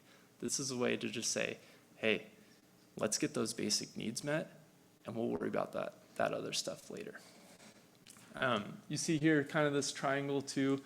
Why this is so tricky is there's this like dark triad where substance use can impact someone's mental health and their housing situation. Oftentimes substance use can be the catalyst for homelessness, or it can be the result of homelessness, right? This impacts your mental health. Your mental health impacts your housing, your substance use, right? And all of this is an attempt to meet some of those needs. And so sort of the point I want to leave you with is that it's not ethical to force treatment, right? We can't force someone to participate in therapy to recover when they don't want to. But I also believe it's not ethical to let citizens of our nation be out on the streets suffering to meet their basic physiological needs. So how do we strike a balance? How do we meet those needs and provide the care for people who may not be ready, right? So that's what I want to leave you with. Thank you. I'm Wylie Stewart.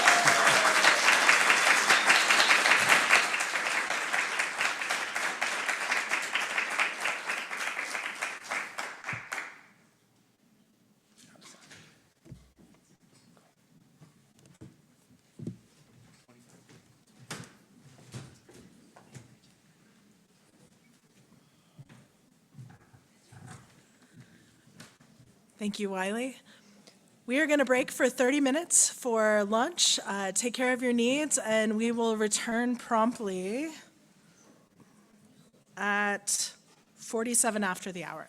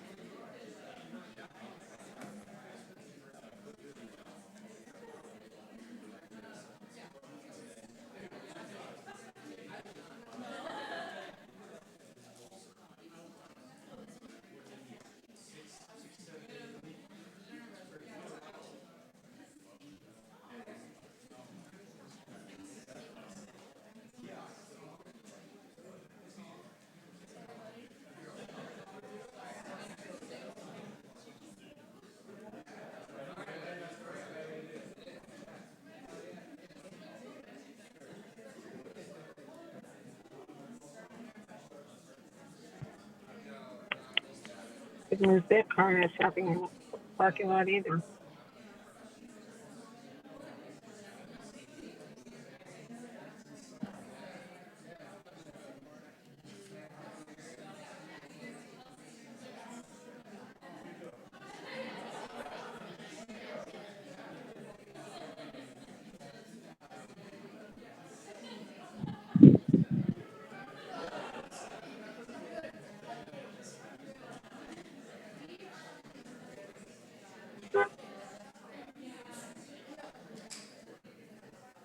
I can't. It's a bunch of noise.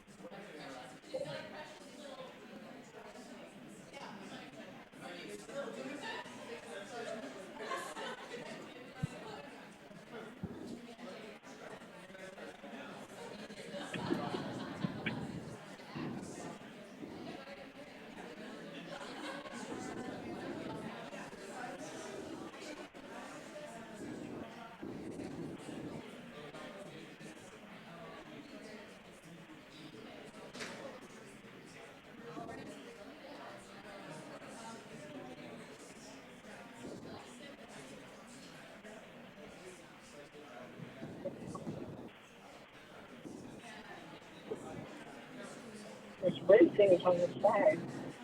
So I have no idea what it is.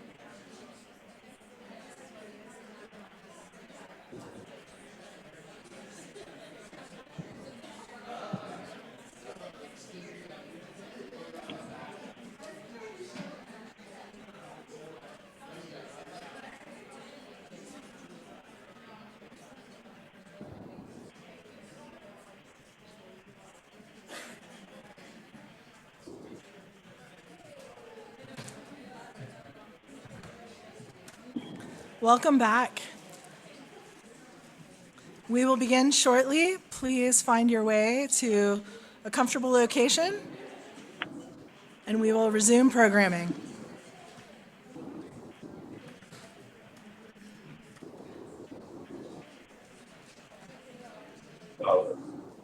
They said they're going to begin programming. What is side. Look over here. There's two red things on the sides that I've never seen before. Oh, one of them disappeared. I don't know. It goes up and down. No, I just never saw them on the side before.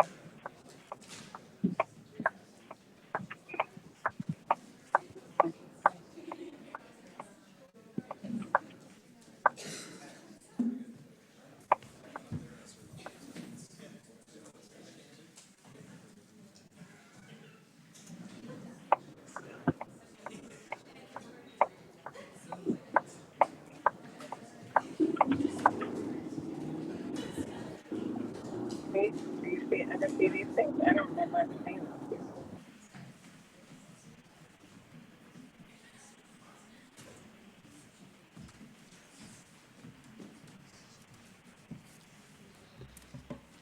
It's laying down on.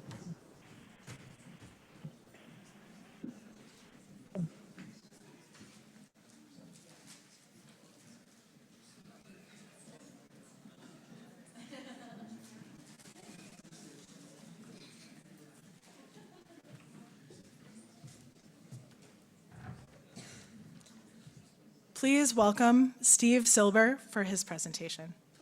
Now it's started.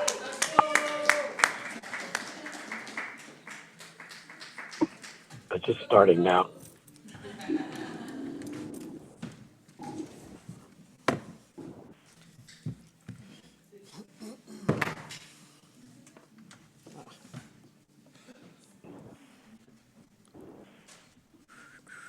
Hi.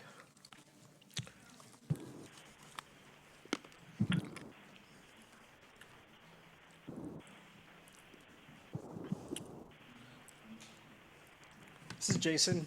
He's just going to be kind of strumming in the background.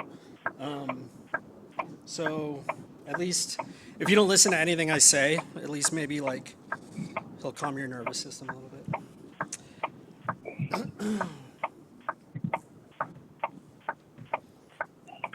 And this is Taka.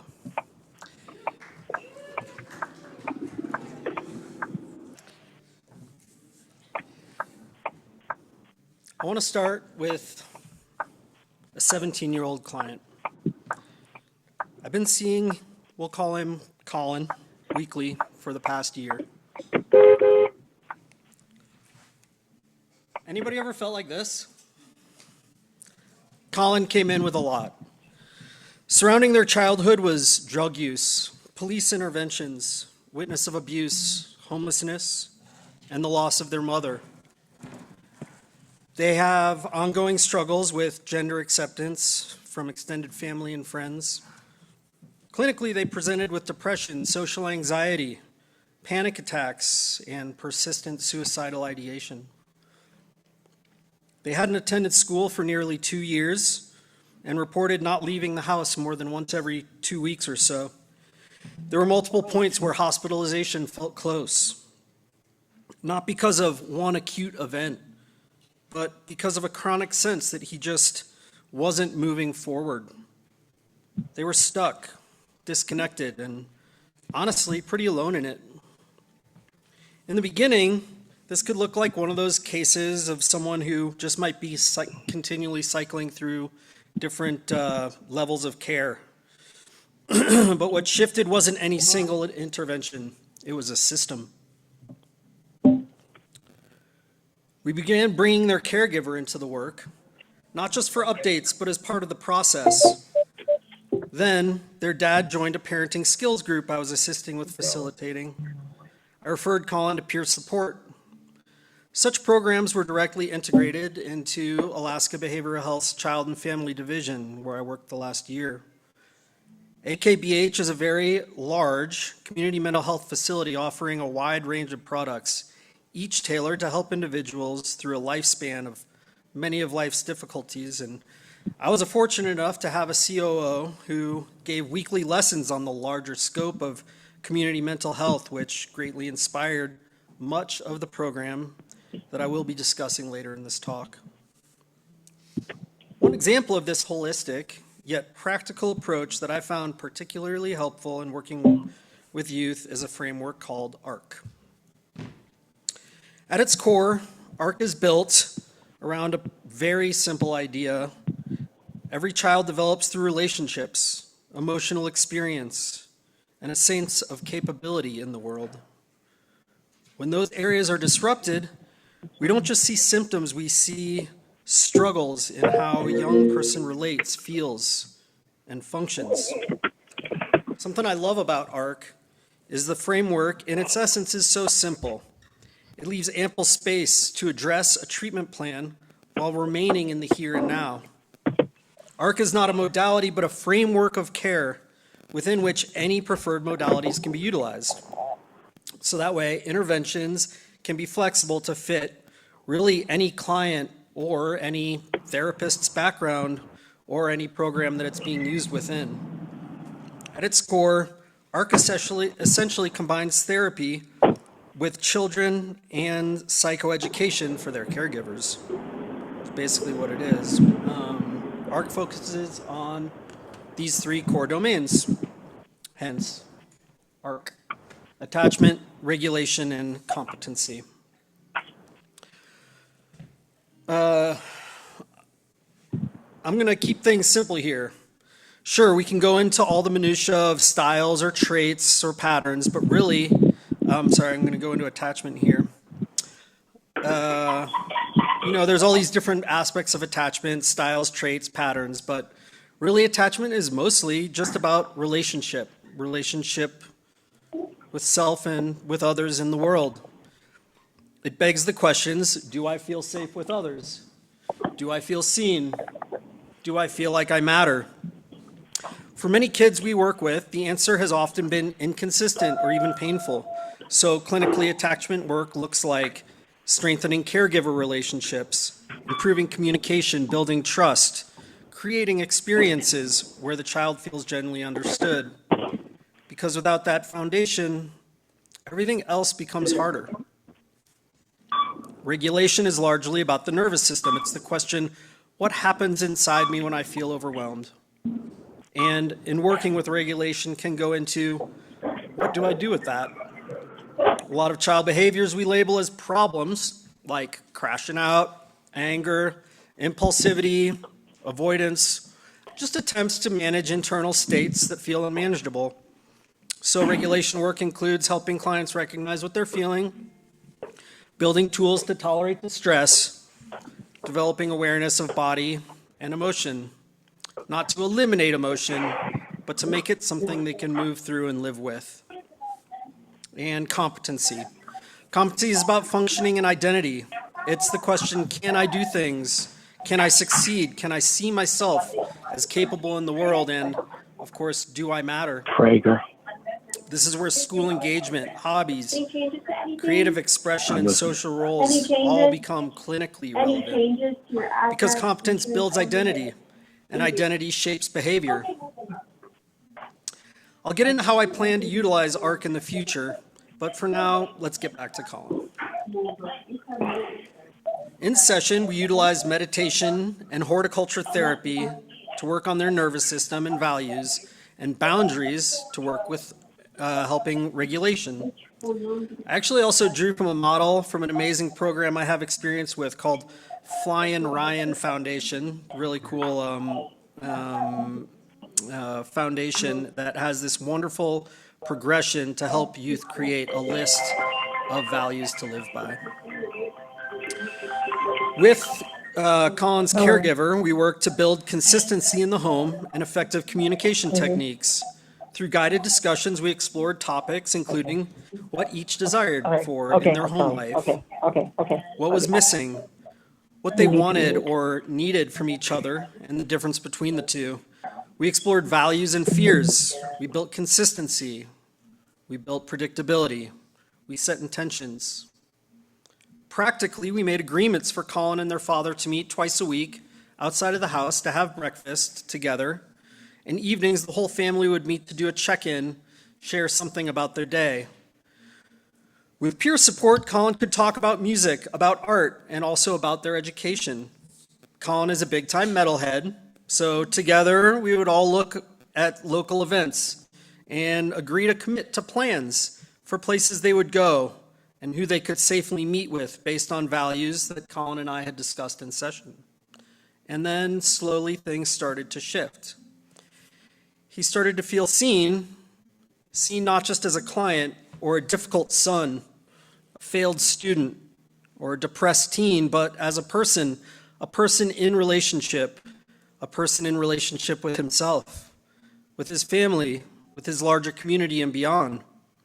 That led him to try something new. He joined a pottery studio. Then he joined a band. That band started gaining traction, regional success, real momentum, and through that, he built meaningful relationships, including a new partner. And over time, his trajectory changed. He moved toward completing high school, started planning for the future, and is embarking on extended international travels, wanting to explore the world and explore myself. And the important part is this: no single element did that. Not therapy alone, not peer support alone, not family work alone. It was the integration of all of it. For Colin and his sense of self in the world, this wasn't just happening in therapy. Peer support built attachment. Music and art supported regulation. Band involvement built competency. So when I think about that case, the question becomes, what actually created change? I mean, I know I'm good, but I can't take all the credit. So if we try to isolate one intervention that made all the difference, we miss the point. What changed was the system surrounding the client. People develop through relationships, through emotional experiences, and a sense of capability. ARC wasn't just a model in session. It was happening in his life. Another client, who's a pretty funny kid, said one time to me, "I'm 14 years old and having a midlife crisis." And that stuck with me because he wasn't wrong. He was going through a life transition, developing insight and awareness that could actually put him ahead of his peers long term. The skills these kids are learning about emotion, relationships, identity would help anyone. So the question became, why are we only offering this level of support to the high acuity? And how do we integrate it into everyday life and community? That's what led me back to a project I worked on with a classmate, Sasha, who you heard earlier talking about the really cool Roots program that they developed. Originally, Oakland to Alaska, named after a wonderful youth leadership program in one of my hometowns, McCarthy, Alaska, was intended as a wilderness-based group therapy model for at-risk youth. But the key shift was this: we don't remove clients from their lives and hope the change sticks. We build the intervention within the systems in which they already live. I've seen elements of these programs in action throughout my life: summer camp, Outward Bound, Knowles, time in the Marine Corps. I've been in and led groups and settings in nature, even just as an adventure vacation guide in Alaska. I would see the growth and development of families, even in just a few days at my lodge.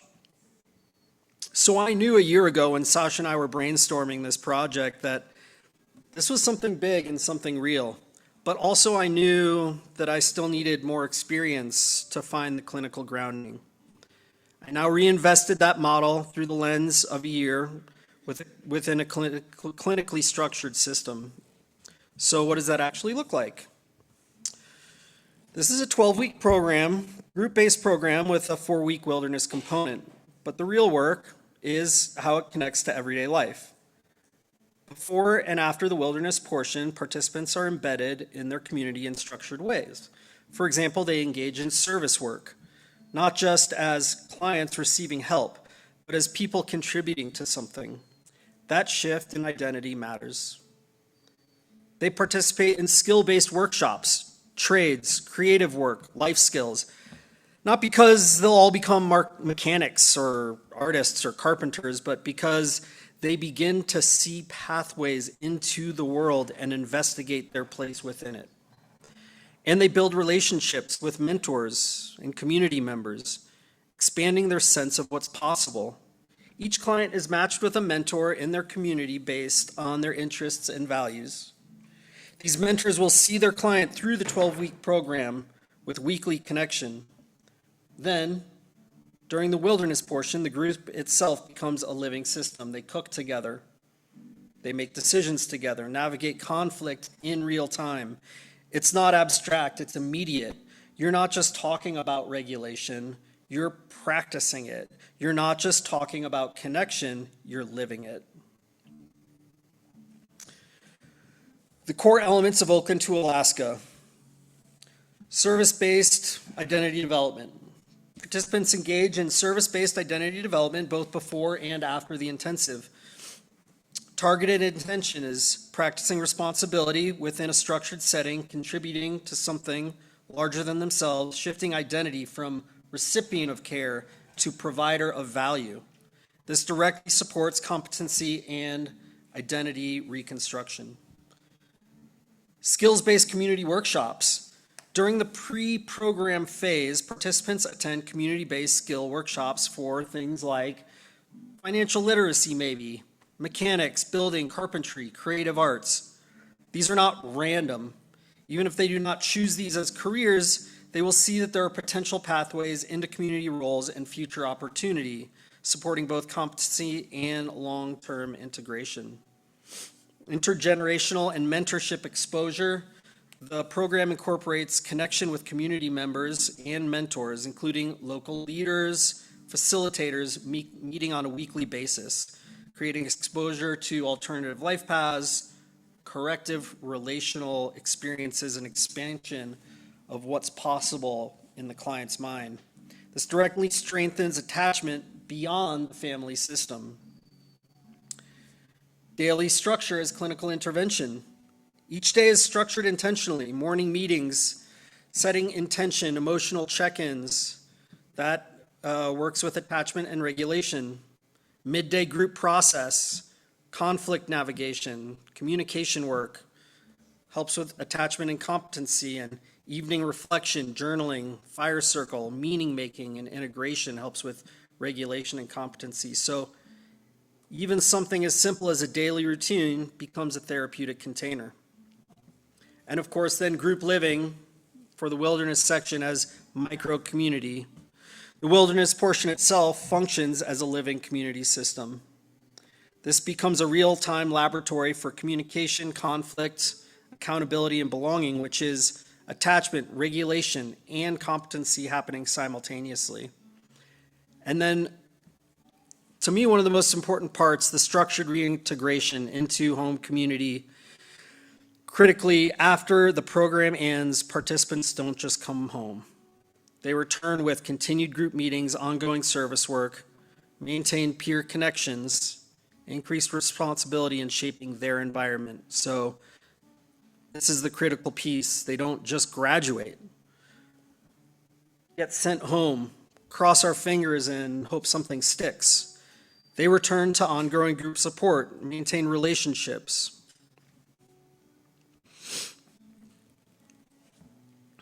What worked for Colin, it wasn't one intervention, it was a network.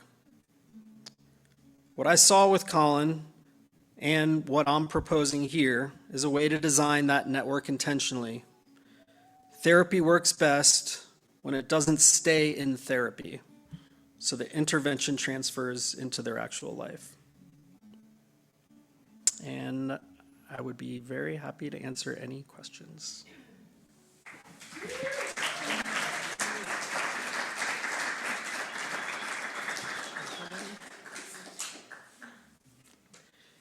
I've just mentioned if there's any other questions, a couple of really, if anybody has any interest in looking at it, I believe on the Zoom there should be a link to a thing about the program. This is a program that I've something along this lines that I have made a intentional commitment to creating sometime in the next in the next year, at least beginning it. So there will be more of this to come if anybody's interested. Some practical method aspects. You may have noticed that there's not a caregiver involvement aspect that was included in this, and that is something that would be involved with in a robust way. And yeah, so yeah, I guess that's good. Thanks.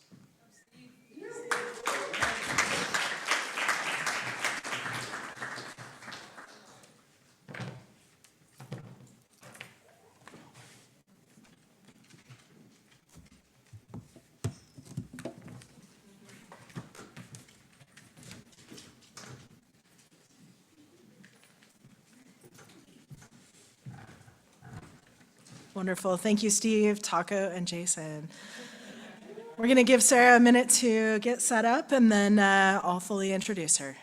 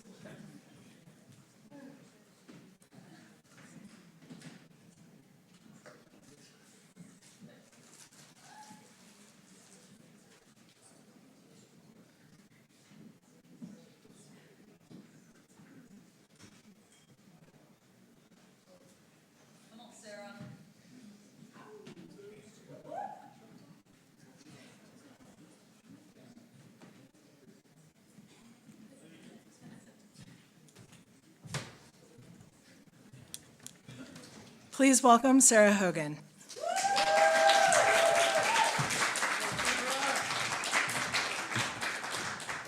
Hey, is this on? Can you hear me? Is it working? It feels weird up here. Okay. Naming like the rest of my cohort, I'm also at a 9 of nervousness, just so that's out there, in theme of being authentic. My name is Sarah Hogan, and I'll be presenting the boxes that bind us today. Thanks for sticking through, for those of you who have been here since the beginning. And thank you for my cohort for witnessing me in this experience and letting me witness you as well. Okay. I'm sure everyone is used to this at this point, especially those who have been here since the beginning, but I want to take a moment to settle in with each other. Maybe taking some deep breaths. Settling into our space for the next 30 minutes for this presentation. In the next couple of moments, I'm going to name a couple of different words. I want to offer the space for you to notice what comes up for you as I go through these words. There's nothing to create or change during this exercise. The task is simply to notice. You can take another deep breath. And if you'd like, close your eyes, but just an invitation. Father, inmate, role model, student, criminal.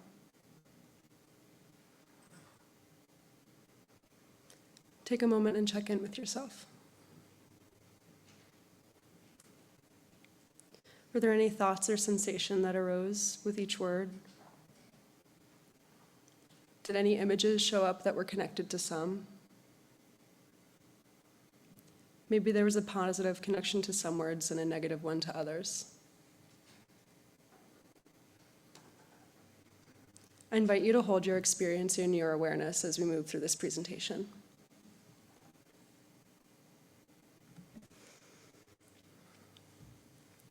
Oftentimes, we don't give ourselves enough space to slow down and pay attention to what's happening for us internally. Who can blame us? It's a super fast-paced world we live in. Regardless of whether or not we're aware of it, our minds and our bodies are constantly taking in new stimulus and processing it in its own subjective way. Come back to your experience with the previous exercise. Some of your thoughts or feelings that came up for you may have been conscious, and others may have surprised you. These automatic thoughts or assumptions are called biases. Biases shape how we interact with others in the world, whether we're conscious of them or not. Gone unnoticed, they can cause us to create judgment towards others and further label someone as good or bad. When we're not aware of the biases of that or the stigma that they may reinforce, we're inherently putting someone into a box. Or, in the case of the humans that I work with, back into a box. It's been my experience working within the criminal justice system that we live in a world that consistently reinforces the identity of criminal on those who have been on the wrong side of the law at one point or another in their lives. This happens through a myriad of barriers that I'll get to later on, but trust me when I say they reach into almost every aspect of somebody's life. While we don't often have the choice to change the systems that we're a part of, we always have a choice in how we interact with the humans in the world. We have the opportunity to remove an unnecessary judgment on people who already are being judged by the court system, the labor market, and the healthcare system. My goal here is to help you see the human being behind these labels and invite you to turn towards the reality of what being involved with the justice system entails. I don't have the lived experience of being involved with the system. My intention here today is first to provide insight into my learning experience working with people who've been labeled as an inmate or a criminal. And second, and maybe more importantly, I want to offer the opportunity for the human that exists behind the stigma and labels to come forwards, to be heard, and to be seen. Okay, deep breaths. All right, bear with me, we're going to do another noticing experiential. This time I'm going to name life experiences similarly to how I named the words before. Maybe inviting you to imagine what kind of person comes up when I name these statements. We can take another deep breath in. And again, feel free to experience it however feels comfortable to you. I'm going to pull now. You're working a physical labor job daily in order to provide yourself and your children with a comfortable life.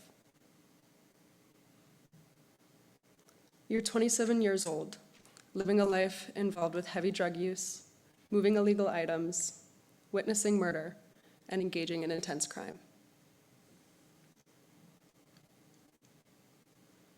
You're a storyteller with the ability to captivate audiences and bring aliveness and laughter into spaces that are quiet. You're taking the time to voluntarily show up to therapy after completing years of mandatory treatment and compliance requirements. This is just 1 year after fighting with the system and holding extreme resistance to change. You're a number in a system that inherently doesn't care about your human experience. You're navigating reconnecting with your spirituality and doing inner work to live a life aligned with your values of family, authenticity, altruism, and growth.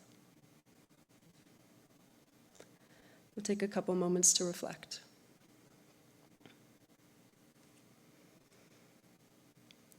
And whenever you're ready, coming back to our space.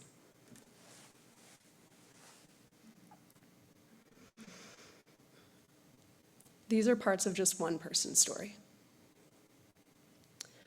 I had the opportunity to meet David at Behavioral Treatment Services, the facility I spent the last year and a half developing as a clinician and as a human being.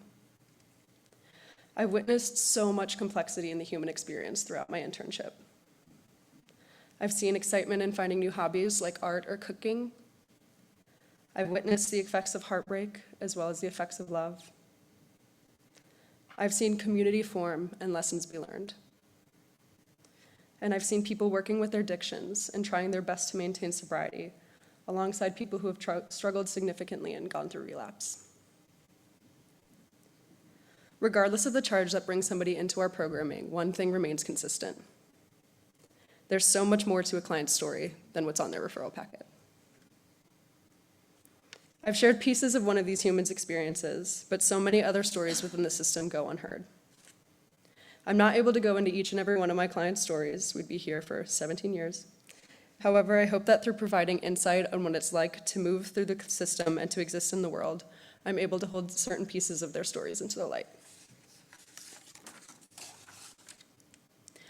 I'd like to begin by speaking about my internship site.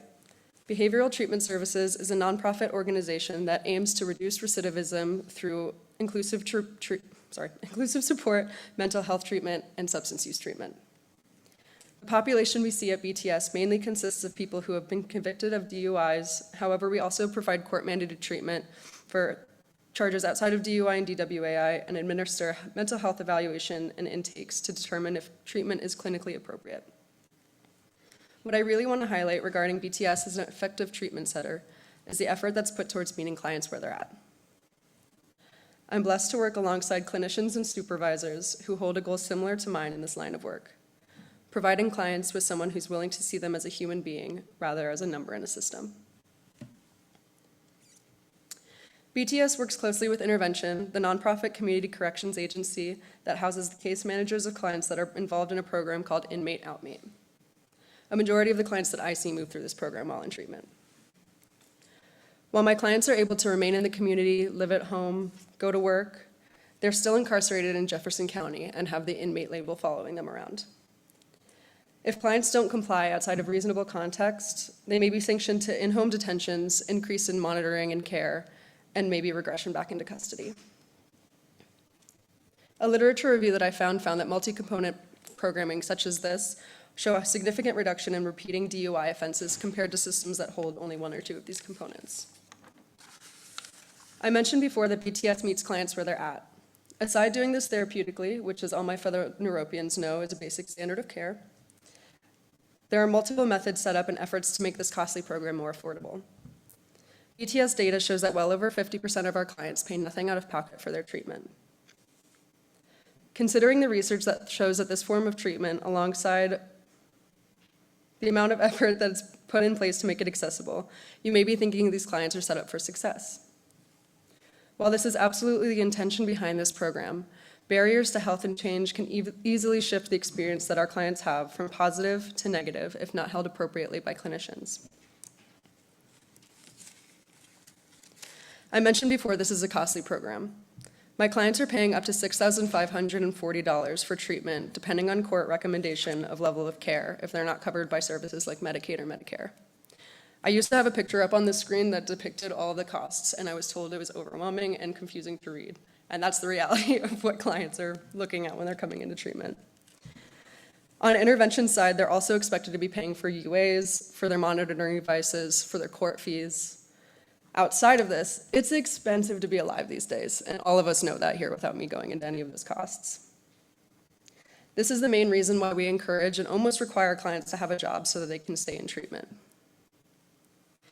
However, it can be extremely difficult for these clients to navigate employment alongside requirements of the IO programs. Clients are required to be in treatment anywhere from 2 hours to as many as 9 hours per week, depending on level of care. Most of the clients that we see are serving time for a DUI as well, meaning they don't have reliable transportation. This causes people to rely on family members, public transportation, and paying more money for Ubers and Lyfts just to get to and from the treatment facilities. With all the moving pieces that people are navigating as they're working their way through the system, it's clear that mental health can start to suffer in a myriad of ways. The clients that we see on a daily basis are majority court mandated, meaning they're not willingly choosing to come to therapy, but choosing not to go to jail. This plays a huge role in how clients initially or continuously view treatment throughout their progress through the program, regardless of the amount of time and attention that is being offered by clinicians. Considering the financial strain, meeting with case managers, coming to groups multiple times a week, keeping up with communication between case managers, clinicians, and probation officers, working to pay to live, feeding themselves, providing for family, trying to take time to take care of themselves, etc., it's understandable that people are getting burned out. Our clients are juggling so many things at once that it often begins to get in the way of the mindset that people have towards a growth mindset versus a survival mindset. I want to bring in one of my clients here. We'll call him Chet. Chet has had an intense motivation to maintain sobriety and stay on a positive life track since I met him in January. He's consistently showing up to all 9 of his IO program requirements and participating, while also meeting the requirements for the sober living house that he placed himself in so that he could get extra support. He's become a house lead at his sober living home, helping other people through addictions and motivating them to make change. And he's finally coming in to acknowledge his ability to stand up as a loving father and as a supportive friend. He recently came into my office discussing his struggle to find employment, partly because of all the program requirements and curfew at his sober living home, and partly because of the label inmate showing up on all of his job applications. If he didn't find work and begin to have a stable income, he'd have to leave his sober living home because he couldn't pay rent. If he began missing payments for IO program charges, he could be discharged from treatment and regress back to jail. This man, so motivated for change and doing everything he could to meet these requirements, came into my office and said, I might as well go back to jail. I bring this client's story to highlight that oftentimes the people relapse, stay in jail, or don't put effort into change isn't because of the lack of motivation or desire to make change. It's because of the overwhelming complexity of the systems that are in place and the diminished chances that people that are labeled as an inmate are offered in this world. The last piece on this I want to touch on is also shame. Evan spoke beautifully to shame earlier this morning, and shame exists in most if not all of the clients that I work with. Brené Brown describes shame as the intensely painful feeling or experience of believing that we are flawed and therefore unworthy of love or belonging. When you exist in the criminal justice system, it doesn't matter if you committed a crime 40 years ago. If you slip up again, the law remembers and will force you into one of the more intensive treatment programming, regardless of the context. It can be extremely difficult for the people that I work with to shift their perspectives from, I did a bad thing, from I am a bad person, just to I did a bad thing, especially when the world is consistently reminding you of your worst mistakes. As Bella mentioned so eloquently in her presentation earlier, these thoughts can heavily influence the way that people orient in the world and view themselves.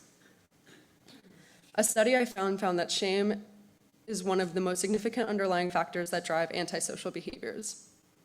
It takes time for people to be able to let these more tender and fragile pieces of themselves come to light, especially in my clientele. As I mentioned previously, there's not always so much we can do to change the systems that we operate in.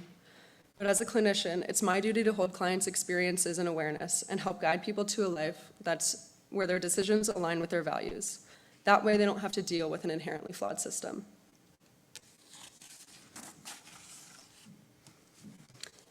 I'm finding more and more every day that my passion in this line of work is to help people feel seen, not just in the way they want to be viewed in the world or by others, but rather their authentic selves. This process can be extremely unfamiliar and uncomfortable for anyone, regardless of background, role, or experience. I have struggled significantly with this throughout my life. My cohort knows what it's like for me to be witnessed.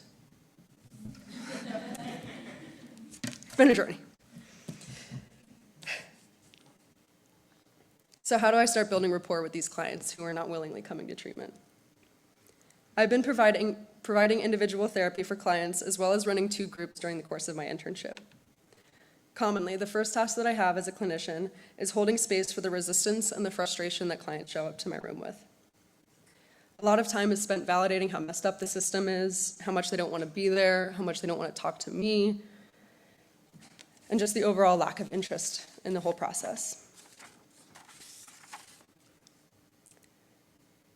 After this whole holding of resistance kind of happens, the next thing that I try to do is help them find accountability in what brought them to the system in the first place. Diving into this aspect of your life, especially when you didn't sign up for the program to learn how to do it, can be really unappealing, fear-inducing, or even inaccessible. This is where the underlying reasons for substance use or numbing can show up, where we uncover experiences people have had that they learn to cope with in whatever way possible to survive. This is where parts of ourselves we've done our best to hide from surface, and this is where shame lives. One of my strengths as a clinician is the ability to show up authentically myself while in session. The way I show up in a room with a client is similar to how I show up outside of the office. There is no professional version of Sarah, just a Sarah that operates with more boundaries and responsibility in mind. I make jokes with my clients, I share movie interests, I laugh with them, I express frustration with the system and my lack of motivations on days where I don't want to be there either. And I really let clients know when I'm impacted by their growth. This has made the rapport and trust that I feel with my clients be strong enough for me to consistently challenge their thoughts and their beliefs, to hold them accountable and to repair when relationship is ruptured. My clients see me as a person who happens to be giving therapy rather than just a therapist. I'll give an example of how I challenge my clients. One technique is to enthusiastically agree with someone saying, regardless of how it's coming out.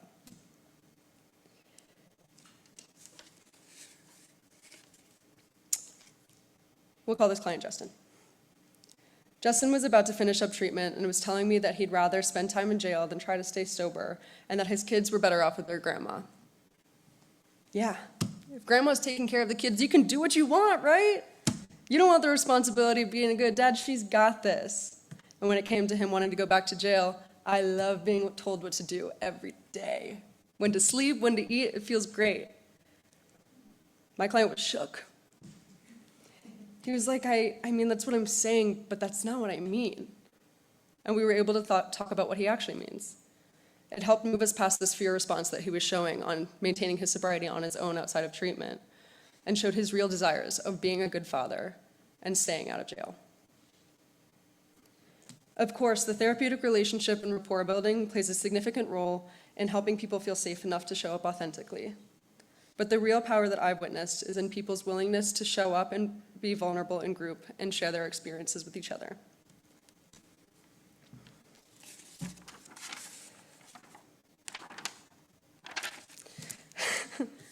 I want to talk about one of the groups that I run to express this part of witnessing vulnerability that I've experienced.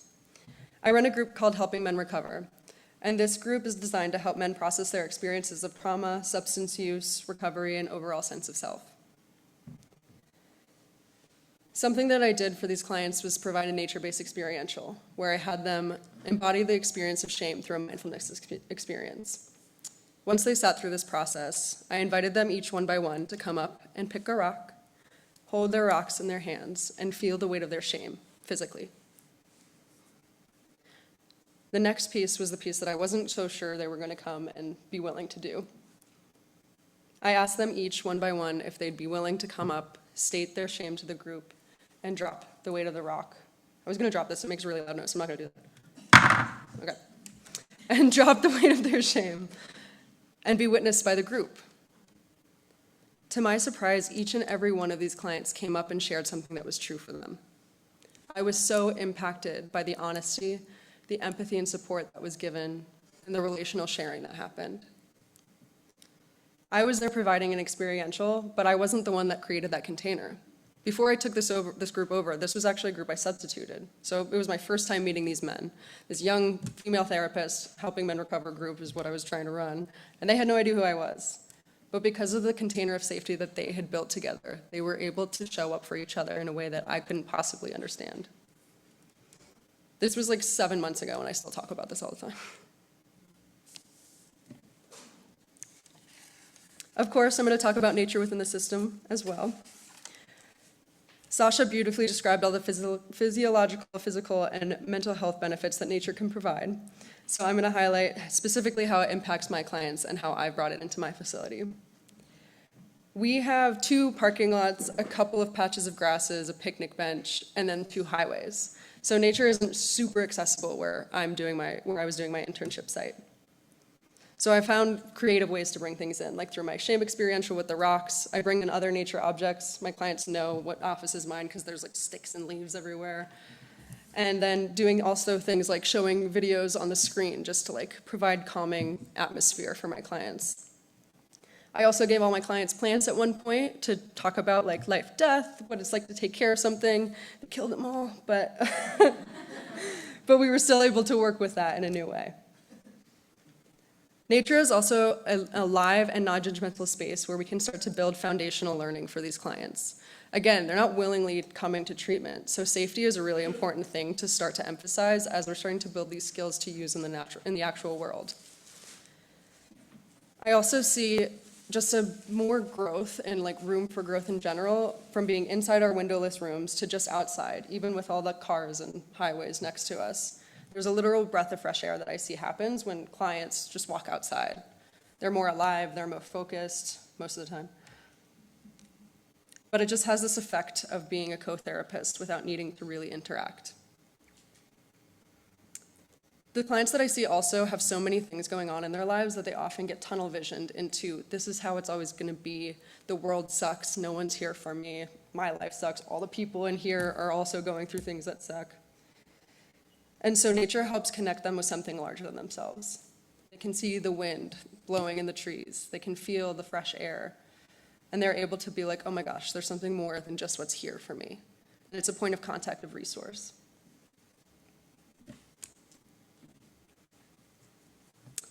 The last piece I'd like to touch on is the difficulties of working as a clinician within the system. In terms of burnout, burnout happens within the mental health field in general. But for us, we are also seeing clients try their best and get failed by the law over and over again, regardless of the amount of effort that they're putting in. I'm also spending a lot of time trying to convince my clients that they should be my clients, and instead of having somebody come in and be like, I'm ready to do work. They're like, who are you and what are you trying to do? On top of the emotional weight, there's an insane amount of documentation urgency that's needed in our field. We're dealing with high acuity clients that rely on accurate and thorough documentation to make movement in their lives. For example, clients need paperwork from us to get their licenses back, to prove treatment in court and with compliance, just overall movement. Clinicians also need to be present in staffing meetings to help make decisions based on clients' outcomes. If we're not there, there's a chance that somebody could be regressed back into custody based on something that shows up on a paper rather than the progress that we're seeing in treatment. The next piece I'd like to discuss is the mandated versus willing clients. I kind of touched on this a little bit throughout. But here, the lack of autonomy that a client can experience in mandated treatment can also influence the lack of trust within clinicians, seeing us as compliance rather than care providers. The skewed perception of this role of clinicians can prevent clients from showing up authentically in session, or the false self, as Evan was talking about earlier. Gaps like these in the therapeutic relationship can cause even less willingness to engage in treatment. There can be a sense of resistance to sharing and fear of consequential action. This pushes clients more towards that maladaptive mindset and less towards a growth mindset. This is where the positive effects of showing up authentically really comes into play. I've done a lot of intakes, and many of my clients come in with this suspicious look on their face, this who are you, and of course an overall lack of interest in being there. I yap, and I make jokes, and I ask about Garmin watches, and I laugh, and I forget how to breathe, and tell them I'm forgetting how to breathe. I humanize myself. By the end of intake sections, I often see this role that people are putting me in start to deteriorate, and they start to just see a person who's sitting in front of them, rather than whatever role they've put me in. This helps to open up a client's experience and make them feel a little more comfortable in sharing and believing in the process. Are we noticing differences between what putting people roles in do? Are we unbinding any boxes here? There's also less of a buy-in from clients in terms of the effectiveness of the therapeutic space. They lean more towards showing up and participating on a surface level because they're required to and not because they want to. And the emotional buy-in takes time and effort to cultivate. The last piece on this I'd like to talk about is ethics versus compliance in the therapeutic field. I'm sure even those of us outside of the therapy field know what client confidentiality is, the whole what's said in the room stays within the room thing. In this field, the client confidentiality becomes more complex and sticky. For example, I'd like to be able to provide space for my clients to be able to speak freely about their substance use, to come to me with cravings and urges, and to talk about relapse when they go through it so that we can work through it. That's what this space is for. Compliance is constantly wanting to know when people are using so they can sanction out punishments. The law is black and white, while therapy lives in the gray. While this isn't my own story, I'd like to share pieces of an experience from another clinician at our residential facility that stuck with me. We'll call her Stacy. Stacy spent time and effort cultivating a relationship full of trust and mutual respect with a client who'd been struggling with mental health issues, homelessness, and substance use. Unfortunately, the facility was not able to take care of his needs or be there in the way that he needed. And due to noncompliance and safety issues, the decision was made for this client to unfortunately be regressed back into custody. Because of the trust that this client felt with Stacy, compliance asked her if she would be able to bring this client down to the room to be arrested, because they wanted a smooth handoff. Stacy was a new clinician and didn't get the opportunity to discuss this with her supervisor before doing what compliance had asked of her. Stacy told me she felt as though the relationship she'd built with this client was taken advantage of for something that was a failure of the system. Working within the system as a clinician can be extremely difficult, but nowhere near as burdensome as going through it yourself. And so I'd like to leave you with this quote from Ram Dass. Your awareness becomes an environment where if someone else would like to come up for air, there's nothing in you that will keep them stuck. I want to bring back in David for a moment, the client that I talked about at the beginning. He had been resistant to treatment for so long and was not willingly showing up a lot of different times. And I think what made him stay and continue to try and work with me in therapy is my ability to be human with him and to see the human within himself. I challenge you to continue to take notice of your internal biases and to push yourself to step out of the boxes that bind us.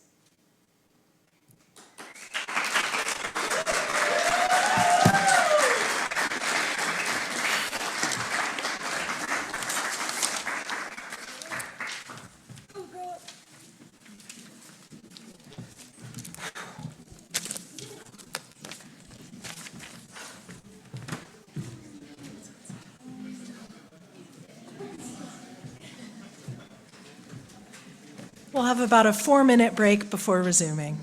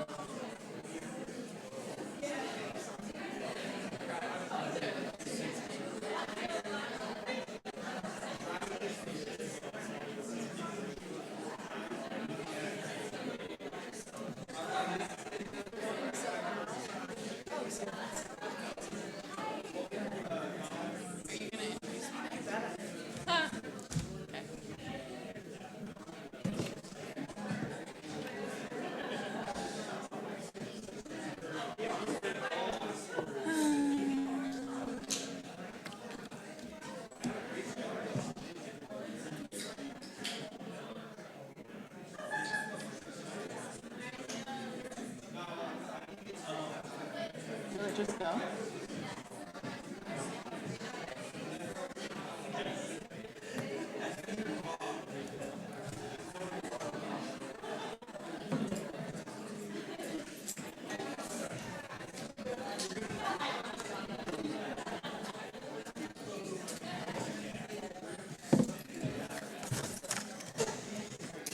Should it just automatically?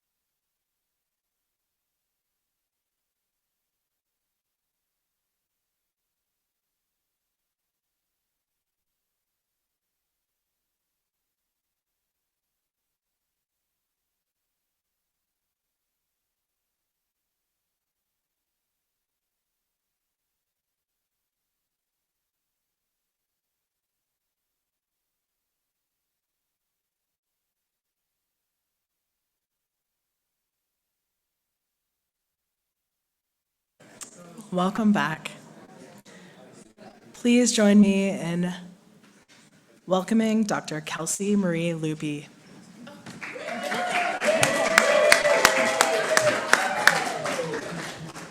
Are you all ready for science?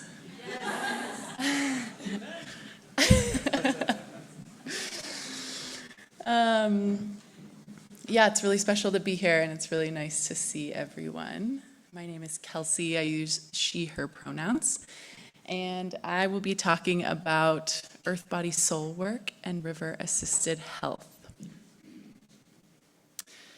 I should also name that my previous life, in this life, not actually a previous life, but my previous life was as a scientist. I was studying physiology and neuroscience, and it feels kind of impossible for me to do this work as a therapist now without incorporating that world into this world. So that's where a lot of this comes from.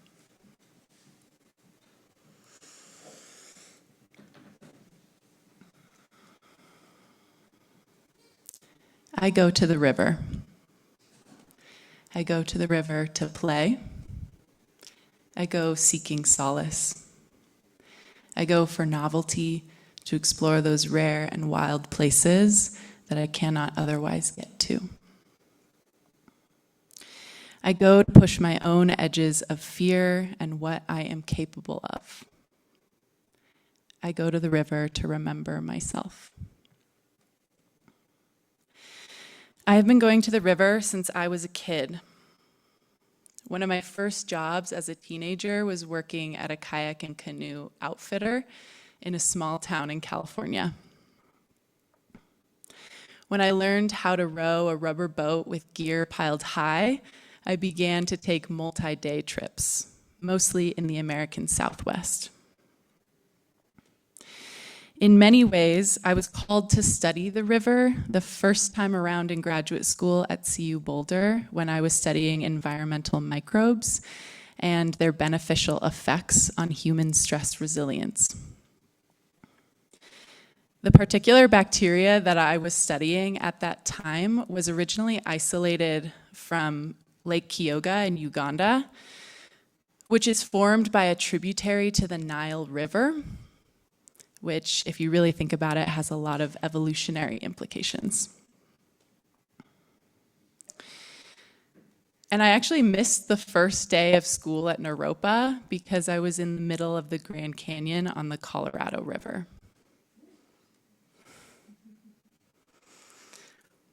I now fall asleep to brown noise every night because it reminds me of being at the base of a rapid. And rivers have always been a resource of life and community sustenance. Throughout human history, we have been living, playing, growing food, and traveling by river. Water is life.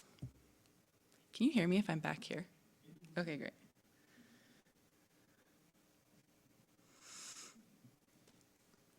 So I'm going to read this quote, and if it feels good to you, I'll have you close your eyes and just receive.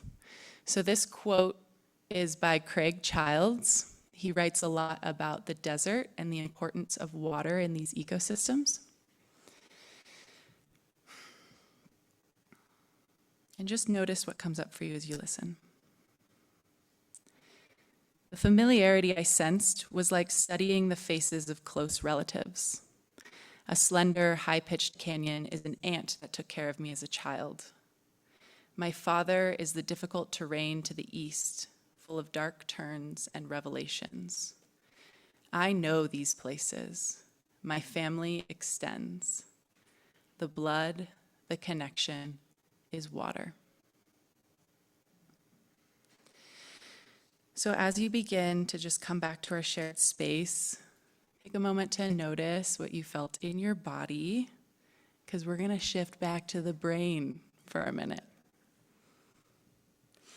And I want to start with some terms so that we're all on the same page when I talk about earth, body, soul work. So we're going to start today with the science of earth, body, soul work and what I mean by that. And then we'll move into therapeutic approaches of this work, applications to the river. And then I'll be touching on a case study. I had the really unique and special opportunity to facilitate a therapeutic river trip this fall.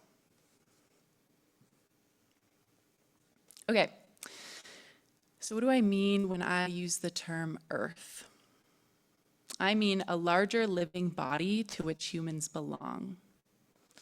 And I take an animistic perspective, which means that I believe that all nature beings have some sort of consciousness. I might even invite you to imagine the type of intelligence that comes from rocks, which are considered non-living beings, but the minerals that they hold inside of them and how those minerals create soil that allows the rest of the nature beings to grow and thrive.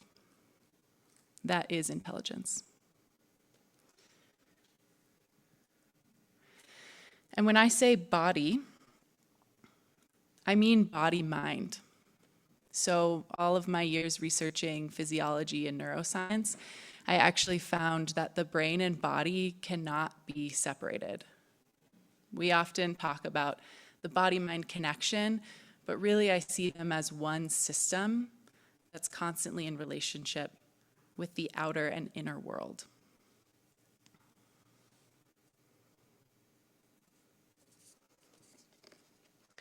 And then when I say soul,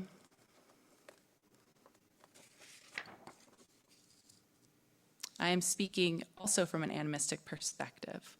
I really mean the essence of things, the life force that allows Earth to exist.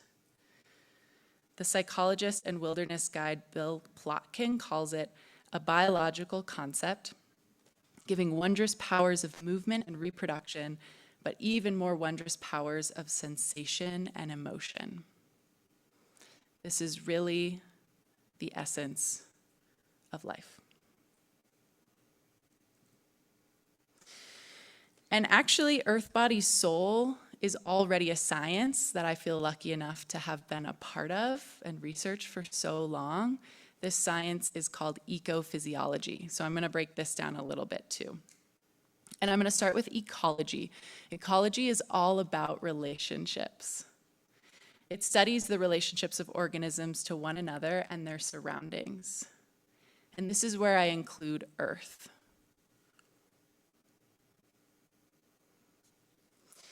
Meanwhile, physiology studies the organic processes of living organisms and their parts. So what's going on inside of us and inside other nature beings.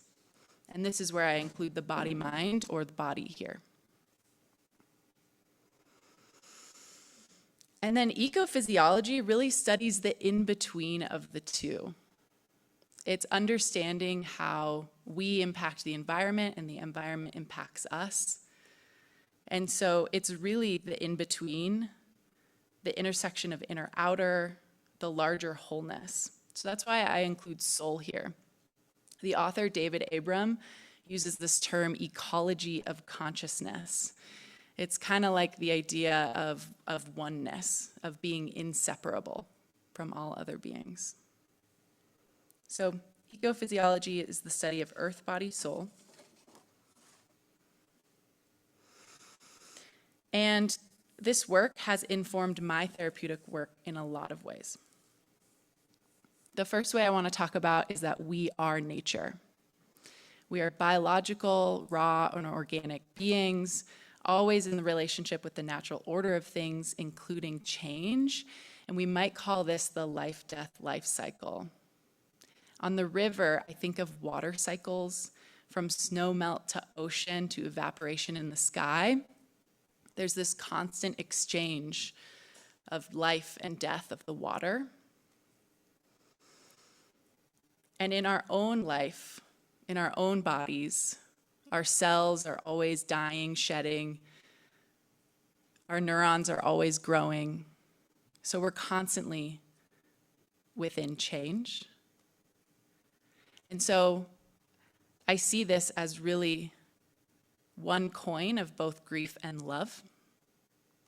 And grief and love as being two sides of the same coin. So I really see grief everywhere in my work, and I also see love.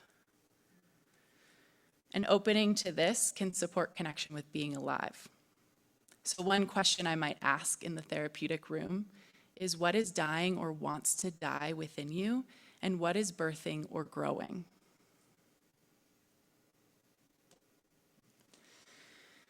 Second, our bodies are a source of intelligence.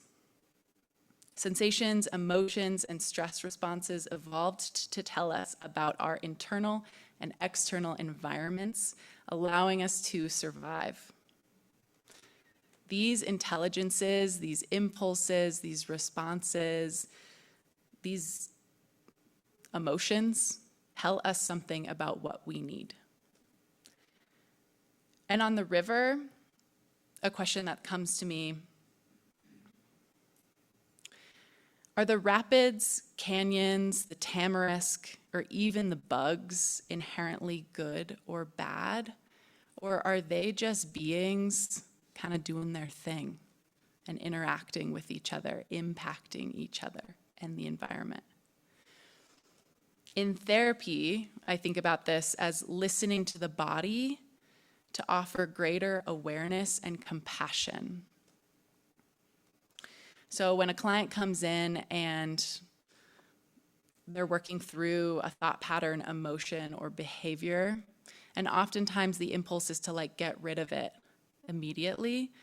But a question I might ask is, what is that thought pattern, emotion, or behavior doing for you? All of our responses and impulses are trying to meet a need, even if it doesn't look so effective from the outside. Third, our health is dynamic, so biology is not stagnant, and physiological systems expand their capacity to meet the needs of the environment. This was touched on already a bit, but healthy regulation isn't just being in one solid state. It's actually the capacity to flux and flow between states. We need activation and we need resolution. We need both. So on the river, I think of this as seasons of floods and seasons of drought and how the river adapts.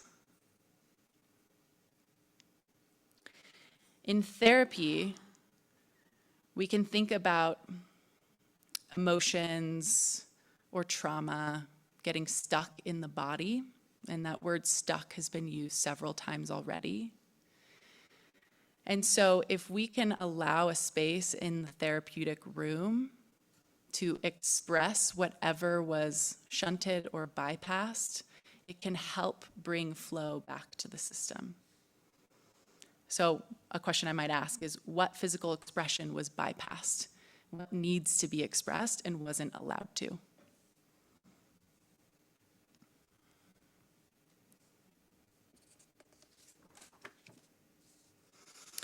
Next, systems influence each other. So the resilience of ecosystems depends on diversity. We ourselves are made up of different physiological systems, psychological complexes, and energies. And I spend a lot of time in the desert, and I think at first thought or first glance, it might look like there's not a lot of diversity in the desert, but if you really take a look, there's a ton of diversity. So on the river, I think of how many different nature beings and species can you find? There's actually quite a lot, and they all contribute to the ecosystem in their own unique way.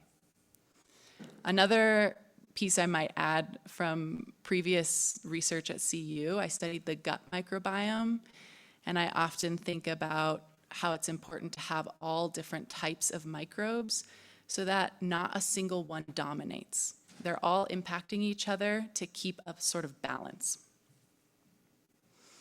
And so in therapy, healthy integration can support greater insight and choice. You know that feeling when you're like, part of me wants to do something, but part of me doesn't. We might bring voice to both of those parts in the therapy room and allow both parts to speak to get a greater understanding of those needs of each of these different parts. So I might ask, what part of you is speaking right now?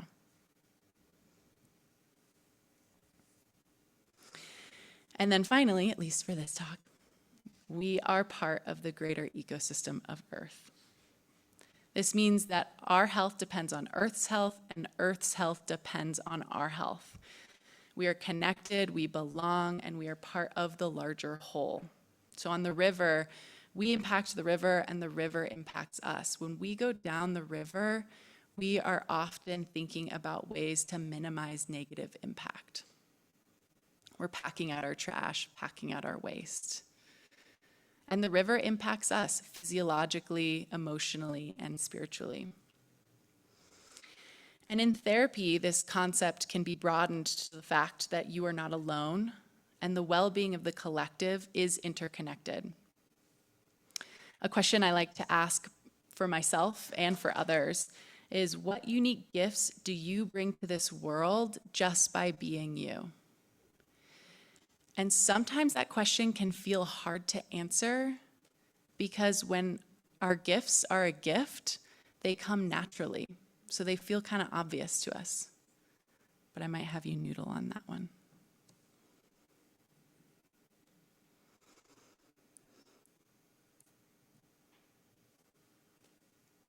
So, putting this together in more tangible ways, we co-evolved with the natural world. That means our bodies respond to nature, and it's in our DNA. That means that when we reconnect with natural environments, when we go back out to the river, that by itself is therapeutic. Our bodies are interacting, they're responding immediately with Earth on a nonverbal level. There's an attunement between us and Earth that just naturally happens.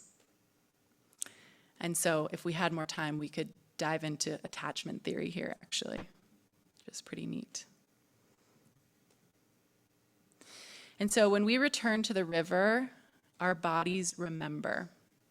And I love this quote by Fritz Perls, one of the developers of Gestalt therapy. He said, "Lose your mind and come to your senses." So we're going to do a little bit of that here. I'm going to get a little nerdy. Yes. Okay, so what happens when we go to the river? How do our bodies remember? Well, we'll start with sight. I'm going to go through all 5 senses. When our eyes can relax to the soft curvature and layers of the river, when we see the color green and other vegetation, when we're able to see the large expanse of what's in front of us, that signals evolutionarily that we are safe. Green means food, water means water. Biodiversity means health. and expanse means we can see what is coming. It's safety. So that relaxes our nervous system. And then the natural light cycles, being in tune with those, waking with the sun, going to bed with the stars, those regulate our sleep-wake hormones and help us to sleep better and feel better. Next, sound. And sometimes that is the pure absence of noise. Moving away from the noises of the city immediately reduces cortisol. And other times it's the voice of water that can relax the nervous system, decrease stress hormones.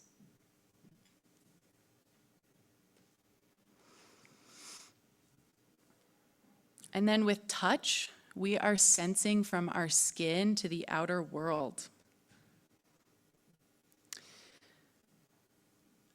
Environmental microbes are nicknamed old friends because we co-evolved with them. And when we interact with these old friends on the river, it actually helps support our immune system. Meanwhile, temperature changes from, being in the hot and then being in the cold or jumping in the river to cool off. These actually activate the same receptors in the brain that are targeted by antidepressant medication. And then I also included movement here in touch. And movement is the ultimate beneficial treatment, essentially. So all of these together will support immune function, cardiovascular function, metabolic function, everything.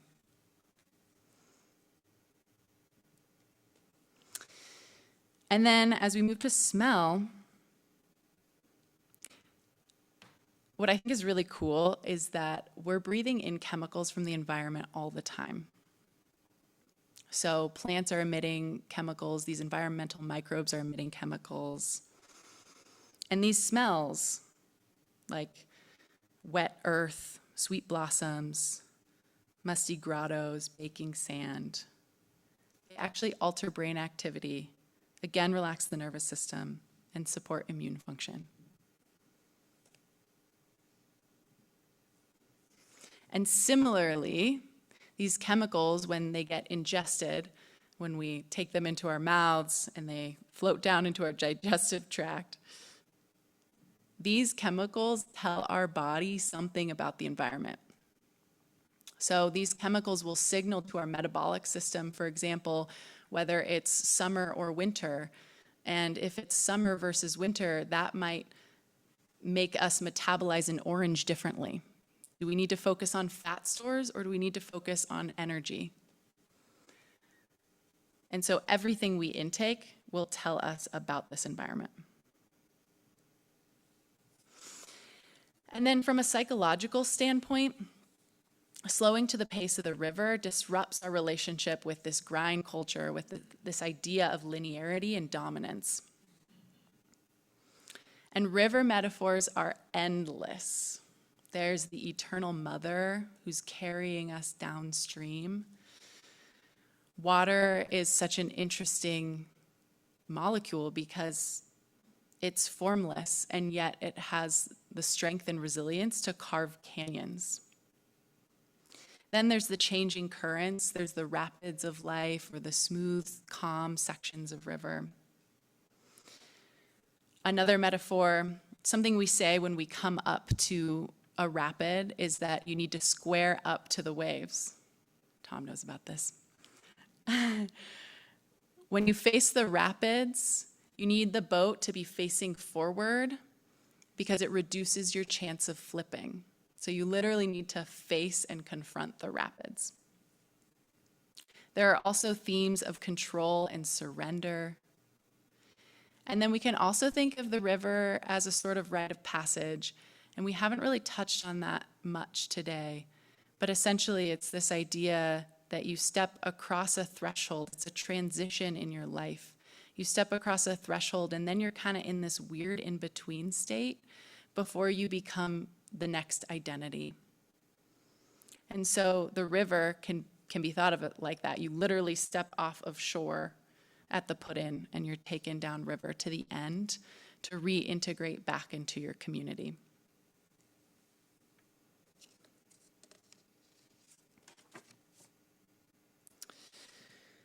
Okay, and now I'm going to touch on my case study to bring this all home. I had the great honor and privilege to facilitate this therapeutic river trip down the Green River. This was through my internship at the Somatic Nature Therapy Institute, and I collaborated with Lauren Bond from the River's Path, located in the Front Range. And I'll start by just saying we had 6 folks total. We had 3 staff members and 3 participants. There was 1 official guide, 1 official camp manager, and 1 facilitator, myself. And then for the participants, they were all 3 over 60 years old, 2 men and 1 woman. And all of them worked in climate or social justice fields. And for this trip, we had 7 days on the river. We would alternate between paddling and a layover or a rest day. So on those rest days, we didn't paddle at all. We just stayed at camp for the full day. And the intentions for these 3 folks were all pretty similar. They were all in moments of transition. Someone had just retired, someone was shifting careers, and someone had just lost his wife. So there were intentions to slow down, process climate grief and other grief, and just honor these transitions. The structure was generally pretty low-key. We would start with a morning mindfulness, a nature-based mindfulness, and then I would plant what I called seed questions, which were just contemplative questions that folks would think about and digest throughout the day, whether we were paddling or at camp. And then there was a lot of free time in which folks were paddling, or they would go wander, or they would lay on the beach, whatever they needed for the day. And then each night we would regroup with dinner, and we would have a group council, which was just a coming together to reflect on the day, the insights learned, what was going on for folks. And then there were 2 longer experientials that I facilitated for the purpose of deepening this connection with self, each other, and Earth. So I've found from both personal and professional river trips that wherever you go, there you are. Your stuff will come up. I felt like the real meat of the therapeutic work on the river were these group councils, because it was a time for this stuff to come out.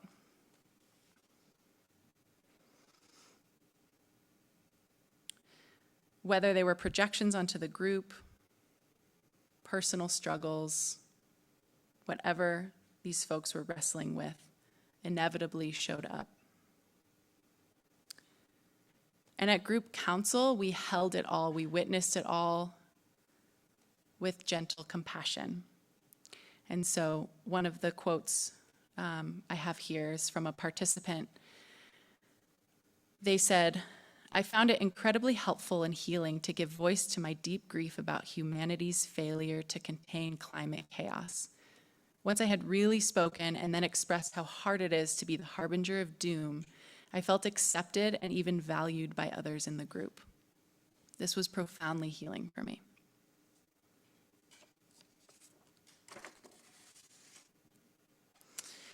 And then I'll just give a brief example of one of the experientials we did. This is a closed-eyed sensory experiential. So I'll just have you imagine this. You're paired up with another partner. You're invited to close your eyes as much as you feel comfortable, and your partner, with your consent, will gently guide you to a nature being. It could be the cottonwood tree, the juniper, or the sandstone ledge. There is no talking unless it is needed for guidance. Otherwise, the activity is done in complete silence. Once your partner guides you and you arrive at this nature being, let's say it's this sandstone ledge, your eyes remain completely closed and you explore with all of your senses other than sight. We really lean on sight quite a bit. So what happens when you no longer have access to that? Certainly you'll touch, but will you also smell, taste, or listen?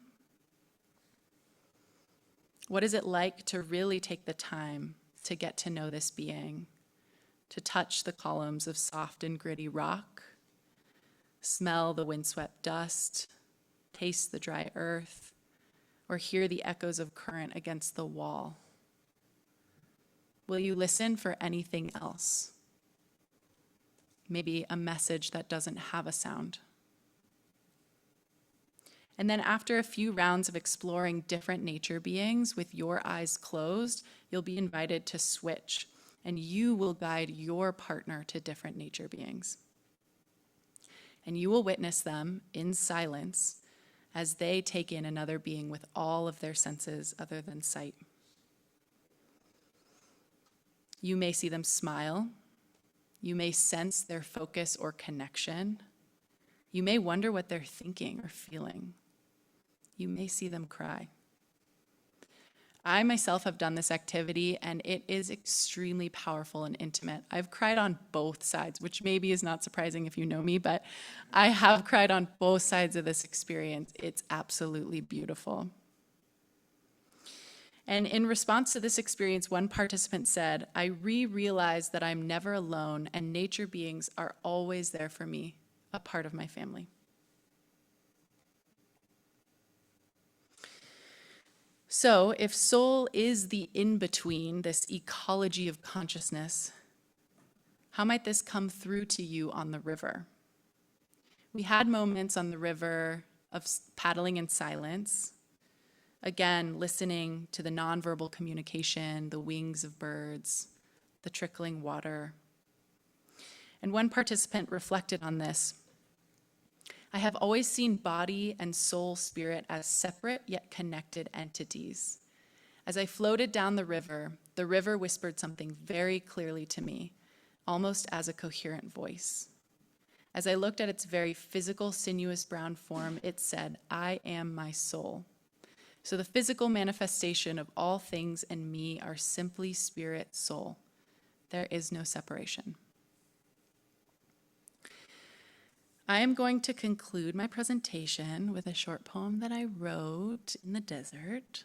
So again, feel free to close your eyes if it feels good to you and just receive. How could I express to you the image of longing? Like a heat-flecked desert that sits in my belly, depth like corridors of cool respite.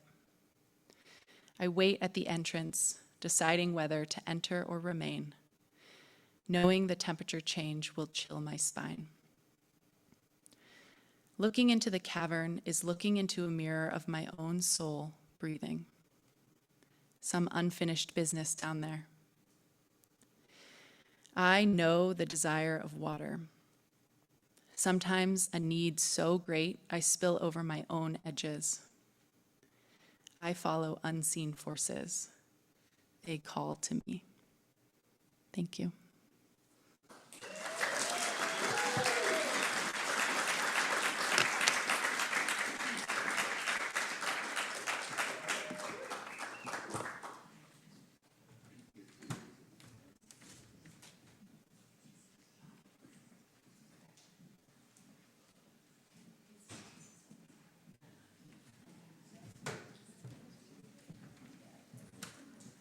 We'll take a few moments here to get set up for Jess.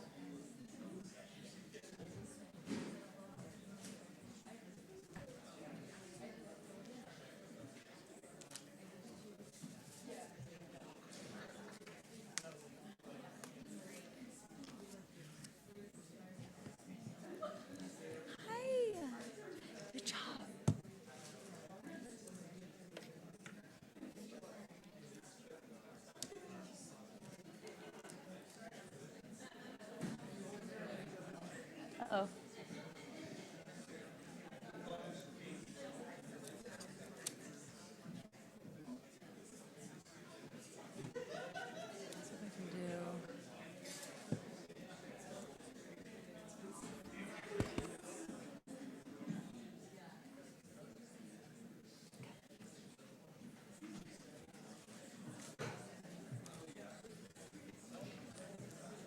And now, let's please welcome Jessica Arneson.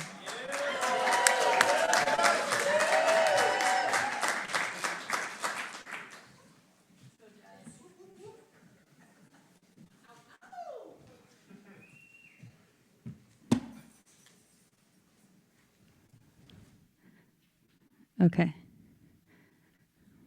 Let me start my watch.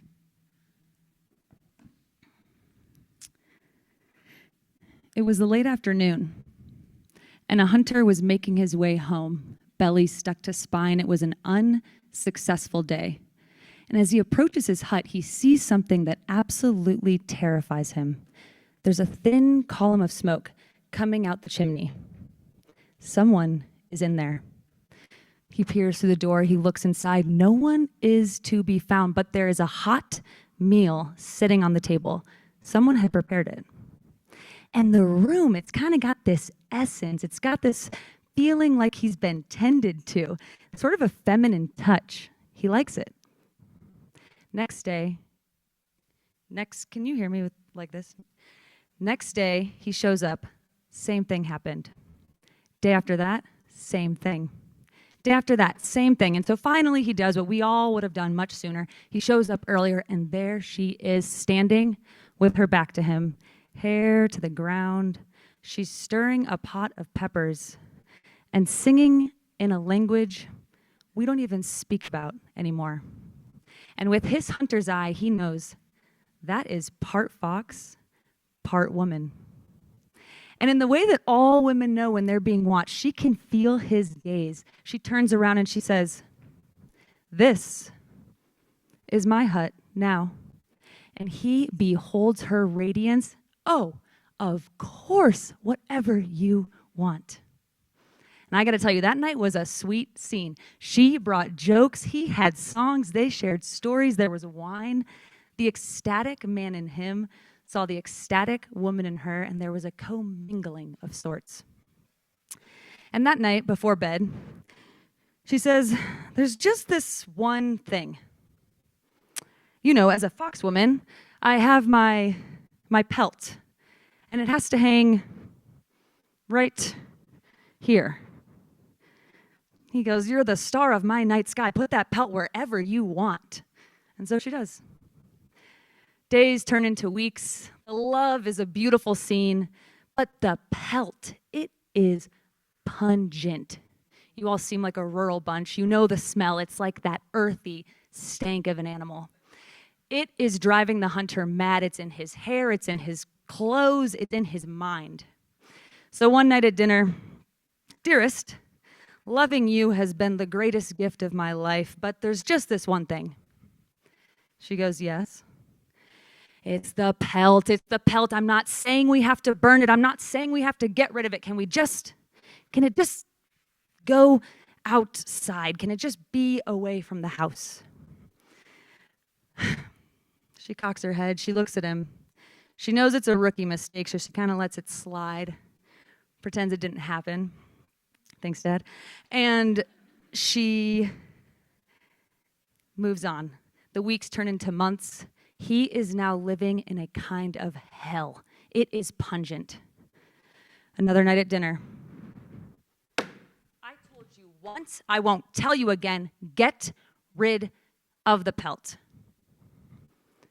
And she heard that. And the next day, the fox woman was gone.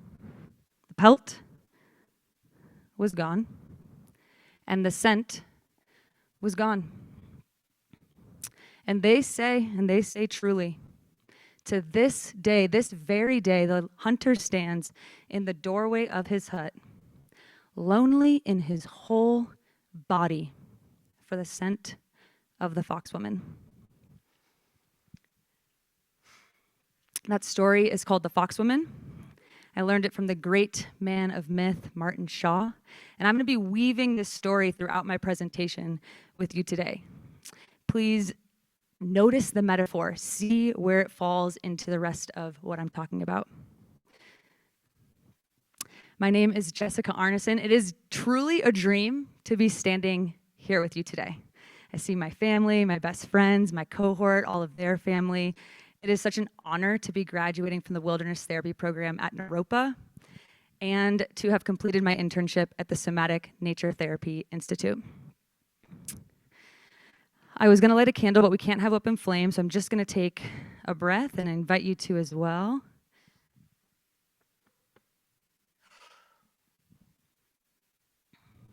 When I listened to the story of the fox woman, I asked myself a couple questions. What part of me is the hunter? The part of me that rejects my wholeness or your wholeness because it's a little pungent. What part of me is the fox woman? The part of me that shows up in my wild fullness but isn't accepted to be in the spaces that I show up in. And what part of me or parts of me are the pungent pelt? The parts that I cast away, that I suppress, real, true parts of me that just aren't accepted in the culture or the world I live in. This could be my anxieties, my insecurity, my anger, my grief, my too muchness, my honesty, my standards, my political stance, my art. Maybe it's my humanity.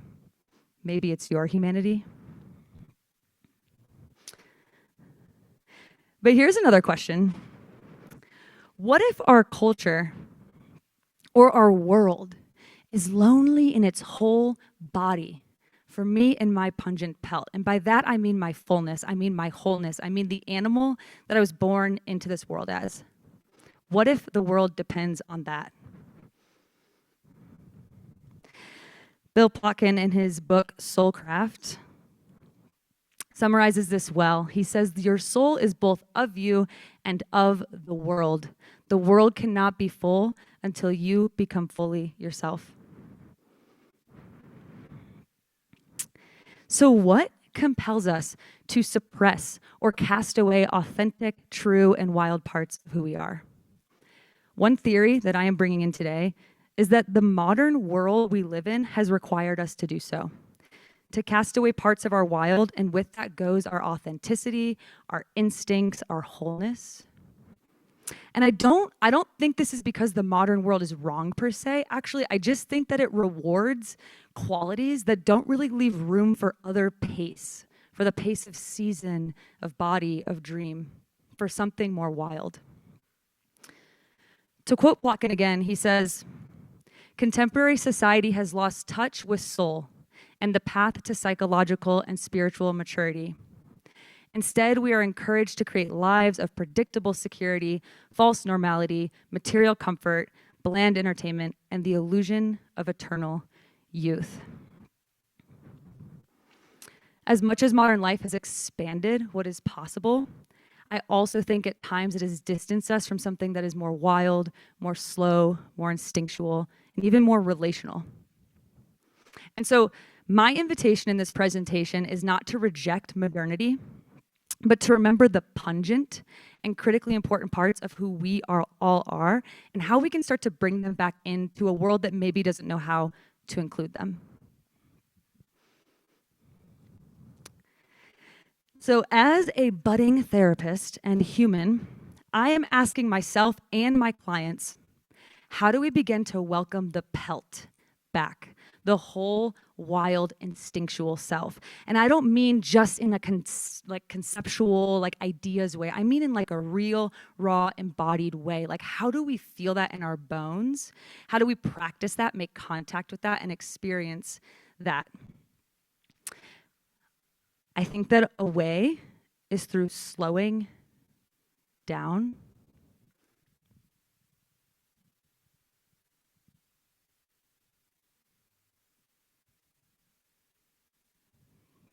Enough to feel what it is that we've been taught to move past and to move away from. And at our core, I think we know the answer to this too. how to reclaim our full selves. I think it's what Kelsey was talking about when she brings in old friends and this remembering when we're with the natural world. Something Martin Shaw calls bone wisdom. It's this thing that lives in us. It's this knowing. It's this innate quality that gets us to the essence of who we are. But where does bone wisdom come from? Personally, I believe it comes from our ancestors. And by this, I mean the people who came before each of us, across lineages, across traditions, people that were required to live in relationship with the wild because they depended on it. These people had to live in a way that was kind of raw, tending fire, hunting animals, being in connection with the land and navigating with the stars, living in community.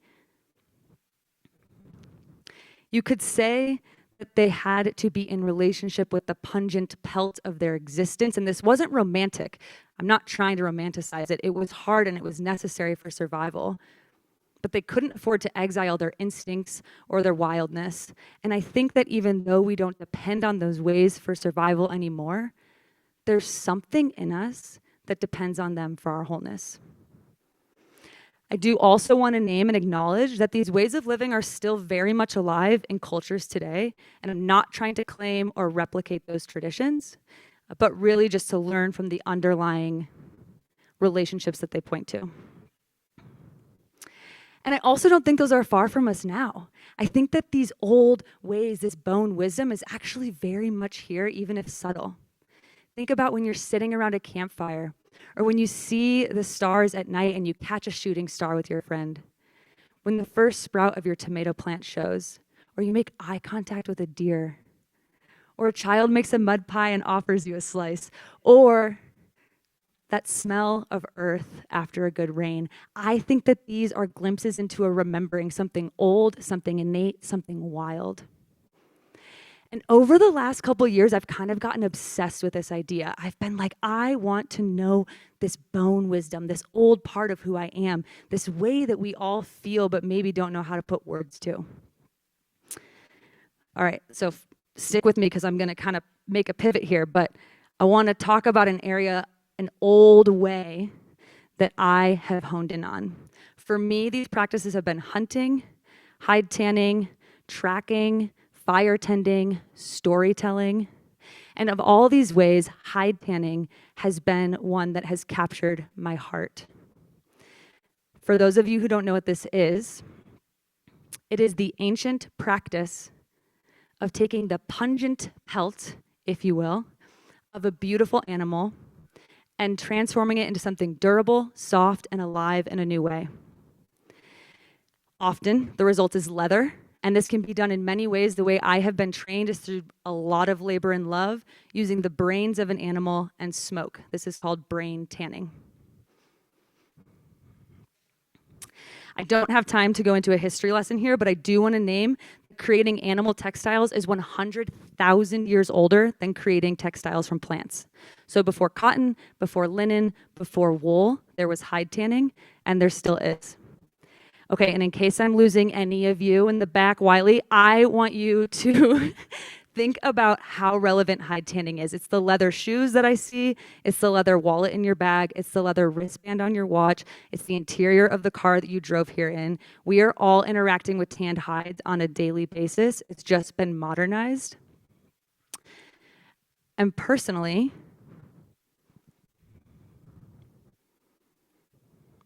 I became passionate about hide tanning as I transitioned from vegan to hunter. For me, I decided that this path was a more true path to being in relationship with earth, with the life-death life cycle, and with what I eat. And if I was going to eat animals, I needed to do it in an honorable way for me, which meant using all parts of the animal. My teacher, Mara Kerr, says, when we turn animal hide into quality leather and fabric, we step into an ancient practice of embodiment. We are changed by the process through hard work, creative endurance, and rich reward.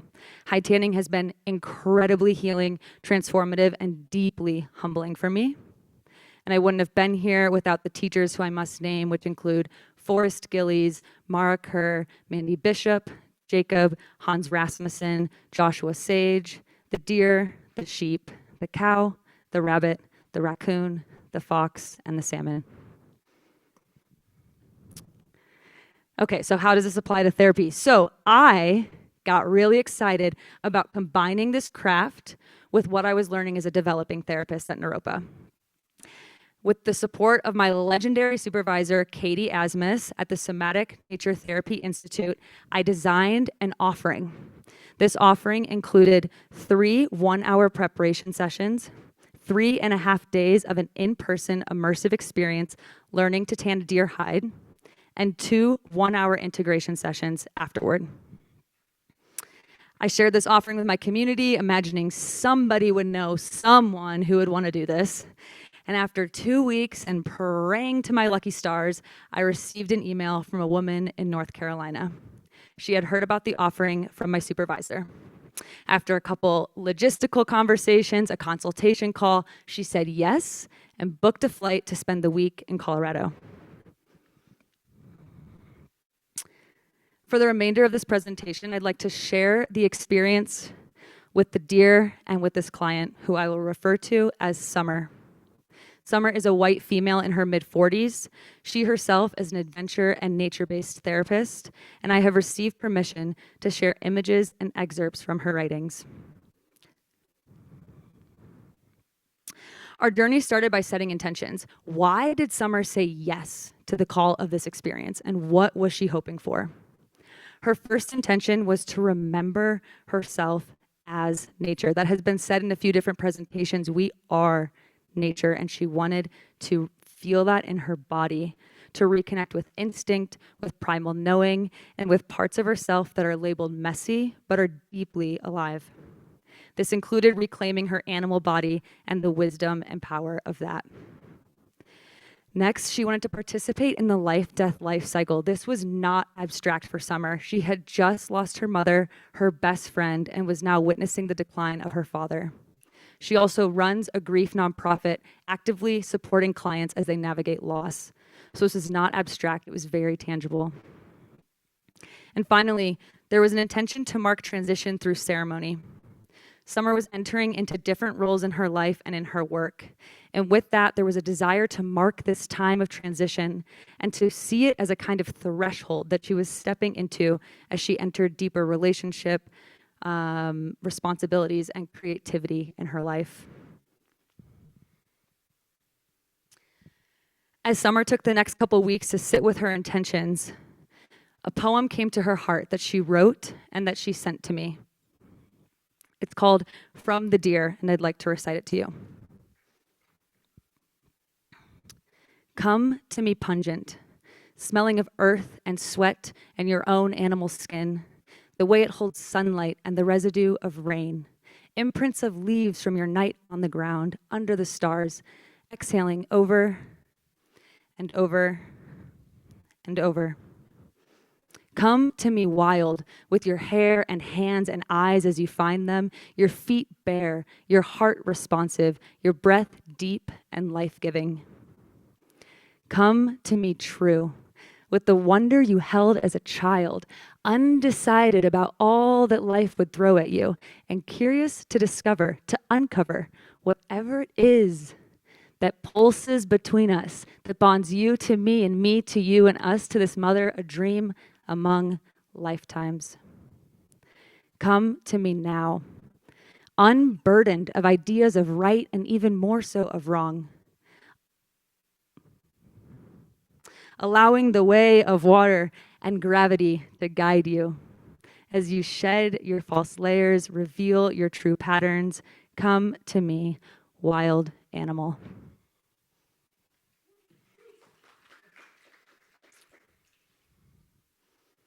And on an overcast day in April, Summer and I met in person for the first time on the land that would hold this experience.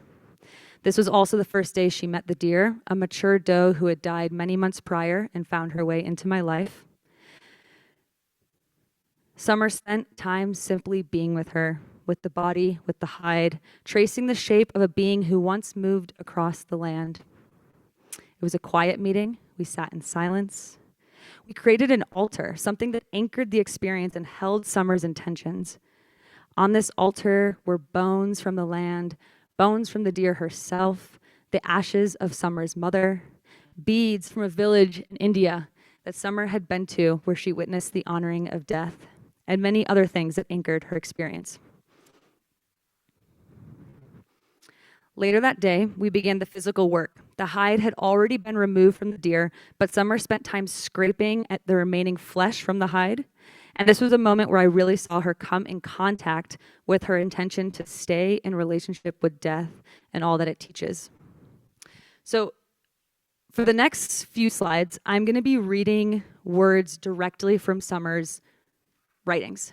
They're very from the heart, and it's an honor to be able to read them. So I encourage you to do whatever it takes for you to receive this in your own heart. After the first day, she writes, "What happens to the body when we die? I can make guesses at the spirit, the energetic life force that seems to grow beyond its former habitation and suddenly finds itself everywhere. But what about the body? Is the grief I feel seeing your body this way less from a loss of you and more for how my own body resists the day it will lose her most beloved resident? I am here to participate in the death cycle, to embrace my own animal body and learn the older ways of being of service in the world without a $sign attached." Okay, the next step of this process is called bucking. So this is where we place the hide into a solution of water and lime, and it raises the pH balance so that the hair of the hide starts to loosen. The hide soaks, it changes, something that once felt fixed begins to loosen. And like so much of this work, it requires patience, somewhere between 3 and 7 days. For us, luckily, it was only 3. And what I think is beautiful about this stage is that it really mirrored Summer's intention to honor the transitions that were happening in her own life. And you can really see that beautifully in her writing as she says, "What happens to the hide as it soaks in lime? Its pH changes so that it can be ready to let go. Let go of the hair it has held all its life. Let go from previous shape and form and be made ready for transformation into another role in the world. And what of my own transformation, from therapist to artist, from daughter to caregiver, from fertile woman of sexual adventure to perimenopausal woman of healing and art, wife and witch? What will the lime soak do to me? What will fall away? What new role will I be shaped into? I do not want to become stiff in my current position, but to keep evolving in shape and function. I will take this time to shift my pH." Okay, I don't know if it's hitting you, but I feel like this work is so transformative, and I'm not doing really anything. It's just happening. And I think that when we stay in relationship with processes like this, what's happening to the hide can happen to us too. After the hide had soaked in the bucking solution, we brought it out and began the next step, which is called graining. So this is where we scrape away the hair or the top layer called the grain layer of the skin. So what's been loosened now begins to fall away. This transformation becomes really tangible. The hair is falling off, the skin is shifting, you can feel it under your hands, things start to open up. What was particularly beautiful about this experience was that as Summer scraped away the hair and the grain layer, she started sharing her life story with me. Through laughter, tears, everything in between, she talked about all of the loss, the grief, the adventure, divorce, the love, all that had happened in her 40+ years. And it was such an honor to witness. It really felt that as Summer worked with the deer, she also came in contact with the own layers of her life and what had shaped her, what had marked her, and what remained underneath.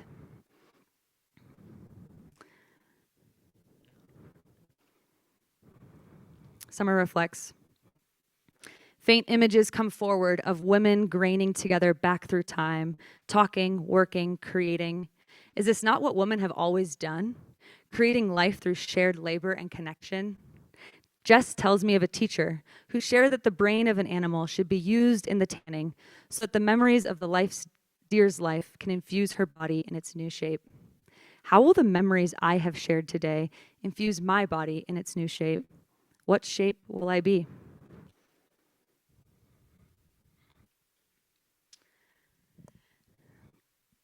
The next stage is called braining. This is exactly what it sounds like. This is where we take the brain of an animal and we create an emulsified fat which softens the skin so that it can become something that is soft and durable. I think it's pretty incredible that the animal has all that is needed for this transformation to happen. That's a whole other presentation, but it's pretty visceral. We are literally working our hands in a brain solution and into skin, and although it is extremely safe and fine to do, it can be quite gross, and there are so many flies. It's unconscionable how many flies there are. And I think this process really invited Summer to stay in contact with something that felt messy, grotesque, uncomfortable, and to ask whether those parts might also hold value. I think this connected to her intention that I named earlier around welcoming the animal and the more pungent parts of herself back into belonging, recognizing that being human is not separate from earthy realities of life. I think Summer puts this beautifully when she says, Jess asks what the role of our own disgusting parts may be. I search to identify what I find grotesque in myself, and then, of course, it becomes clear. I regret, I am ashamed, I want to hide and turn away from a part of my life, and yet, did this not soften me to the messy experience of being human? How nothing is perfect, clean, easy, and bright. We all came from pushing and pain, blood, fluid, and feces. And it is in finding the use of all parts that we're able to continue to transform into the next iteration and the next. 2 more stages here. This one is called softening. This is where we pull, we stretch, we work the hide continuously as it dries.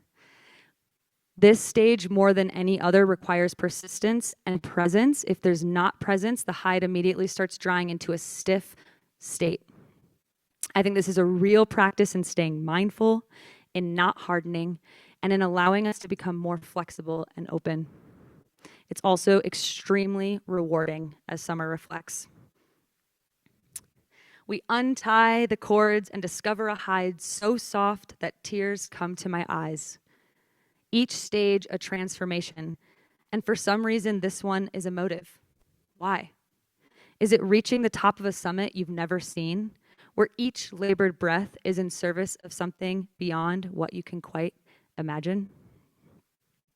I think the braining and the softening are really cool as like a paired part of the process, because I think to kind of reiterate, I really think they remind us that these kind of grotesque or parts that we resist, the pungent pelt, these parts actually have a role in shaping us, in softening us, and in really helping us be in more participation.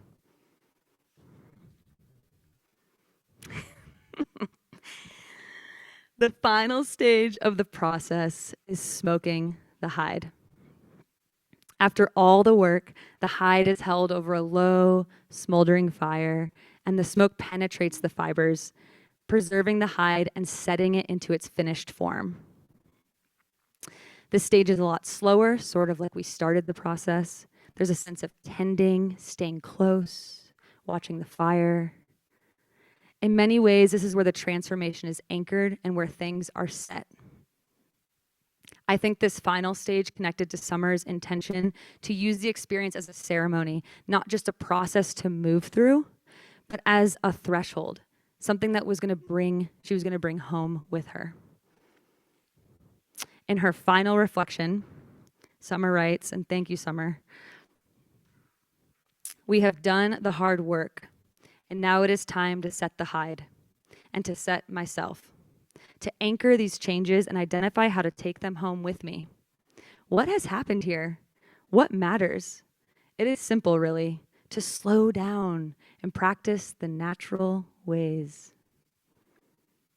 What does it mean to participate in the death cycle, to not look away, to feel sadness, awe, curiosity, disgust, all while keeping my hands in it, present and creating?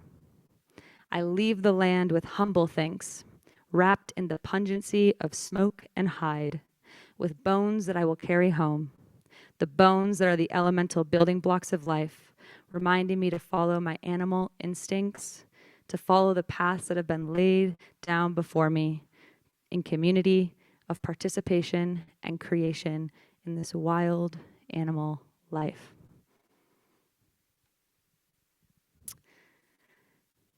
The foxwoman leaves when she is not welcomed, and the hunter is left longing. What I witnessed in this experience with Summer and the deer was an ending that was different than that story. One where the pelt was not exiled, but the pelt was brought home. It was touched, it was worked with, and it was honored. Through this process, I think Summer came into relationship with parts of herself that were already there.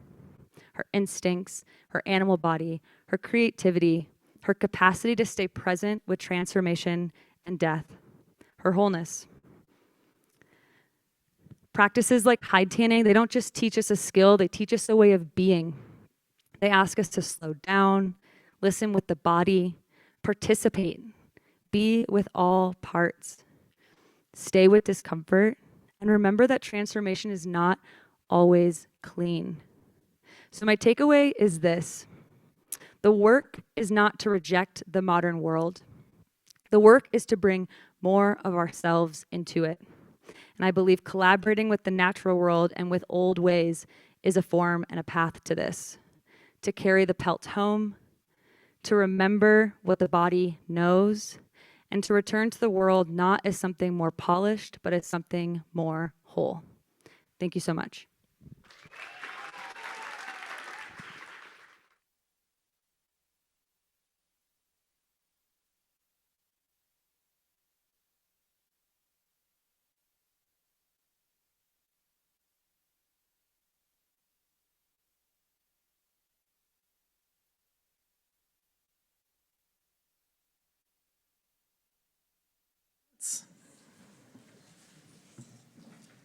As Brandon sets up.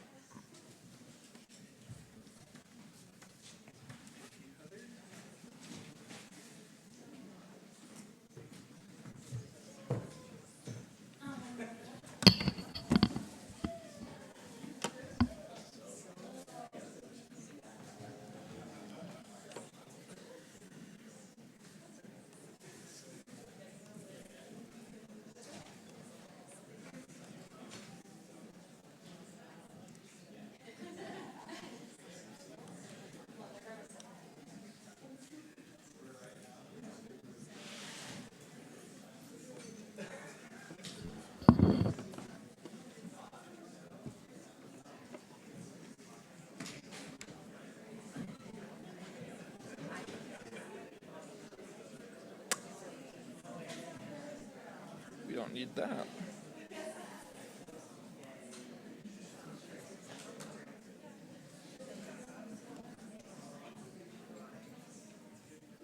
All right.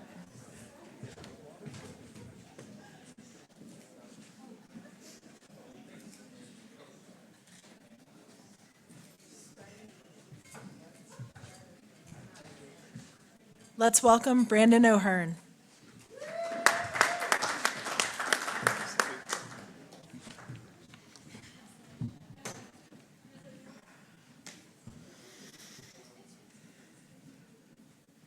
All right, hello everyone.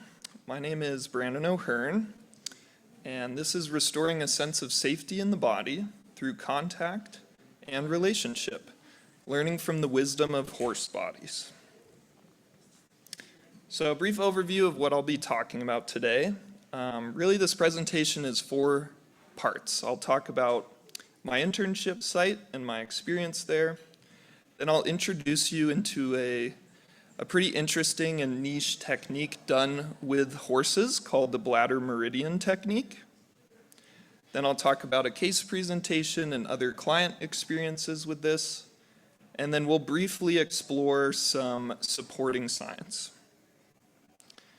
And here's a picture of Frank and Bean, who are 2 donkeys at the internship site that I worked at. More on that in a little bit. So yeah, Medicine Horse is founded in 2001. This is a nonprofit organization. This is the site that I did my internship and practicum at. Part of that nonprofit is that they offer services free of charge or at a donation rate. And at Medicine Horse, they like to say our mission is simple yet profound. Horses helping humans and healing through the empathic power of the horse. So, the lovely photo of one of my co-facilitators, Frankie. Yeah, I've had the pleasure at Medicine Horse of getting to work with a variety of different populations, both in group and individual services. So some of that is veterans, breast cancer survivors, teens, people experiencing grief, and then also one of my favorite groups to work with was a bilingual Spanish and English speaking youth group. Here's a few tools that I learned in my internship. I'll actually start with the horse breath. It sounds like this. And I actually feel a little bit less nervous as I do that. So that's one thing I've learned that I'm taking with me, and a place I use that tool most frequently is actually on the highway driving in traffic. The other one is maybe a little bit less self-explanatory, the moonwalk. Unfortunately, this is not actually a Michael Jackson thing in this situation, but rather a term, a technique my supervisor dubbed. And it's the moment when you notice your client or your group having a present, attuned moment of connection, and instead of doing the classic therapist thing and saying, how does that feel in your body? Or, asking them a question, we can actually pause and do that later. So it's great to allow that moment to happen, and that's what the moonwalk is. So my supervisor describes sort of moonwalking and fading into the background as a therapist. That's a little bit more specific to equine-assisted work, but something I learned in my experience. And then some things that have really shifted inside me, lessons that I'm taking with me forward.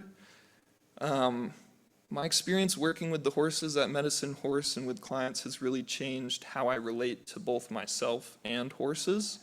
I was actually brought into the horse world somewhat later in life as a 20-year-old camp counselor. And in that role, I related to horses a lot more through control, dominance, trying to keep a schedule, risk management, and getting my campers from Camp A to Camp B. So there was a lot less relation and choice that I would offer those horses. So that's one thing that changed in me, how I relate to the horses. At Medicine Horse, relationship and choice are two things that are very important. And then also myself, understanding how the ability to give horses choice when I'm working with them feels better in my body. So I used to drive cattle and do more kind of cowboy wrangler stuff, which is really cool, but it's a different way of relating to the horses. Also, understanding boundaries and how to establish them. Gosh, horses are great practice for this. If you don't know how to set a boundary, they will test it. They will demand you to learn how to set that boundary. Or if you don't, then you just won't have the boundary. And then also the final thing is really realizing in clinical work as a therapist, I think maybe other people can relate to this. As burgeoning clinicians, sometimes we get it in our heads that it's all up to me.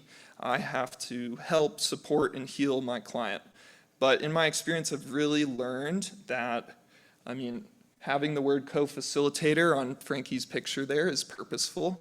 The animals, the natural world are things that can be used as resources. And then also our clients have within them so many skills, tools, and wisdom already. It's more just about guiding and supporting them in drawing out what's already within. Okay, so now we're going to talk about the bladder meridian technique. A quick disclaimer that this is pretty niche to horses, and I'm going to describe this technique in this presentation. Then I'm going to talk about what I'm learning from this, why it's important, and as I graduate and look to practice as a counselor who might not always be working with horses, how is this related? But first, let's talk about what it is. So, the bladder meridian technique was actually developed by a man named Jim Masterson, who works with horses primarily in performance. So, he was inspired by traditional Chinese medicine and acupressure to create the Masterson method includes many techniques, of which the bladder meridian technique is one, and it's a way in which to help the horses. So in traditional Chinese medicine, a meridian is an energy pathway in the body. This is not traditionally supported by science, but this is what Jim Masterson developed his technique out of. So as you can see on the horse, there's this blue line, and it runs from just behind the ear to terminating at like their hind hoof. And then it stays 2 to 3 inches down from the top line. So that's the bladder meridian line. If you're curious why the word bladder, horses actually, their bladder is kind of up higher in their back, and so this line runs through it, but it's not very important. And so that's what the bladder meridian is. What is the bladder meridian technique? What are we doing with this meridian line? All right, let's talk about it. So what we're doing is we are running our hand with gentle touch along that bladder meridian line. And the two principles of touch is that A, it's gentle touch, and Jim Masterson would describe the egg yolk as being the level of pressure. So what that means is if you were to take a raw egg yolk, the amount of pressure you would use to touch that egg yolk without breaking it. So it's very gentle pressure. It's unlike massage in that way. It's more of an energy body work technique rather than a massage technique. So that's what Jim Masterson calls egg yolk. And then air gap there refers to sometimes we're not even touching the horse. So what are we actually doing with our touch? So it's this gentle touch, maybe this air gap or this egg yolk, and we're running our hand along that meridian line. Sometimes they describe the pace as being like a full minute to get from the ears to the base of the neck. So that's not even the whole meridian, but just the first part. So it's very slow. And what we're doing is we're scanning. As we run our hand along that line, we're looking for a sign of tension, a sign of bracing, some sort of shift in the horse. And so they'll do that in various ways. Maybe it's a hard blink, or they raise their head up suddenly, or they go to walk off, or they look for something to distract themselves, because maybe eating grass is easier than being in their body in the present moment and feeling the sensations they have in a place of tension.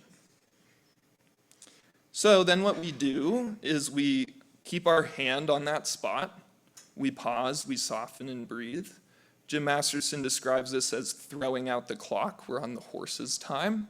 So it might not happen immediately, but as we do this, and as I've witnessed doing this myself and watching clients do this, eventually there's a sign of release. So horses do this in various ways. And for people who haven't spent a lot of time around horses, it might seem kind of out there or woo-woo, like horses yawn, blink, lower their heads all the time at random moments. How is this related? But when you engage with it, there is a clear, continuous process. And sometimes we test and do the same thing again. And then if we have the same response, clearly something is happening. So a few signs of release: licking and chewing. You might have heard the phrase, "I need to chew on that." Horses literally do that with their mental processes. Yawning, blinking, lowering of the head. Maybe you've heard the term level-headed. That comes from horses. Deep sighing, softening of the muscles. Or sometimes horses aren't really able to fully release and relax, but they might give us their best attempt. They also might move away or towards us. Sometimes that can be about processing or about releasing tension. Also, disclaimer, this is AI generated, so if the horse's faces looked a little weird, that's why. And then this is a photo that's publicly accessible on the Medicine Horse website, but this is actually one of our horses. His name is Prince, hence the purple rain. And then with a real client, whose first name is Anthony on the name tag there. And you can see he's actually starting to do the bladder meridian technique with Prince here in this photo. Here's a few other experiences of clients interacting with this technique. I'll just read these one by one. I can't explain it, but when I have my hand on him, referring to the horse, I can just tell when I found a spot. There's a feeling in my body or something, and I know too when it's time to move on. Another client shares, I didn't believe it would do anything. Then I saw how the horses reacted. A young client ecstatically said, I feel like I'm using the force. And another young client, in a moment of vulnerability, opened up sharing, I've never had someone or something trust me like that. And a little bit of a lighter comment, can I do this on my wife? The answer is yes, with consent. So you heard me do a little horse breath at the start. I'd like to invite all of us to do one of those together as a way to kind of embody and experience what it's like to have that physiological release of tension. So taking a deep breath in and letting it fall through your lips.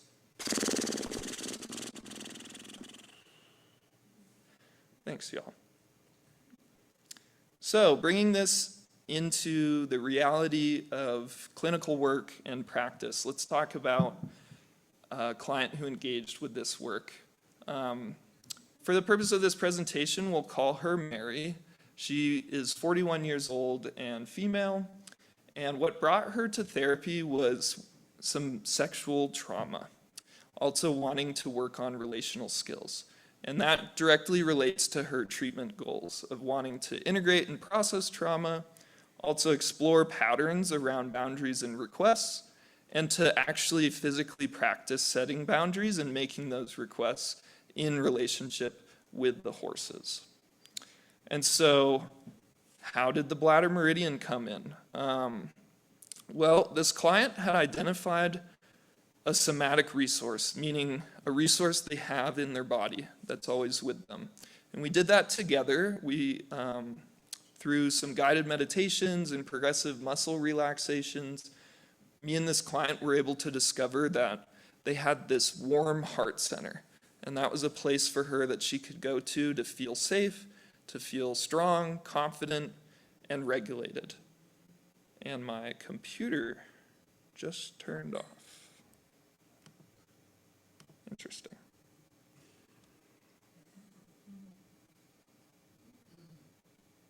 I think it's rebooting. This recently got sent to the warranty and had a motherboard replaced, so perhaps they didn't fix it fully.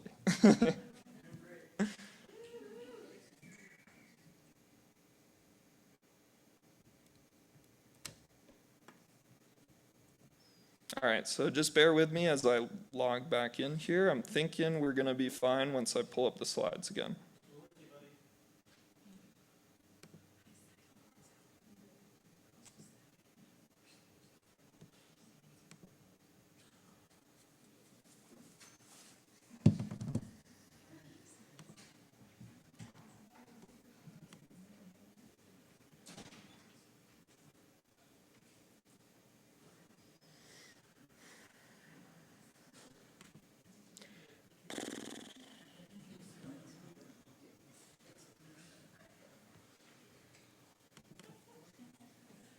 We're getting there. The Wi-Fi's back. We're getting into Google Drive.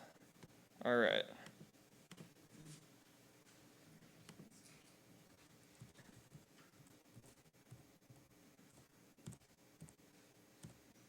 It wouldn't be a Brandon O'Hearn presentation without a little unplanned excitement.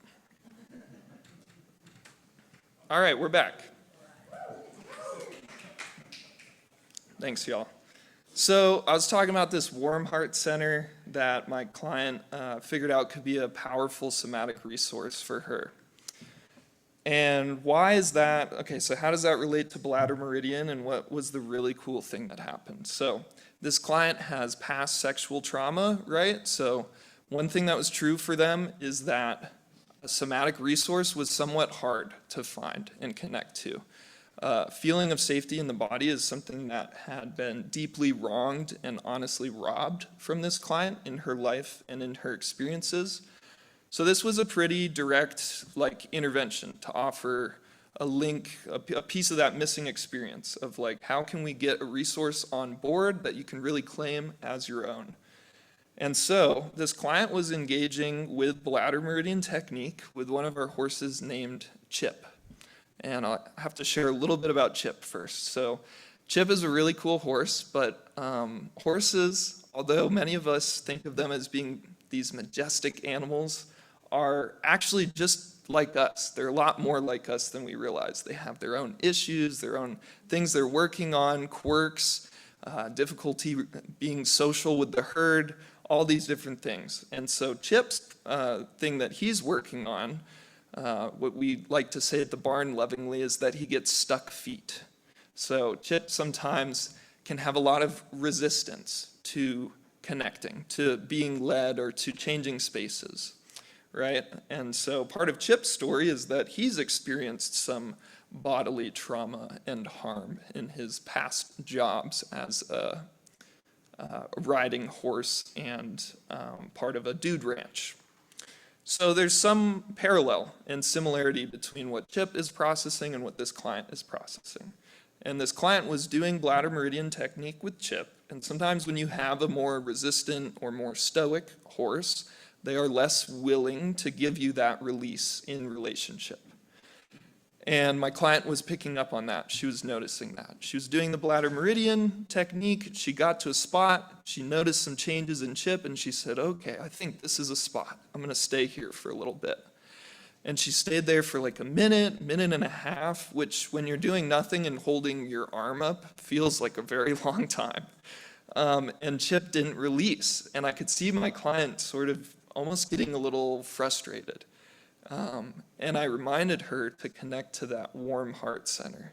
And so she took a moment, took a breath. She actually placed her hand on her chest and connected to that warm heart center. And what happens many times with the horses, it kind of feels like magic, but there's so much happening in the background. That was the moment when Chip released. He had a big yawn, a big lick and chew, and then shook his whole body and walked off. And for my client, that was a profound experience, because what she experienced was all the parts in her body that were the opposite of this warm heart center, that didn't feel good, didn't feel safe, and didn't feel like resource. There was a settling and a release of tension in those areas of her body. So connecting the dots. I've just talked about this random horse technique thing that many of us will probably never see or use in our lives. How does this relate to counseling in general? And as I graduate and look to do work outside of equine-assisted modalities, how is this still informing my clinical orientation? So we'll talk about three things in connecting the dots. We'll talk about a man named Dewey Freeman and his idea of contact. We're also going to look at the fundamental importance of physiological safety. We'll do that with polyvagal theory. And then we'll explore the benefits of co-regulation through also understanding heart coherence, and how the heart creates a magnetic field. So contact. Here's Dewey Freeman. Many of the people in this room have had the pleasure and honor of meeting and working with Dewey. I've taken a class with him through Naropa and then also assisted in a Naropa class that Dewey taught in. Here's Dewey's quote on contact. And contact is a term coined by Dewey. A moment of present, attuned meeting of another at our physical, emotional, energetic, and or spiritual boundaries. So that's what contact is. And it's what is happening in the bladder meridian technique. As we put our hands near or physically on the horse, we are creating a present, attuned meeting of two beings. And we're really working with that physical, energetic, emotional, and or spiritual boundary. And to speak further on this, there's been times where I've witnessed someone use an air gap like that wide away from a horse, and you'd be very surprised the impact it has, not just our physical boundaries. Okay, heart coherence and incoherence. What is this? I'm not going to read all the words on this page, but in short, on the left you have incoherence. Heart rate variability is like the time between your heartbeats, and that naturally has some like fluctuation in it. When we're feeling overwhelmed, frustrated, anxious, in a state of heart incoherence, that's what our heart rate variability looks like. It's messy, chaotic, a little bit unpredictable. When we are in a state of coherence, when we're feeling composed, centered, or uplifted, we have a nice, well, not perfectly nice, but a smoother, more of a looking like a sine wave for my math nerds out there. So, in therapy, especially with horses, but this is true in all therapy, we have a heart, we have a nervous system, and the state of that, especially if it's hopefully regulated and calm, or at least more regulated and calm than our clients, we can help our clients come closer to that. Now, some of the really cool science that's emerging around this is that our hearts actually create a magnetic field.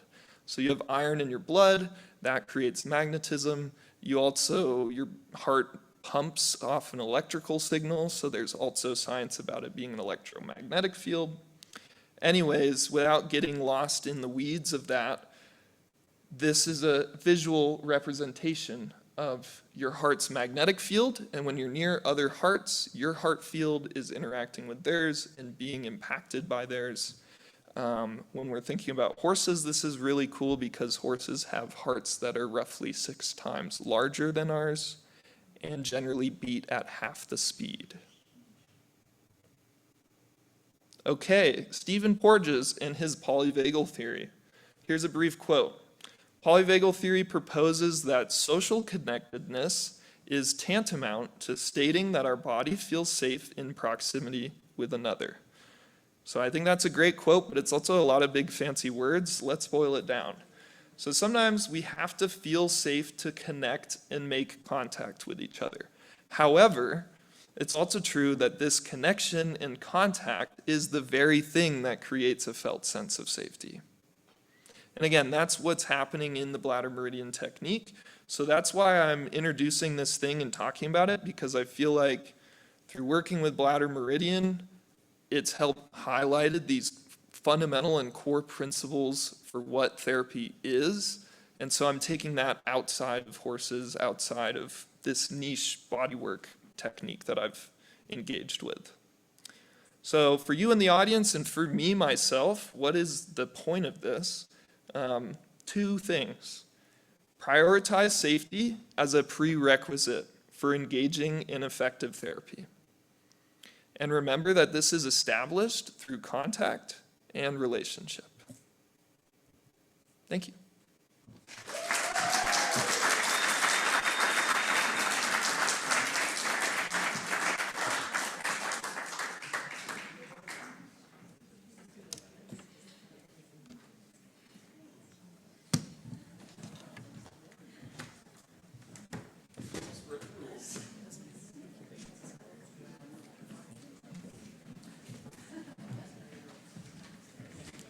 We'll have about a 4-minute break before the next presentation.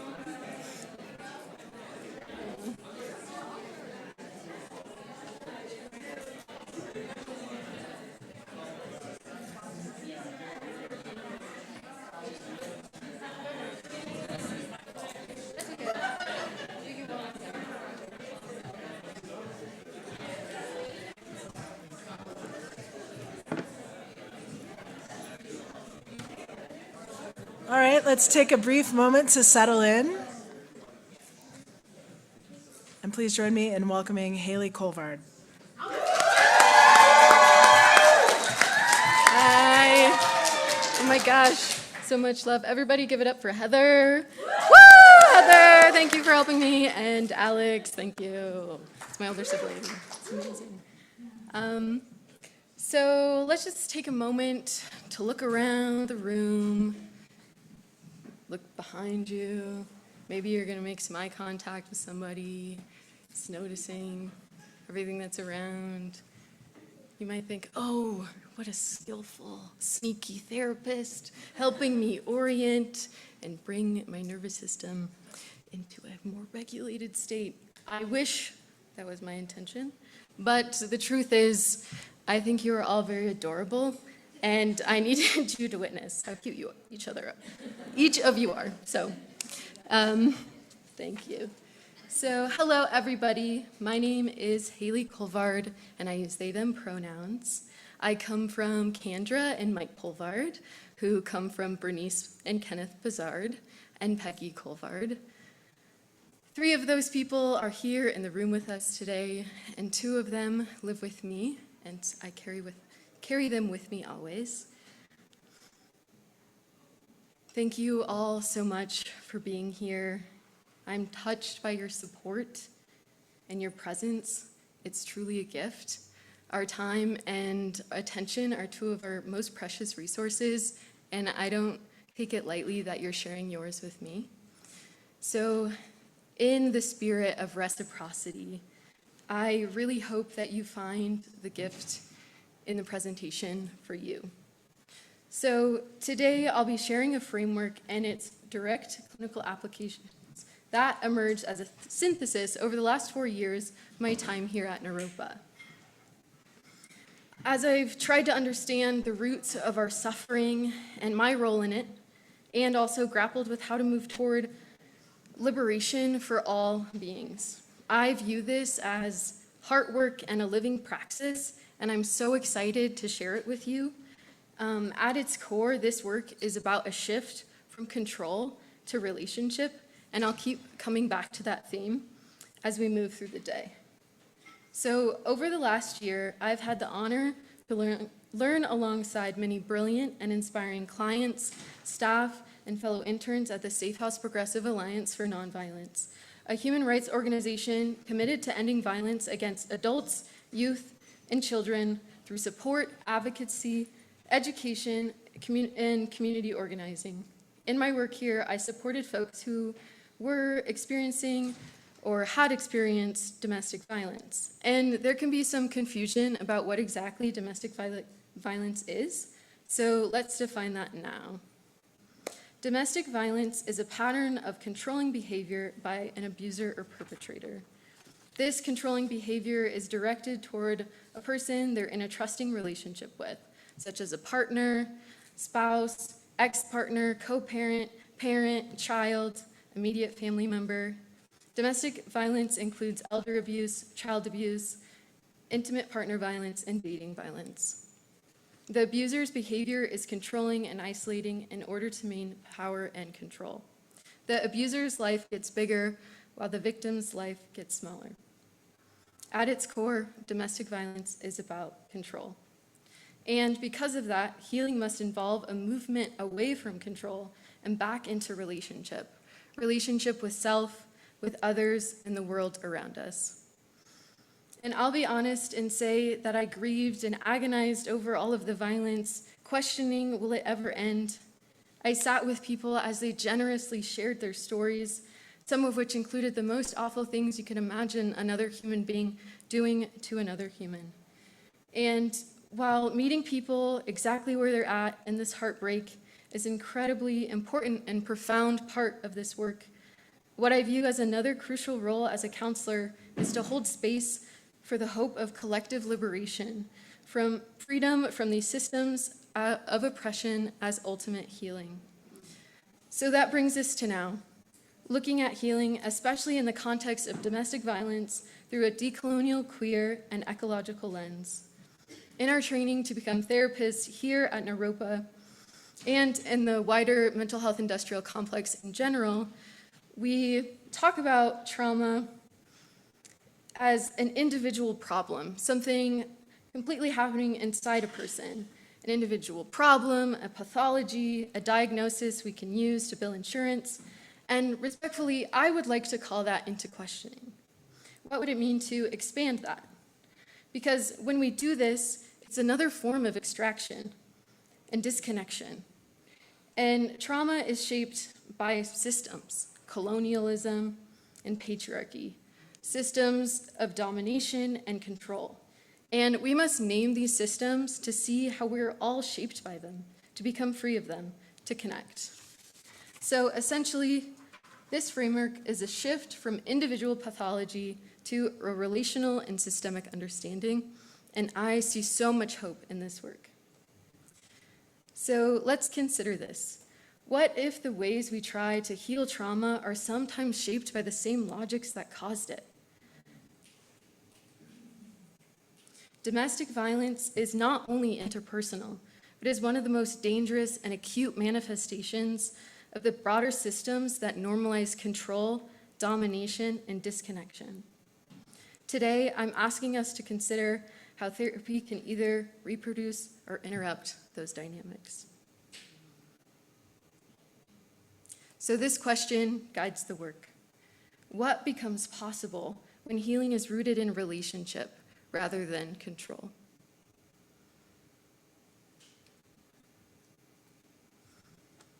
This framework brings together lenses that challenges those control-based models of healing and instead center relationship, embodiment, and agency.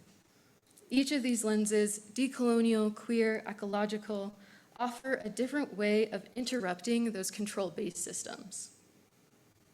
Together, they support a shift from control to relationship. And I like to refer to this synthesis as relational liberation ecology. It understands healing as something that emerges through relationship with self, others, and the more than human world, rather than a commodity delivered through expertise. I also want to name that this framework isn't a perfect fit for every moment. When someone is in immediate danger, structure and safety planning come first, and for some clients, language like liberation can feel distant, and we're just trying to get through the day. So this isn't a replacement for existing practices. It's a lens to deepen how we relate within them. So let's get into it. The first part of this framework is a decolonial lens. This helps us see how systems of control and hierarchy shape not only society, but also therapy itself. It asks us to notice where power over dynamics may be unintentionally reproduced in clinical settings. And queer lens disrupts rigid categories, offering expansion upon how we define healing. Healing isn't a straight line or fixed destination. It allows for multiplicity, contradiction, and non-linear processes. Ecological. An ecological lens understands healing as relational and systemic. It invites a connection between self, community, and the more than human world. Nature isn't just the setting, it's the relationship. It's the teacher. And most importantly, it exists outside of control. So in practice, this can look like supporting clients and noticing how their body feels in the space they're in, and bringing attention to light, air, or sensory grounding in the room, and exploring their experiences in cycles like seasons rather than a linear progress. Even small moments of connection can begin to interrupt disconnection. And all of these are trauma-informed. This grounds the work in safety and choice. It recognizes trauma as embodied and emphasizes restoring agency through lived experience, and not just insight. So within the context, domestic violence is not just about conflict and physical abuse, but fundamentally about patterns of control. These patterns reflect those broader systems that normalize domination over bodies, over relationship and autonomy. And so the core idea here is that domestic violence mirrors these larger systems of power. So how do I conceptualize and apply this framework in this context? So this is the power and control wheel, and it serves as an essential tool to help define and recognize specific types of abuse. And when I look at it, I don't necessarily love it. I see some updates that we could make. I see over-individualized harm, some limited attention to systems, some binary framing, and a lack of that ecological and relational context. So I wonder, what would it be like to reimagine and expand on this with liberation, relational liberation ecology? And so this is how I imagine it. I have my shell here. So I propose we think about harm and healing not as a fixed and rigid structure, but as something organic and nonlinear, one that inspires hope, one that demonstrates you're allowed to grow out of what once tried to contain you. And what a more perfect metaphor than the shell.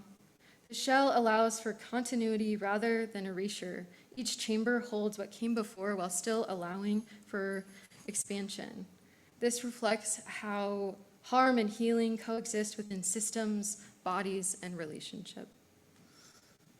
At the center of the shell is disconnection and domination, those logics rooted in colonial, patriarchal, extractive systems. These patterns mapped in the shell are things like coercion, control of resources, isolation, control of narrative, and those, again, all shaped by those larger systems. They come from those logics of domination and disconnection, all within these structural powers. So because of that, these patterns can show up in many areas of life, in those intimate relationships, in families, in workplaces, in institutions, and even how we relate to ourselves. As the shell moves outward, it maps patterns of control, including coercion, intimidation, emotional abuse, isolation. These are all mechanisms of power. But the shell also opens into transformation. The outer chambers move into reconnection, embodiment, collective care, ecological relationship, accountability, ultimately love and liberation, not as individual endpoints, but as relational and systemic. In this way, healing is not separate from systems of harm, it's entangled with them, and must also be relational, ecological, and collective. I also want to name that this framework isn't only for understanding harm in others' relationships, it can also be used as a reflective tool for those of us in positions of power, those of us such as therapists. As clinicians, we hold structural and relational power, and even with good intentions, we can participate in these same patterns subtly or unintentionally. We didn't choose to be embedded in these systems, but it is our responsibility to swim upstream. So a part of this work is asking, where might I be reinforcing control rather than supporting agency? In this next part of the presentation, I'd like to take a look at each chamber and provide examples for individuals to identify if this particular mechanism is present in their life. And as I'm in a room full of therapists, I also include offerings for us all to reflect on, opportunities to notice spaces where we can interrupt those power over dynamics in real time. And there are tons of questions, and my goal isn't here isn't to overwhelm you, but even if you are thinking and reflecting on one of these questions, you carry it with you, like you are doing incredible work. And this is a way of practicing. So again, at the center, we have disconnection and domination, shaped by those colonial, patriarchal, and extractive logics. And at the center, we have the control of body. And something we can think about as therapists is, am I pushing a pace or intervention that overrides the client's nervous system cues?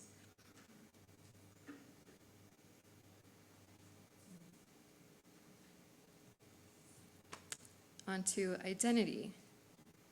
How am I holding space for the client's intersectionality? Am I seeing this person through a limited lens rather than affirming their full identity?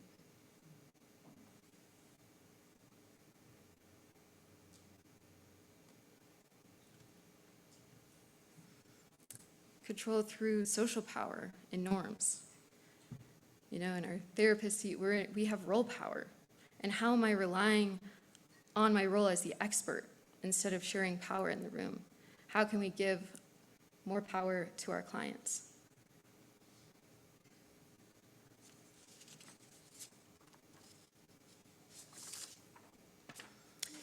And I want to share a brief example from an intake session I had.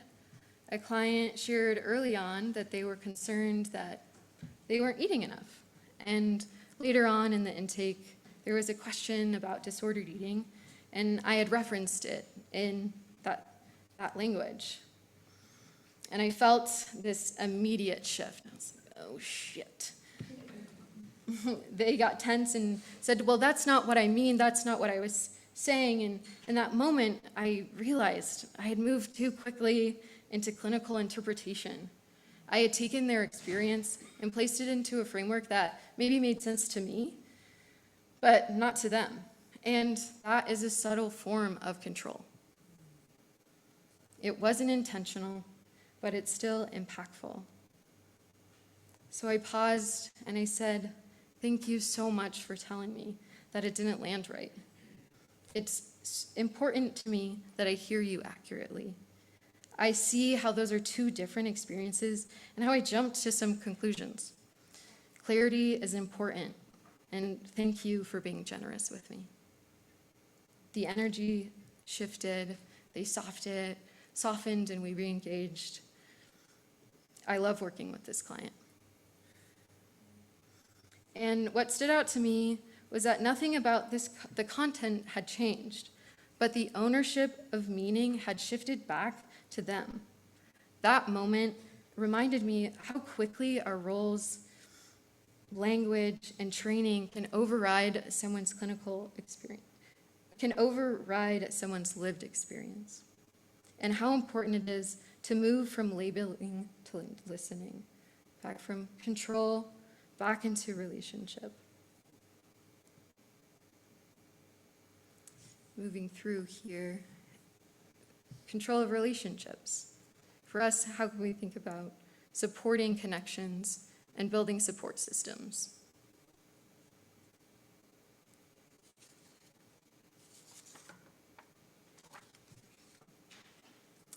Control of space and movement. Who's steering the direction of the session? Coming into a session so excited with a particular intervention. In one of my cases, I was so excited to do some collage work with a client. I had booked the right room and everything, and she came in, and that wasn't what we needed to do. Was I a little disappointed? Yes. But who's the session for? It's not for me.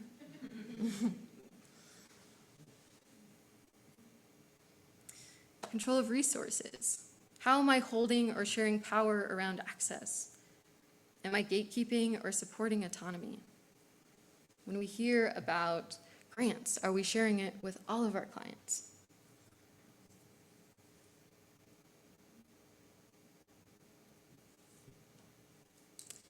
Control of narrative.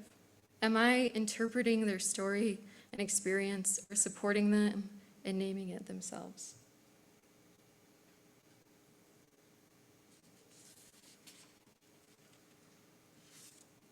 And here we open up into that transition where awareness is disruption, where we begin to notice patterns and question what feels off. Am I creating space for awareness or rushing towards solutions?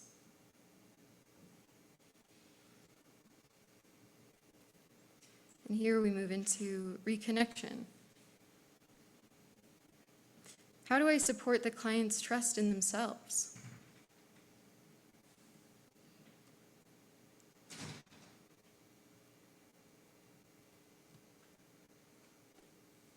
Embodiment. Am I attuned to the client's body and pacing?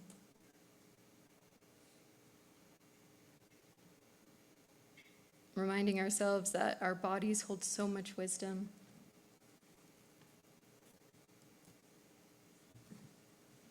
Collective care.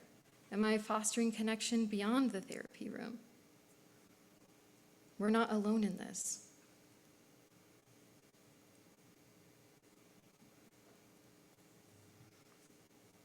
In land relationship, am I recognizing the client's relationship to place, culture, and environment?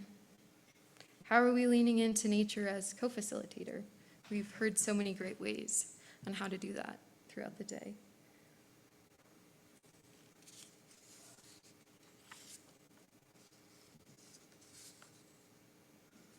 Accountability. Am I willing to name harm and be accountable if I contribute to it? Harm needs naming, and this is such a powerful therapeutic intervention. How do we be real?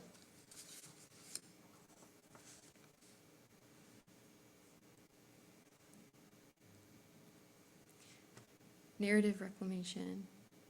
Am I centering my client's voice over my interpretation? How do we support being a witness to our clients' stories?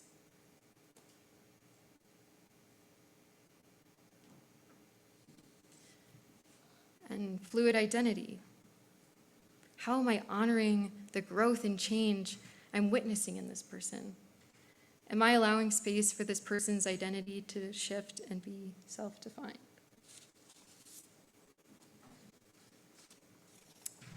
And I have another example within this one. With one of my clients who is a gender fluid tween, I make it a practice to ask what pronouns they're using each time I see them, rather than assuming continuity.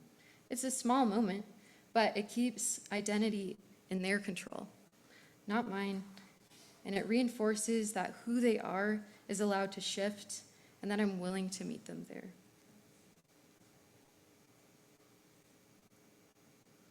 And ultimately, liberation. Does my presence invite more freedom, choice, and self-trust? Love does not require control or fear.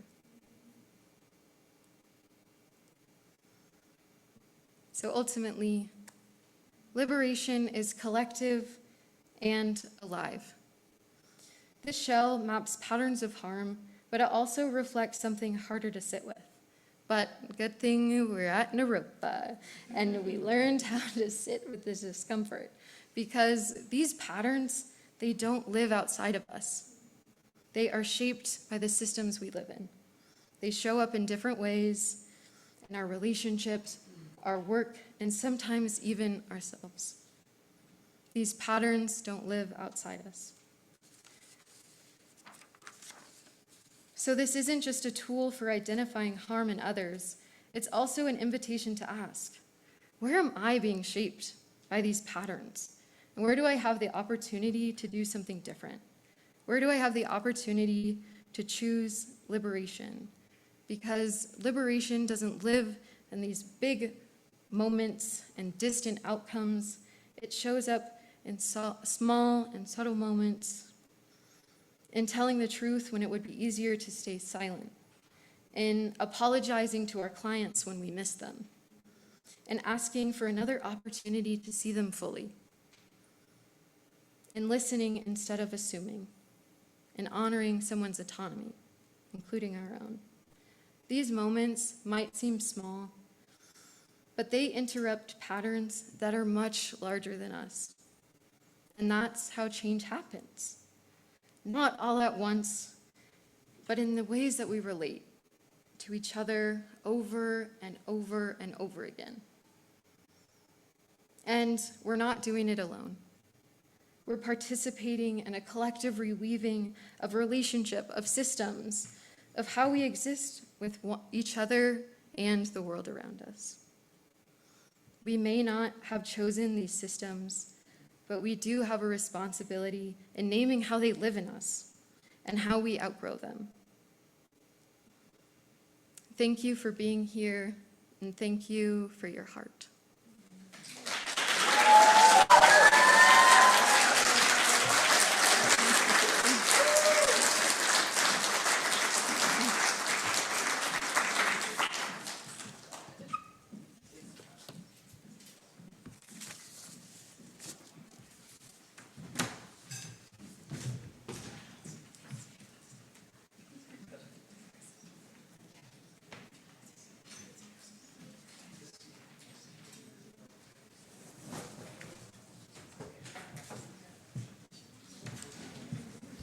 Thank you, Haley. We'll take about 4 minutes before our next presentation.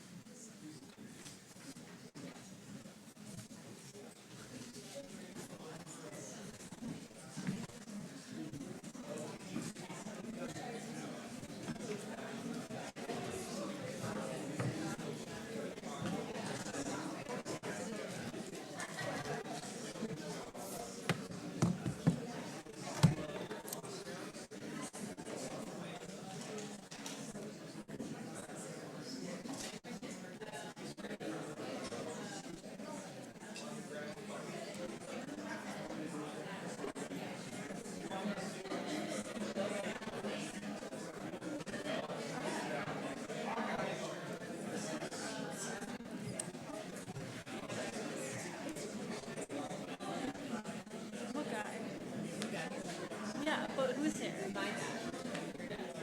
No way. Wait, is he here?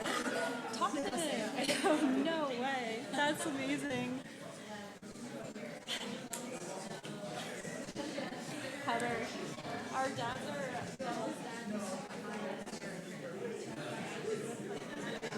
That's such a weird world. Yeah, that's crazy.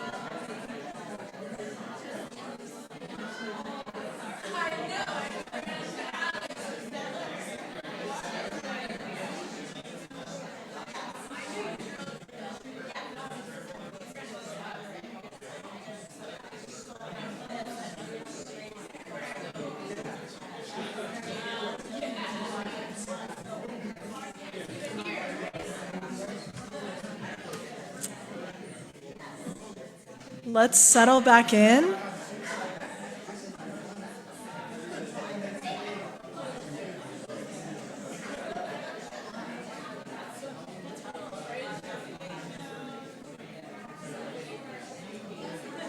Let's give Alex Zabin a warm welcome.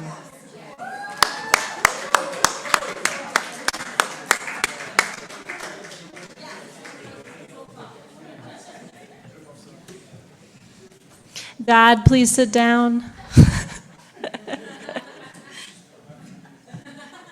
Thank you. Hi, everybody. My name is Alex. My pronouns are she, her. And I'm going to be talking about therapeutic humor and community mental health. Therapeutic humor is just humor in the therapeutic context, so that has a pretty broad range. And I have this quote that I feel like comes up with clients a good amount, which is, I'm laughing with you now, but let's circle back to this later. So this is a little bit about me. These are some pictures of me. And I completed my internship at Clinica Family Health and Wellness. It used to be called Mental Health Partners. And I worked with a pretty broad range of clients with all sorts of diagnoses, ages 9 to 51, 11 folks, and doing individual sessions, intensive outpatient anxiety sessions, family sessions, registrations, all this stuff. There's my LinkedIn if you want to connect with me. And please note that in the About Me section, it does not say I'm a comedian. So I'm not going to be trying to make jokes during this. If that's what you came for, I'm sorry. You can leave. But I will be weaving in some aspects of therapeutic humor that I've learned. So working with such a diverse range of clients, I kind of struggled to find a topic because there are just so many experiences. And I eventually landed on therapeutic humor as kind of this golden thread that has shown up both in my personal life and in my professional life as I start out in the therapy world. In the top left of the screen, you'll see a picture of me with a bad hair day or a bad hair month and a bunch of other 16-year-olds out in the Alaskan backcountry. And we embarked on what was probably felt like the hardest month of my life at that time. It rained for 28 days straight. 9 of us ended up with trench foot, not me because I wore Crocs the whole time, which was great. And it was just it was challenging mentally, physically, emotionally. I didn't really have a spiritual side, self at that point, but probably spiritually too. And after the trip, I had this realization that maybe it would have felt different if I had a little bit of less of a negative attitude about what was happening.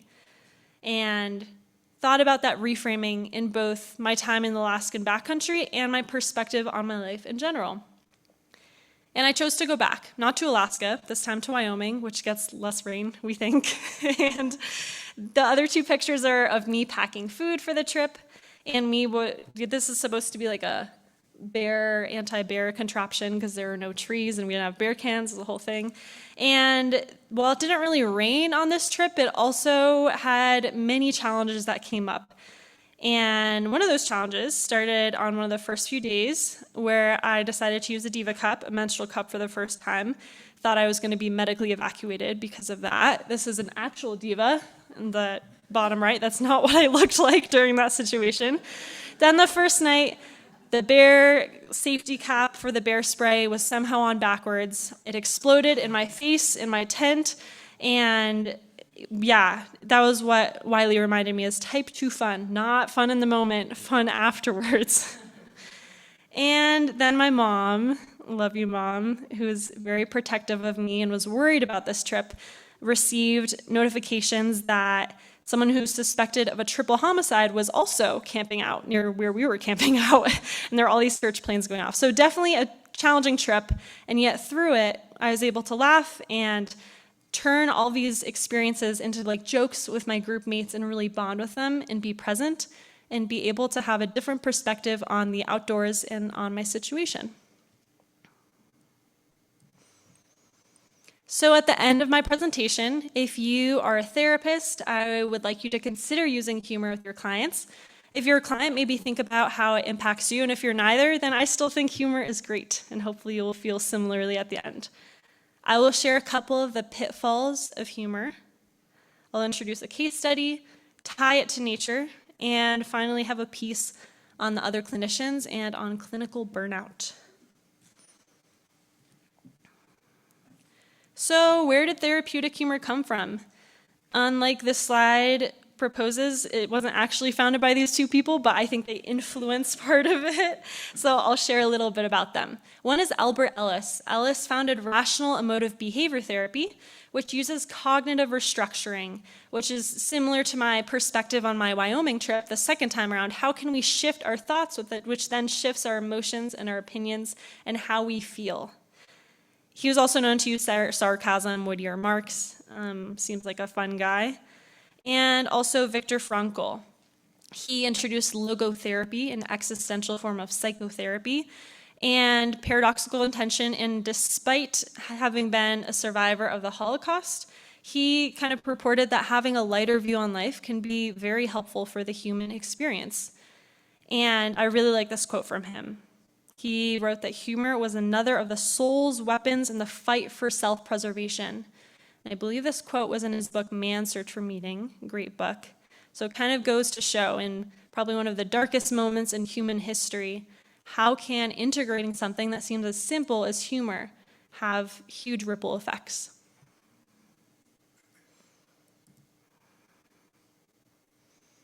If you notice in most of these citations on research that I found on humor, they're pretty recent, 2023, 24, 25.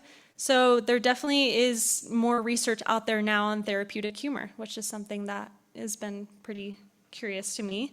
There also is a whole association for applied and therapeutic humor. Classmates, if you want another 3 years of something, you can get certified in therapeutic humor. Let me know how that goes. And they also have a conference, they have all these resources, and they have their own library of research too, which is great. And I'm just going to take a little bit of time to dive deeper into two of these articles that I found. One of them is on mothering ACEs, which is our adverse childhood experiences, co-parenting relationships, and their children's behavior. Sounds really complicated, but pretty much this research study was focusing on mothers who have multiple adverse childhood experiences and how things like anxiety and depression and being a mother impacted how they were in their co-parenting relationships and how it impacted their children's behavior. And what the researchers found was that the mothers who integrated a sense of humor into their parenting style, the humor acted as sort of a disruptor in the mediation going on in this model, which goes to show that humor didn't totally decrease or get rid of their anxiety, although that would be really nice and cool. It definitely impacted it and showed that mothers who integrated humor had more positive co-parenting relationships and their children's behavior was slightly improved. So I think that kind of points to some maybe intergenerational aspects. This was a literature review by Srink and Garcia Montes, looked at depression and anxiety through the lens of acceptance and commitments therapy, also known as ACT. And in the way that I was trained to use ACT, kind of imagine the stage, maybe just with like a spotlight just on me. And humans have a negative bias. So that might look like all of the anxiety, all of the depression that I'm feeling, like that's my number one feeling, and it's really hard for me to see anything else. So using ACT, clients are asked, what if we kind of lower the spotlight and turn up the lights in the rest of the auditorium? What else is there? And humor kind of operates from a similar lens. How can we bring more curiosity and be more present and look at the bigger picture of what's going on? Again, it won't totally get rid of the serious, challenging problems that we have in life, but maybe it will help us shift our perspective. Also, there is some research on positive and negative humor on aging. Having spent some time volunteering for AARP, I can definitely attest to the older folks I chatted with, and their sense of humor just really brought a different light to them. Seeing some chuckles over there, definitely. I really think that it is important for aging, and also some neuroanatomical differences in the brains of male and female participants in this study, and how humor might help with decision-making and certain challenging tasks. I also want to say that this is just like a tiny, tiny snapshot of all the research on humor. I practiced this presentation with my neighbor friend who went through some rounds of chemo, and he told me that he doesn't know how he would have gotten through it without humor. So that sounds pretty therapeutic to me. I also want to say I'm reading a book right now for fun called Deep Survival, about survival in the wilderness context. And the author just keeps bringing up humor and using that, again, for cognitive reframing. So this is pretty cool, pretty great. But wait a second. Oh, just kidding. We'll get there soon. I really, really like this quote, so I'm going to share it with you. And please note that I have a tiny water bottle. Thank you to the Canva graphics right over here. This is from Jerry Seinfeld. This was a couple years ago at a Duke University commencement address. He said to the graduates, just don't lose your humor. It's not an accessory. It's your Stanley Cup water bottle on the brutal, long hike of life. So I'm going to take a moment here and ask you to reflect. What was the time when humor was your water bottle on the long hike of life? And maybe bring some gratitude and appreciation when you think about that memory.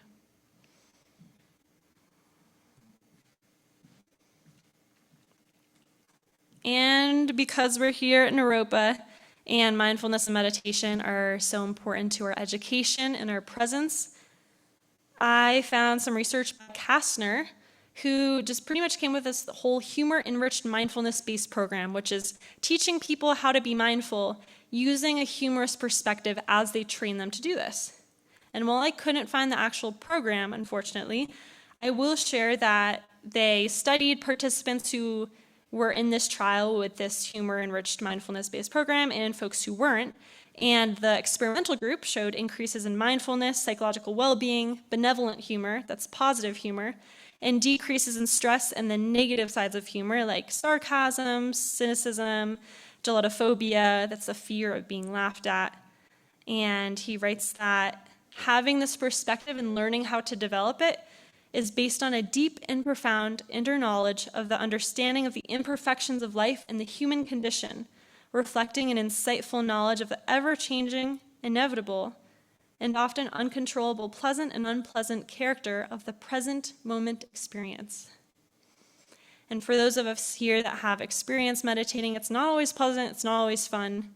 So I think there are some pretty niche similarities between being in the moment with humor and being present with our clients in session. So how can I integrate this in real time? I've played a silly version of I Spy with my cousins. That requires being in the presence. You can make it funny and bring up some cute, silly things with them. And I also learned from one of my therapists that you can shift the tone of voice of your inner critic. So if you're doing parts work, some people spend time working on that inner critic, the part of them that is critical of whatever they're up to. And sometimes that voice seems louder than it is. And my therapist's question to me was, what happens if you make that tone of voice a little silly or exaggerate it? So if my inner critic right now is telling me I'm so bad at this, I could tell myself that on a loop all day and that's fine. Or I could say, I'm so bad at this and just keep repeating it. And it sounds silly because it is. And it just helps you reframe again, what's the truth? How do I really feel about myself? And how can I shift that? Okay, here we go. I've been waiting for this side. The shadow side of therapeutic humor, because it's not all fun and games. One of the things to be aware of here is dogmatism, which is a fancy way of saying when we interpret an opinion as a fact.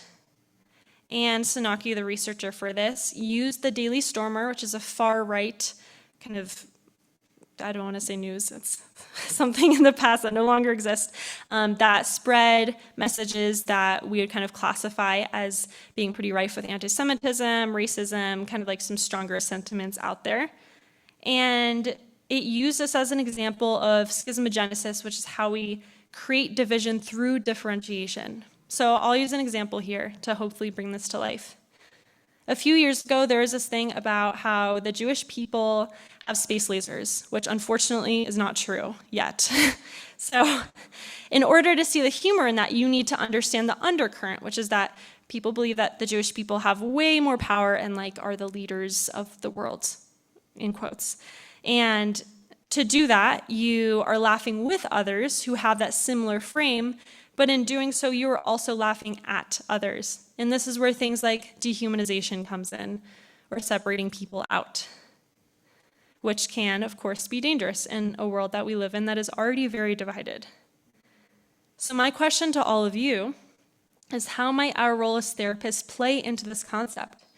It's likely that at some point we're going to have a client who says something that we really don't think is funny and might be racist or homophobic. What happens if we laugh along with them? What happens if we don't?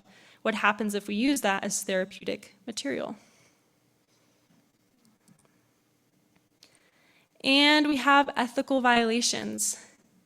Our friends, the doctors, also used humor.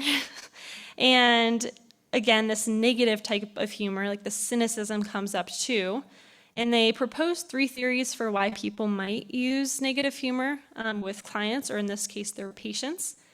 Maybe to get relief from a tough situation. Our work can be hard, I get it.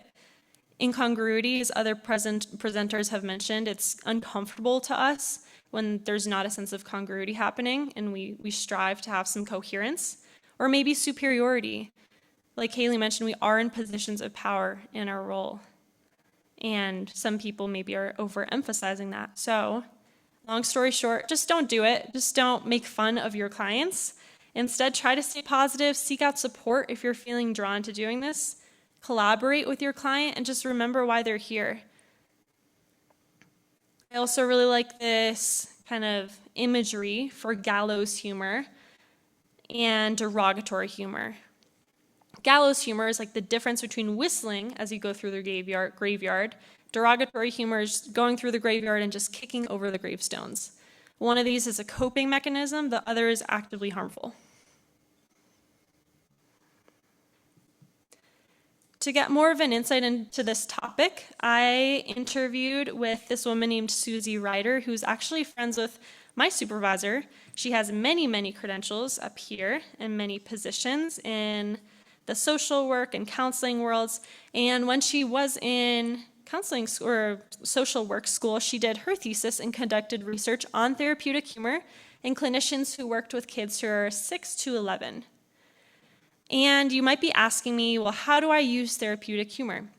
And unfortunately, very Naropa, the answer is in the gray. So Susie writes that humor is like any other part of therapeutic work. You have to trust your intuition. How is this going to land? The therapeutic use of self and to be in touch with your intuition is extremely important.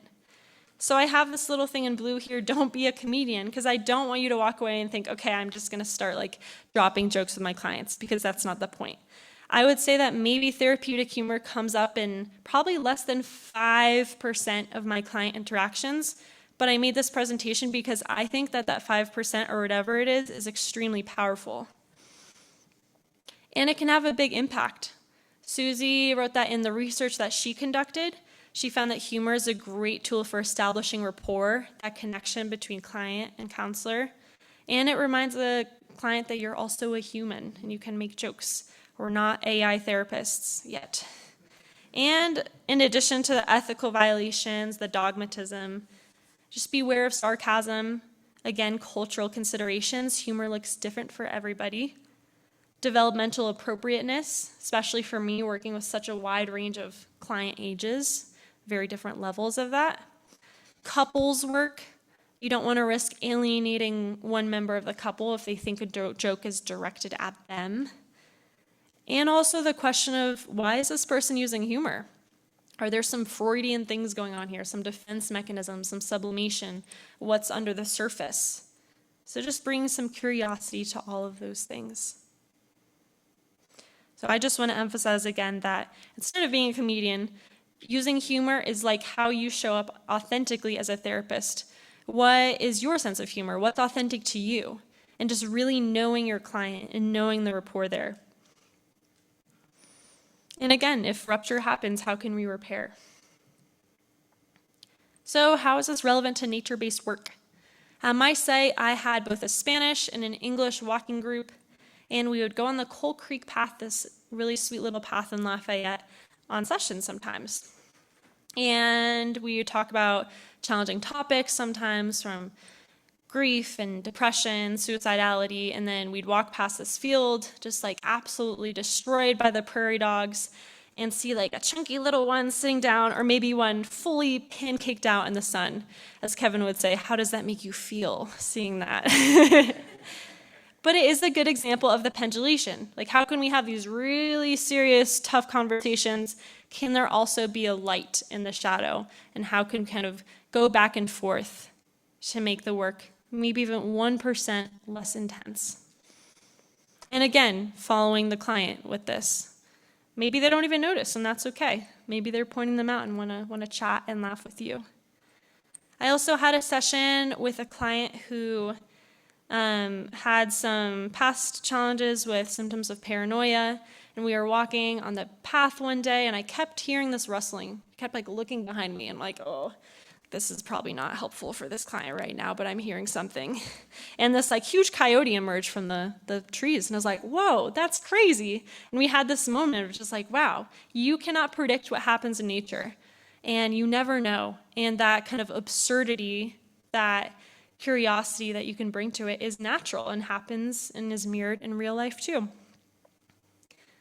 We also would always pass this little group of kids, and they'd be drumming, and again, cannot predict what's going to happen, cannot predict what the subject's going to be.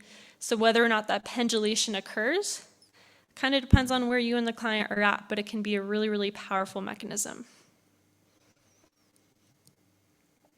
And I'm going to introduce my case study here.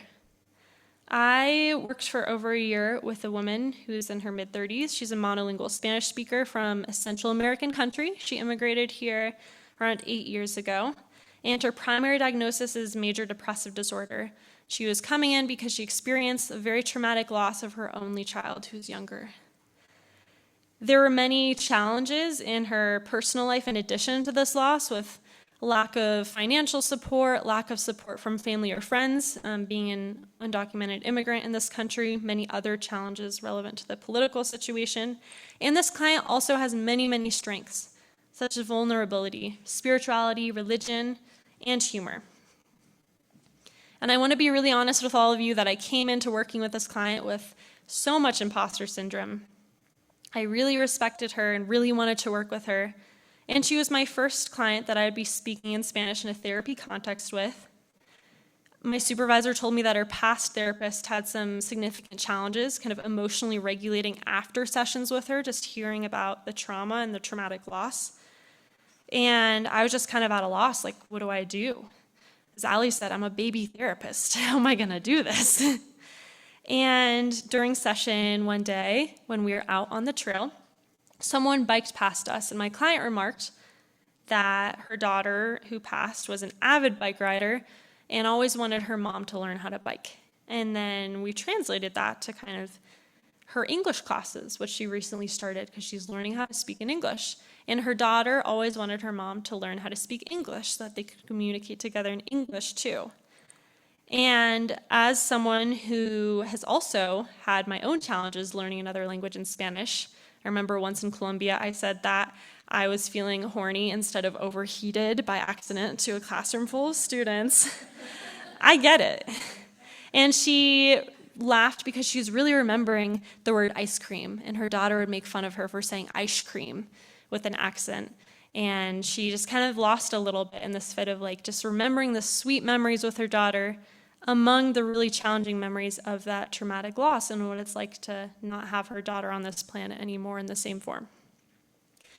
So I will say, seeing my client pendulate between the humor and the loss and the full picture of what it is like to have her daughter, still a part of her world very much so, was powerful. And it also felt powerful for me to feel like, wow, I can have this rapport with this client. I can feel like I can relate to her. And being able to kind of bond with her through therapeutic humor helped with my imposter syndrome to some extent. And like I said, I'm not using this every session or with all my clients, but it does come up in other sessions for sure. I think being able to laugh at yourself is huge. I struggle with technology, and kind of being able to laugh at myself a little bit shows clients that, yeah, I'm human, and I also make mistakes. Things happen. They're not alone.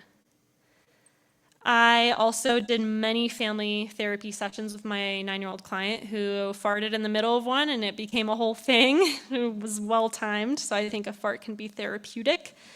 I also have a client who we were doing some parts work, and we were working on this part that kind of operates maybe as a manager.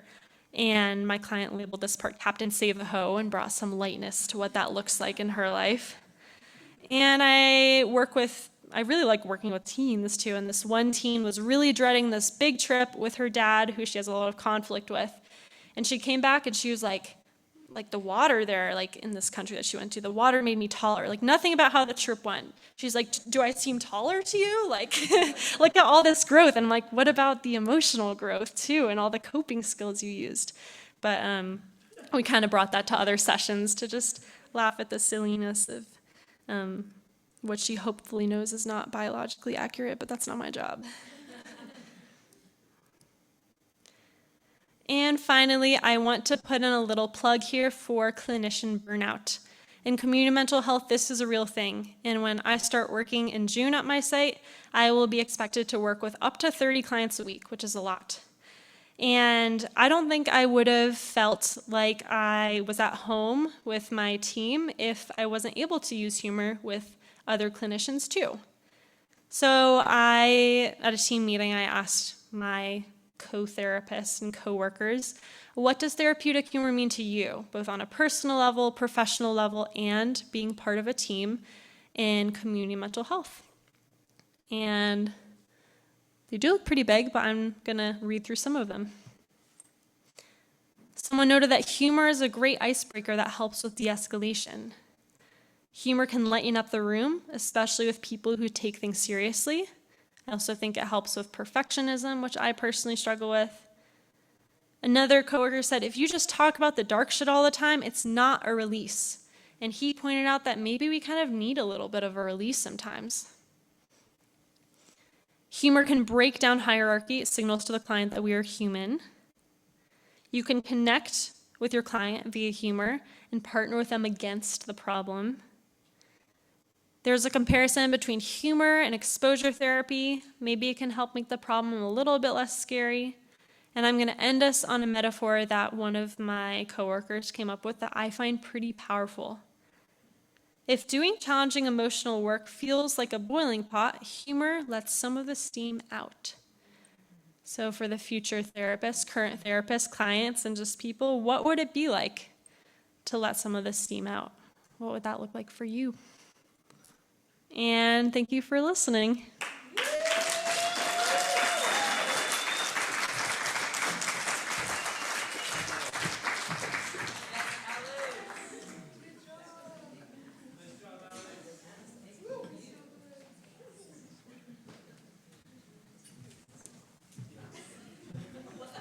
Thank you, Alex. We'll take about 7 minutes before we round out the day.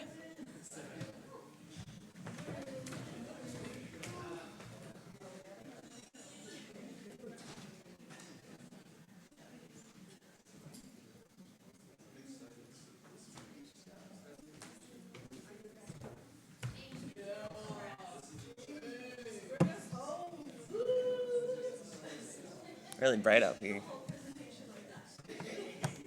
And then that whole problem with me not looking at the audience wouldn't even be noticed.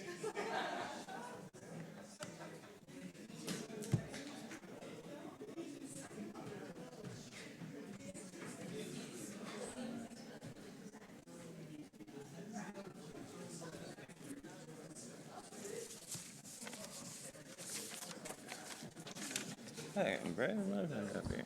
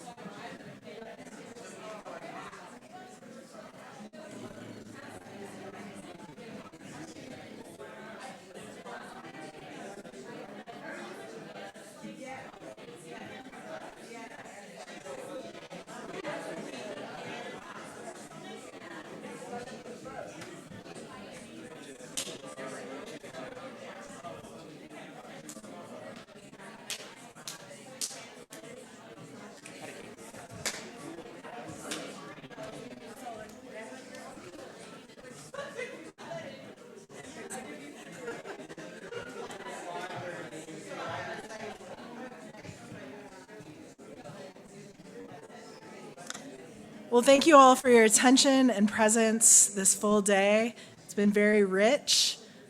Stay with us as we close out the day with James Hilton.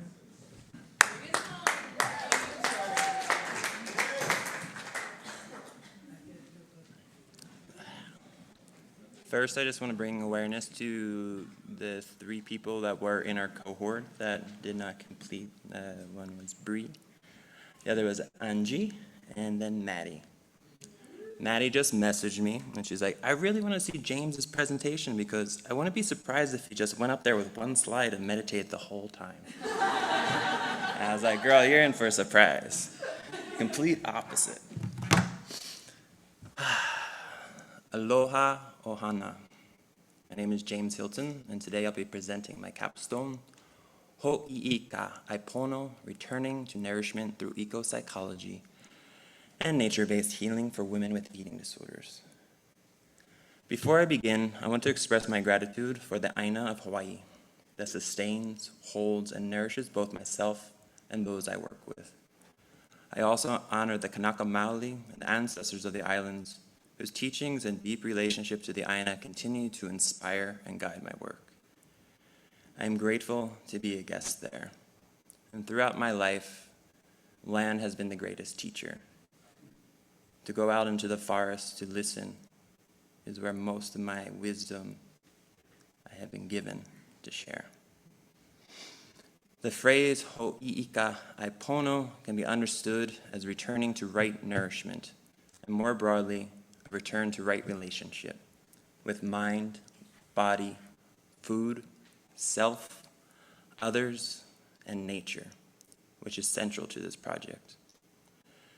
This project comes from a desire to understand eating disorders not just as a pathology or symptoms to eliminate, but as responses to deeper forms of disconnection, and to explore what may be happening beneath the surface, beyond the eating disorder itself, at the root of a person's experience both individually and collectively.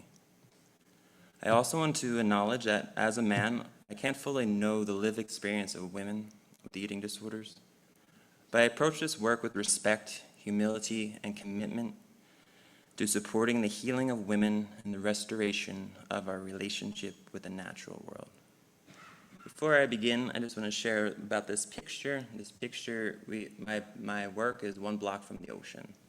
I'm very lucky. And every day we get to go to this beach for our morning beach walk. And one thing that we have found that we all love to do is find shells. And these women have taught me how to become an expert sheller. And as we walk home, we do something that I like to call show and shell.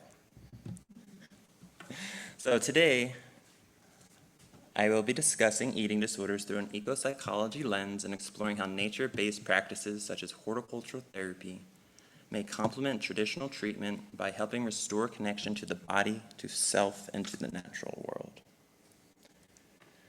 First, let's understand the problem.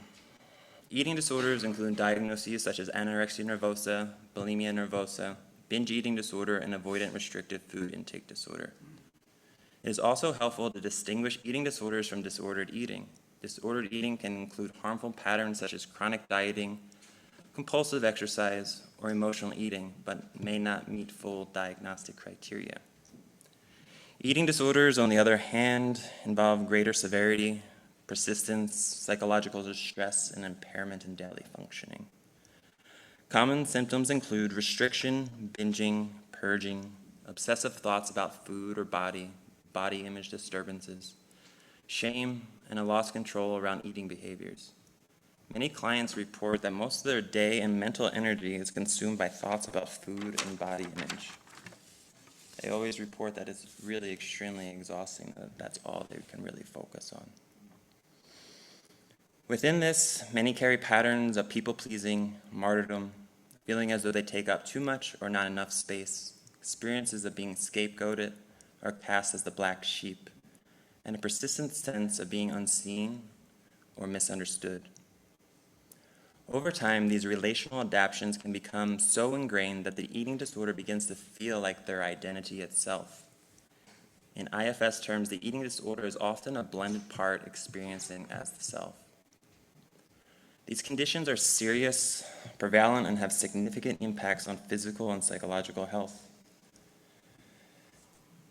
Many women experience eating disorders or subclinical disordered eating across their lifetime, and many never receive treatment. Eating disorders also have the second highest mortality rate of any mental health disorder.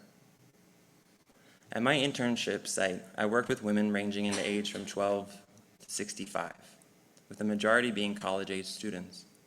This condition spans the lifetime and affects a diverse population across culture and socioeconomic status, within a broader cultural context shaped by media, social comparison, and idealized body standards.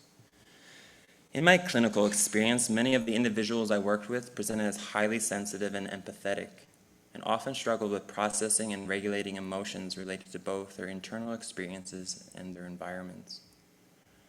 They are also notoriously complex and difficult to treat. Recovery often requires multiple levels of care: outpatient, intensive outpatient, residential, inpatient, medical stabilization, nutritional rehabilitation, psychotherapy, and ongoing support. Treatment for them often lasts years, with periods of relapse before sustained healing is achieved. So this is not just about food. It is a biopsychosocial and deeply relational struggle involving identity, trauma, regulation, and connection. To understand why nature-based healing may matter, I first want to explore the psyche of someone living with an eating disorder. According to Sheridan, disordered eating is a symptom of trauma, attachment deficits, disconnection from earth, and patriarchal expectations regarding women's bodies that perpetuate a largely unattainable ideal of thinness. At the center of this experience is often disconnection. Disconnection from body, from hunger and fullness cues, from emotions, from desire, and in many cases, from the natural world. Anita Johnson, one of the founders of my internship, Aipono, speaks about how food can become symbolic, where hunger for love, safety, rest, or meaning gets confused with literal hunger. In her work, she offers examples of how different food cravings may be understood symbolically within a therapeutic context. For instance, a need for salty or crunchy food may be explored in relation to repressed anger, frustration, or a need to work through emotional tension. Craving sweetness can be explored in relation to a desire for more joy, nourishment, or pleasure in life, while craving spicy food may reflect a desire for excitement, change, or stimulation. She also explores how body size can carry symbolic meaning, where a desire for a smaller body may relate to a wish to return to childhood safety, and a larger body may be experienced as a form of protection or containment. In this way, the eating disorder can function as a kind of false self or the survival self that gradually takes over, alongside a disconnection from the embodied self, including emotional awareness, receptivity, and what might be understood as the more intuitive or feminine aspects of the psyche. There is also profound isolation. Many individuals experience secrecy, shame, and distorted interpersonal relating. Beneath this is often a deep sense of internal loneliness. Not only disconnection from others, but disconnection from themselves. Being fully seen, especially in moments of emotional or embodied vulnerability, can feel unsafe. In my clinical experience, providing safety and consistent embodied human connection was an important part of my therapeutic work. I would also always tell them, just be weird, be yourself. This world needs more weirdness. Don't be like everyone else. And I digress. Often, this is shaped by relational adaptations that function to maintain connection while minimizing emotional risk.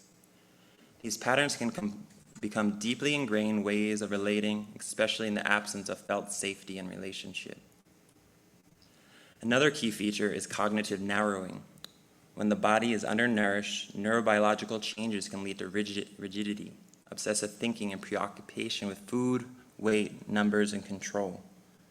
As nutrition is restored, cognitive flexibility and overall functioning often improve.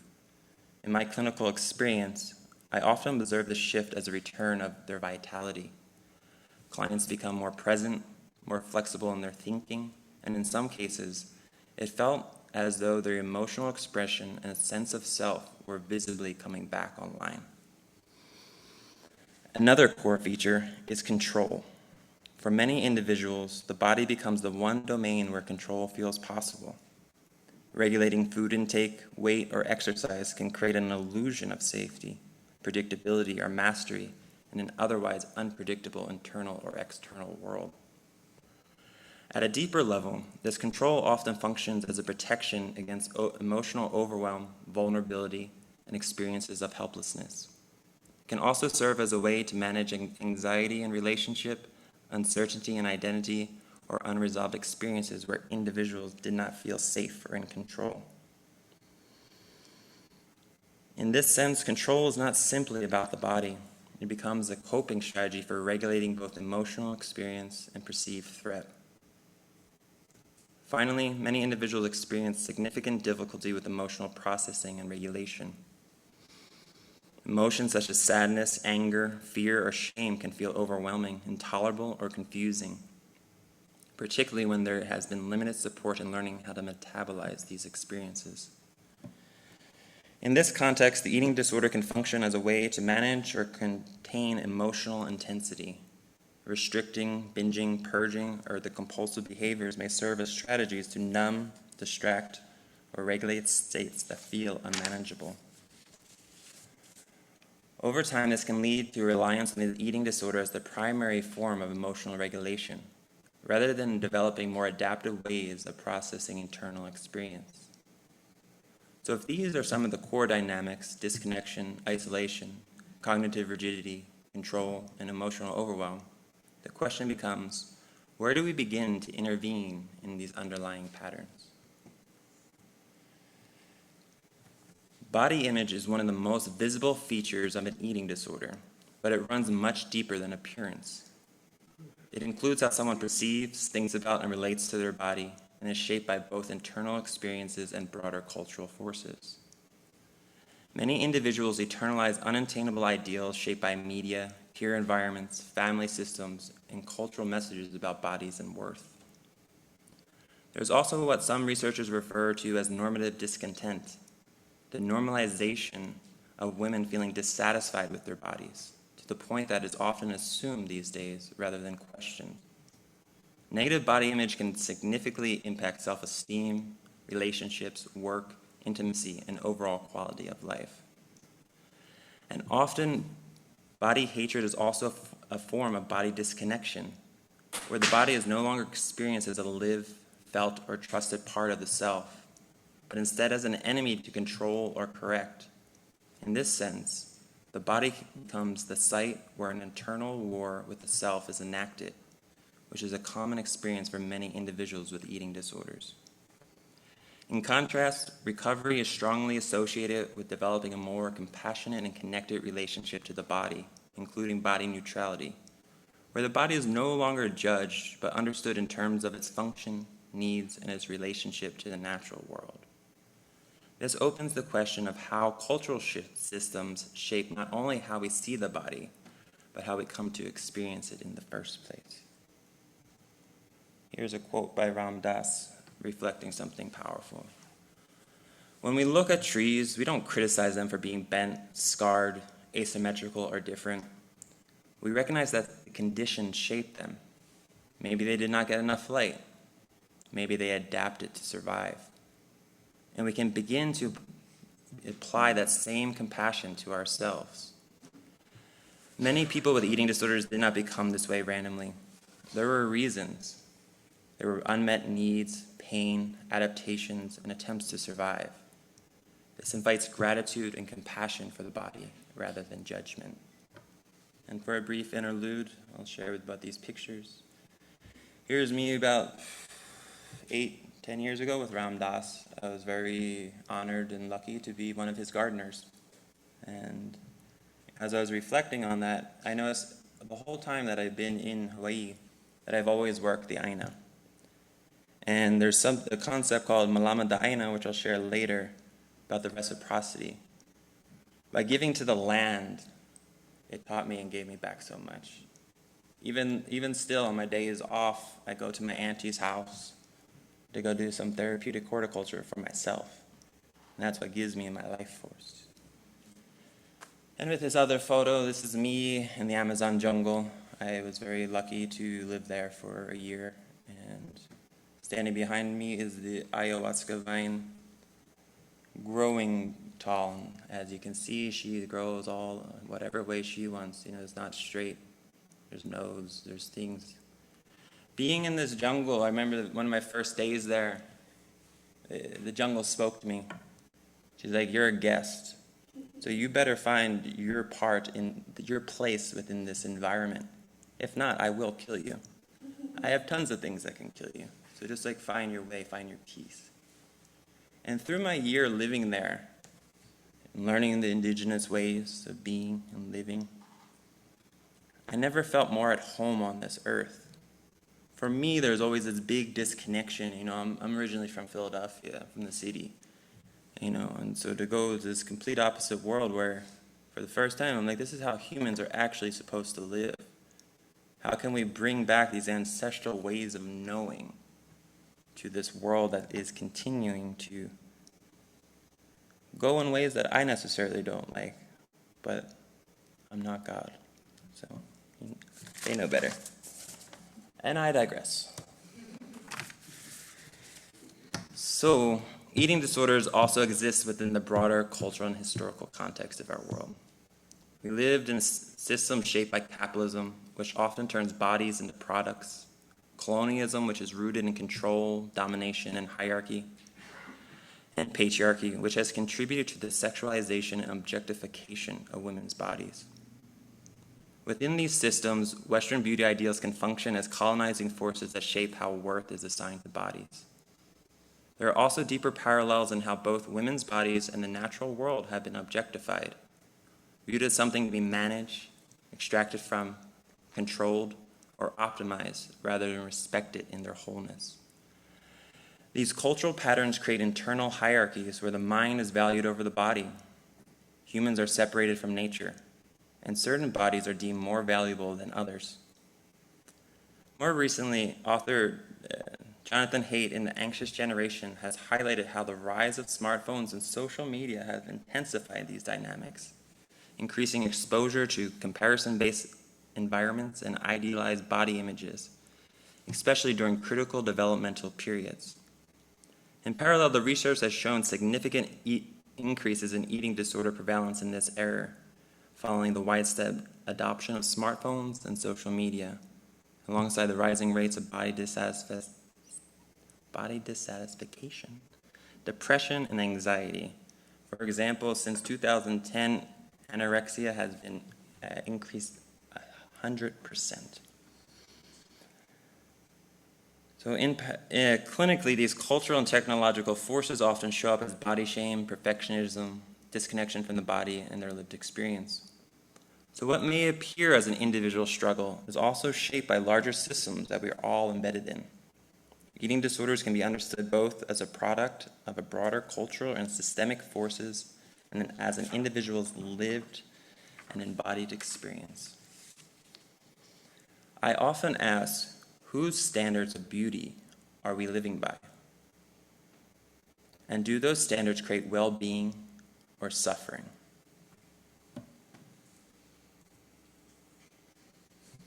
This brings us to eco-psychology.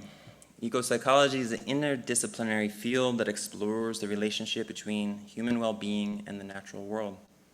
At its core, it suggests that the psychological distress may not only be individual or internal, but also related to patterns of separation from nature. For most of human history, humans lived embedded within ecosystems.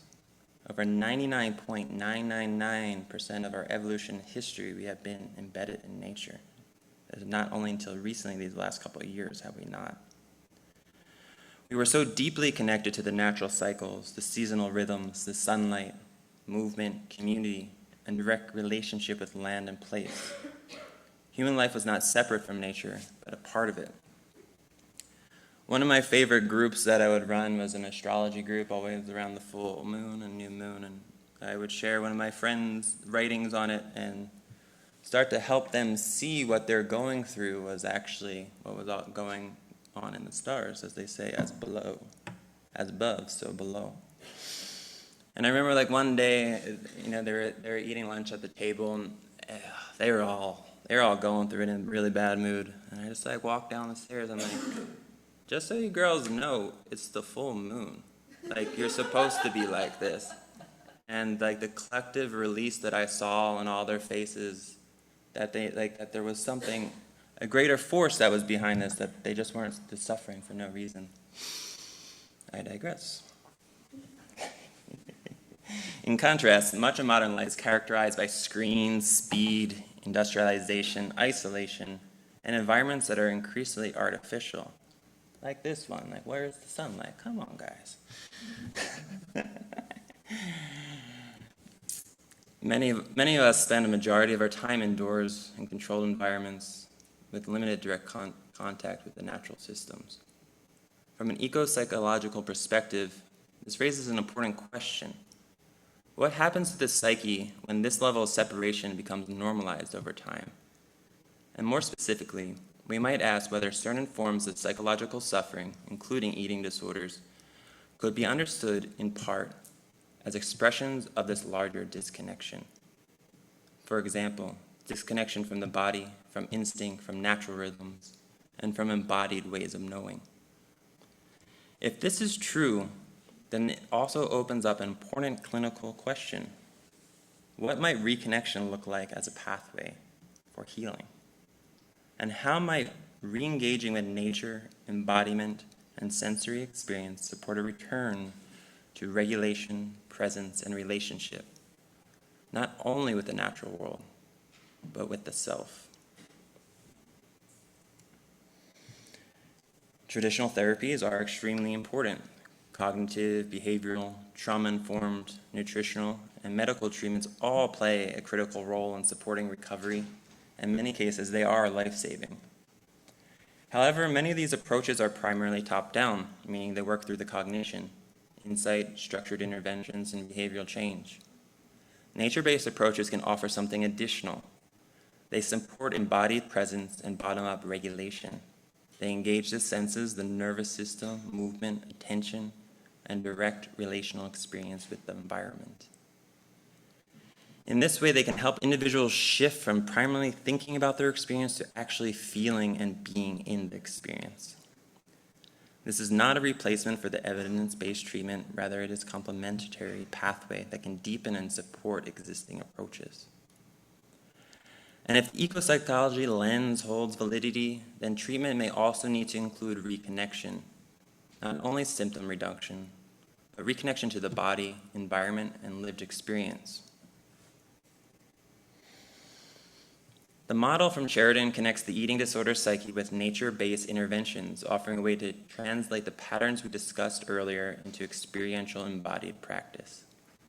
For disconnection, somatic and sensory-based interventions can be helpful, engaging senses through smelling flowers, touching soil, feeling sunlight, or noticing the wind can support a return to the body and help reestablish embodied presence and desire. For isolation, healing can be supported through the relational connection, not only with other people, but also the connection with the more than human world. Group gardening, shared outdoor experiences, and reciprocal relationship with nature can reduce experiences of separation and support belonging. In this way, caring for something outside the self can become a starting point for understanding one's own needs for nourishment and care. For cognitive narrowing, nature can offer spaciousness. Natural environments such as green spaces, open horizons, movement, color variation, and natural metaphor can help widen attention and support cognitive flexibility. For control, gardening can be particularly therapeutic. Plants grow in their own timing and cycles. While we can tend to conditions, we cannot force the outcomes. This can gently challenge perfectionism and support tolerance for uncertainty, and a shift from outcome-based thinking to process-oriented experience. And for difficulty metabolizing emotions, nature can support emotional processing both symbologically and physiologically. Being outdoors, grounding through the senses, movement, reflection, And journaling in the natural environments can help emotions move through the system in a more regulated way. Taken together, these interventions directly engage the core patterns we discussed earlier, offering a way to work with the whole system, not just the symptoms. One of the groups that I ran at my site was therapeutic horticulture therapy. And I remember when I first got there, I'm like, I ain't trained in this. Like, how am I supposed to do this? And, the more that I learned just in all of my therapy, the more that I just was being myself, that was the most healing thing. And to be able to share the wisdom of the plants, not just physically, but, the more, spiritual aspects of them. I didn't really hide too much of myself from them.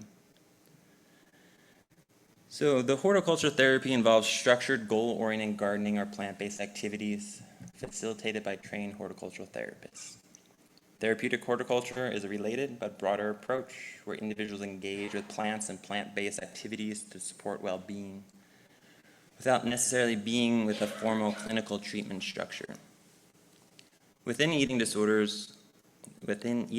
treatment, horticultural therapy can be particularly valuable because it engages the body in a non-performative experiential way.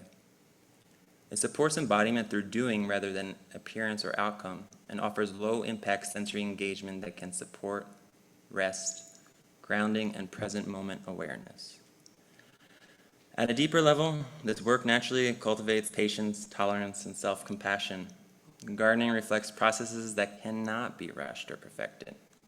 Like I said, growth occurs in cycles. Mistakes are a part of the process. Things die, especially when they're not watered. And nothing in nature thrives under perfectionism or control. There's also a strong symbolic and psychological dimension. Tending to something living can mirror internal processes of healing and recovery, offering a nonverbal language for emotional and psychological change. It can provide a lived experience of gradual transformation that is often difficult to access through insight alone. In relation to food, horticultural therapy can gently support reconnection through the full process of growing, from seed to soil to harvest, without the pressure, restriction, or anxiety often associated with eating. One of my favorite things before meals would be like, James, can we go out to the garden? Like, of course. And, they would pick different herbs, or the one girl would pick, from the local Auntie Rose, and she would beautify her meal. The meal that she was always so anxious to go eat. She brought beauty to it. Clinically, this work has been associated with reduced anxiety and stress, increased relaxation and calm, improved sense of agency and control, enhanced self-esteem, and greater feelings of accomplishment and self-worth. It also supports relational and behavioral change through structure and community. Group gardening can reduce isolation, increase the social connection, and foster routine, responsibility, and a sense of purpose through caring for something living outside the self. This is an adjunctive intervention and should be used alongside medical monitoring, nutritional rehabilitation, and psychotherapy. For individuals who are medically unstable, participation may need to be modified or carefully adapted. There's some of the supplements that we made together. Okay, in my internship, I had the opportunity to apply some of these principles in both individuals and group settings. We engaged in activities such as planting, tending, and harvesting, as well as working with plants for food and sensory engagement. Alongside the hands-on work, I also incorporated reflection and metaphor-based processing. For example, I would ask questions, what does the plant need in order to grow? And how might that relate to what you need right now? What conditions support growth? And what happens when growth is forced or rushed? And how might we understand healing as a process of planting seeds, tending to what is growing, weeding what no longer serves, and sometimes transplanting into new conditions when growth requires a different environment? What I observed was that these interventions often supported a shift in engagement and presence. Many clients appeared more grounded in the moment with reduced anxiety and increased willingness to participate in the process without judgment. There was also a noticeable difference in how some clients related to the work itself. For individuals who struggled with direct self-focus or self-exploration, engaging with something external and living, like a plant, often felt safer and more accessible at first. One client described her experience in a way that captured much of what I observed clinically. They shared that being in nature supported them getting out of the mind, feeling safe in the body, and experiencing a sense of being held by the natural world. They described food shifting from something abstract and numerical to something rooted in real cycles of growth, relationship, and connection to Earth. They also reflected on a deeper sense of gratitude for food, even in the moments of anxiety, and a shift from striving to transcend the body towards a sense of belonging within it.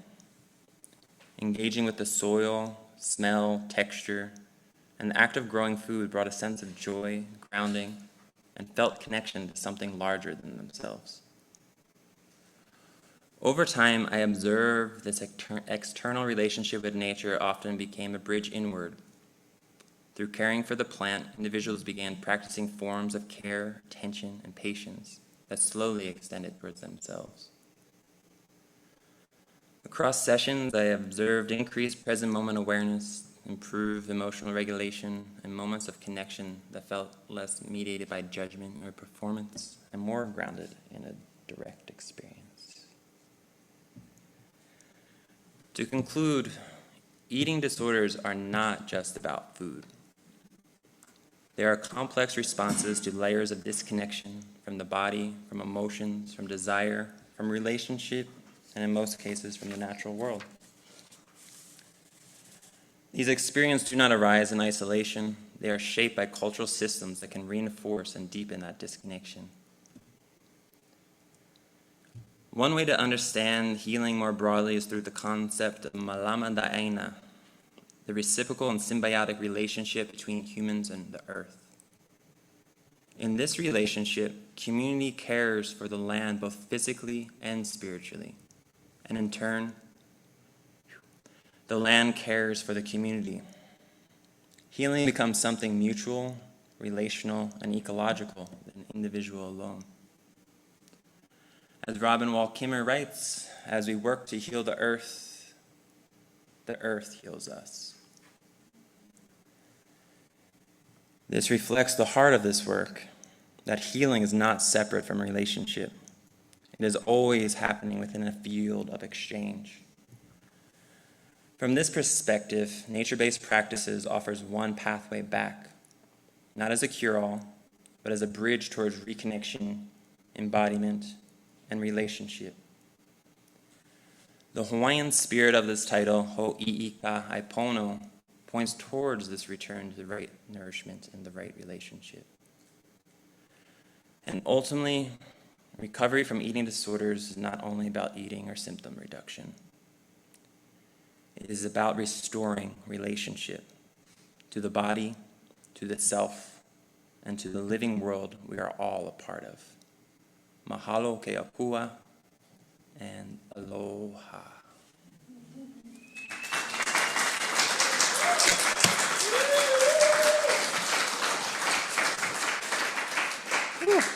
This was a very long day. Thank you all for sticking along. I almost fell asleep myself.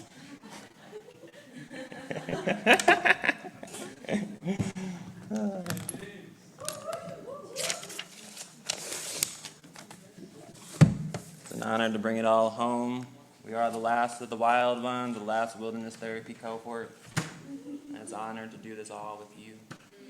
May you and all your family and everyone that you come in contact with be blessed. May they be impacted as well. And may we continue to share all the wisdom that's embodied in ourselves. That true Buddha nature. All love.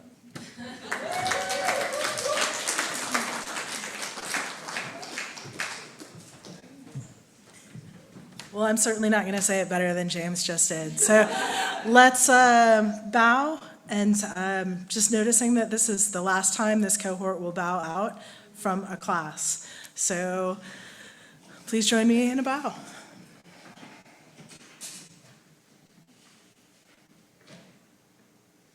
Thank you, everyone.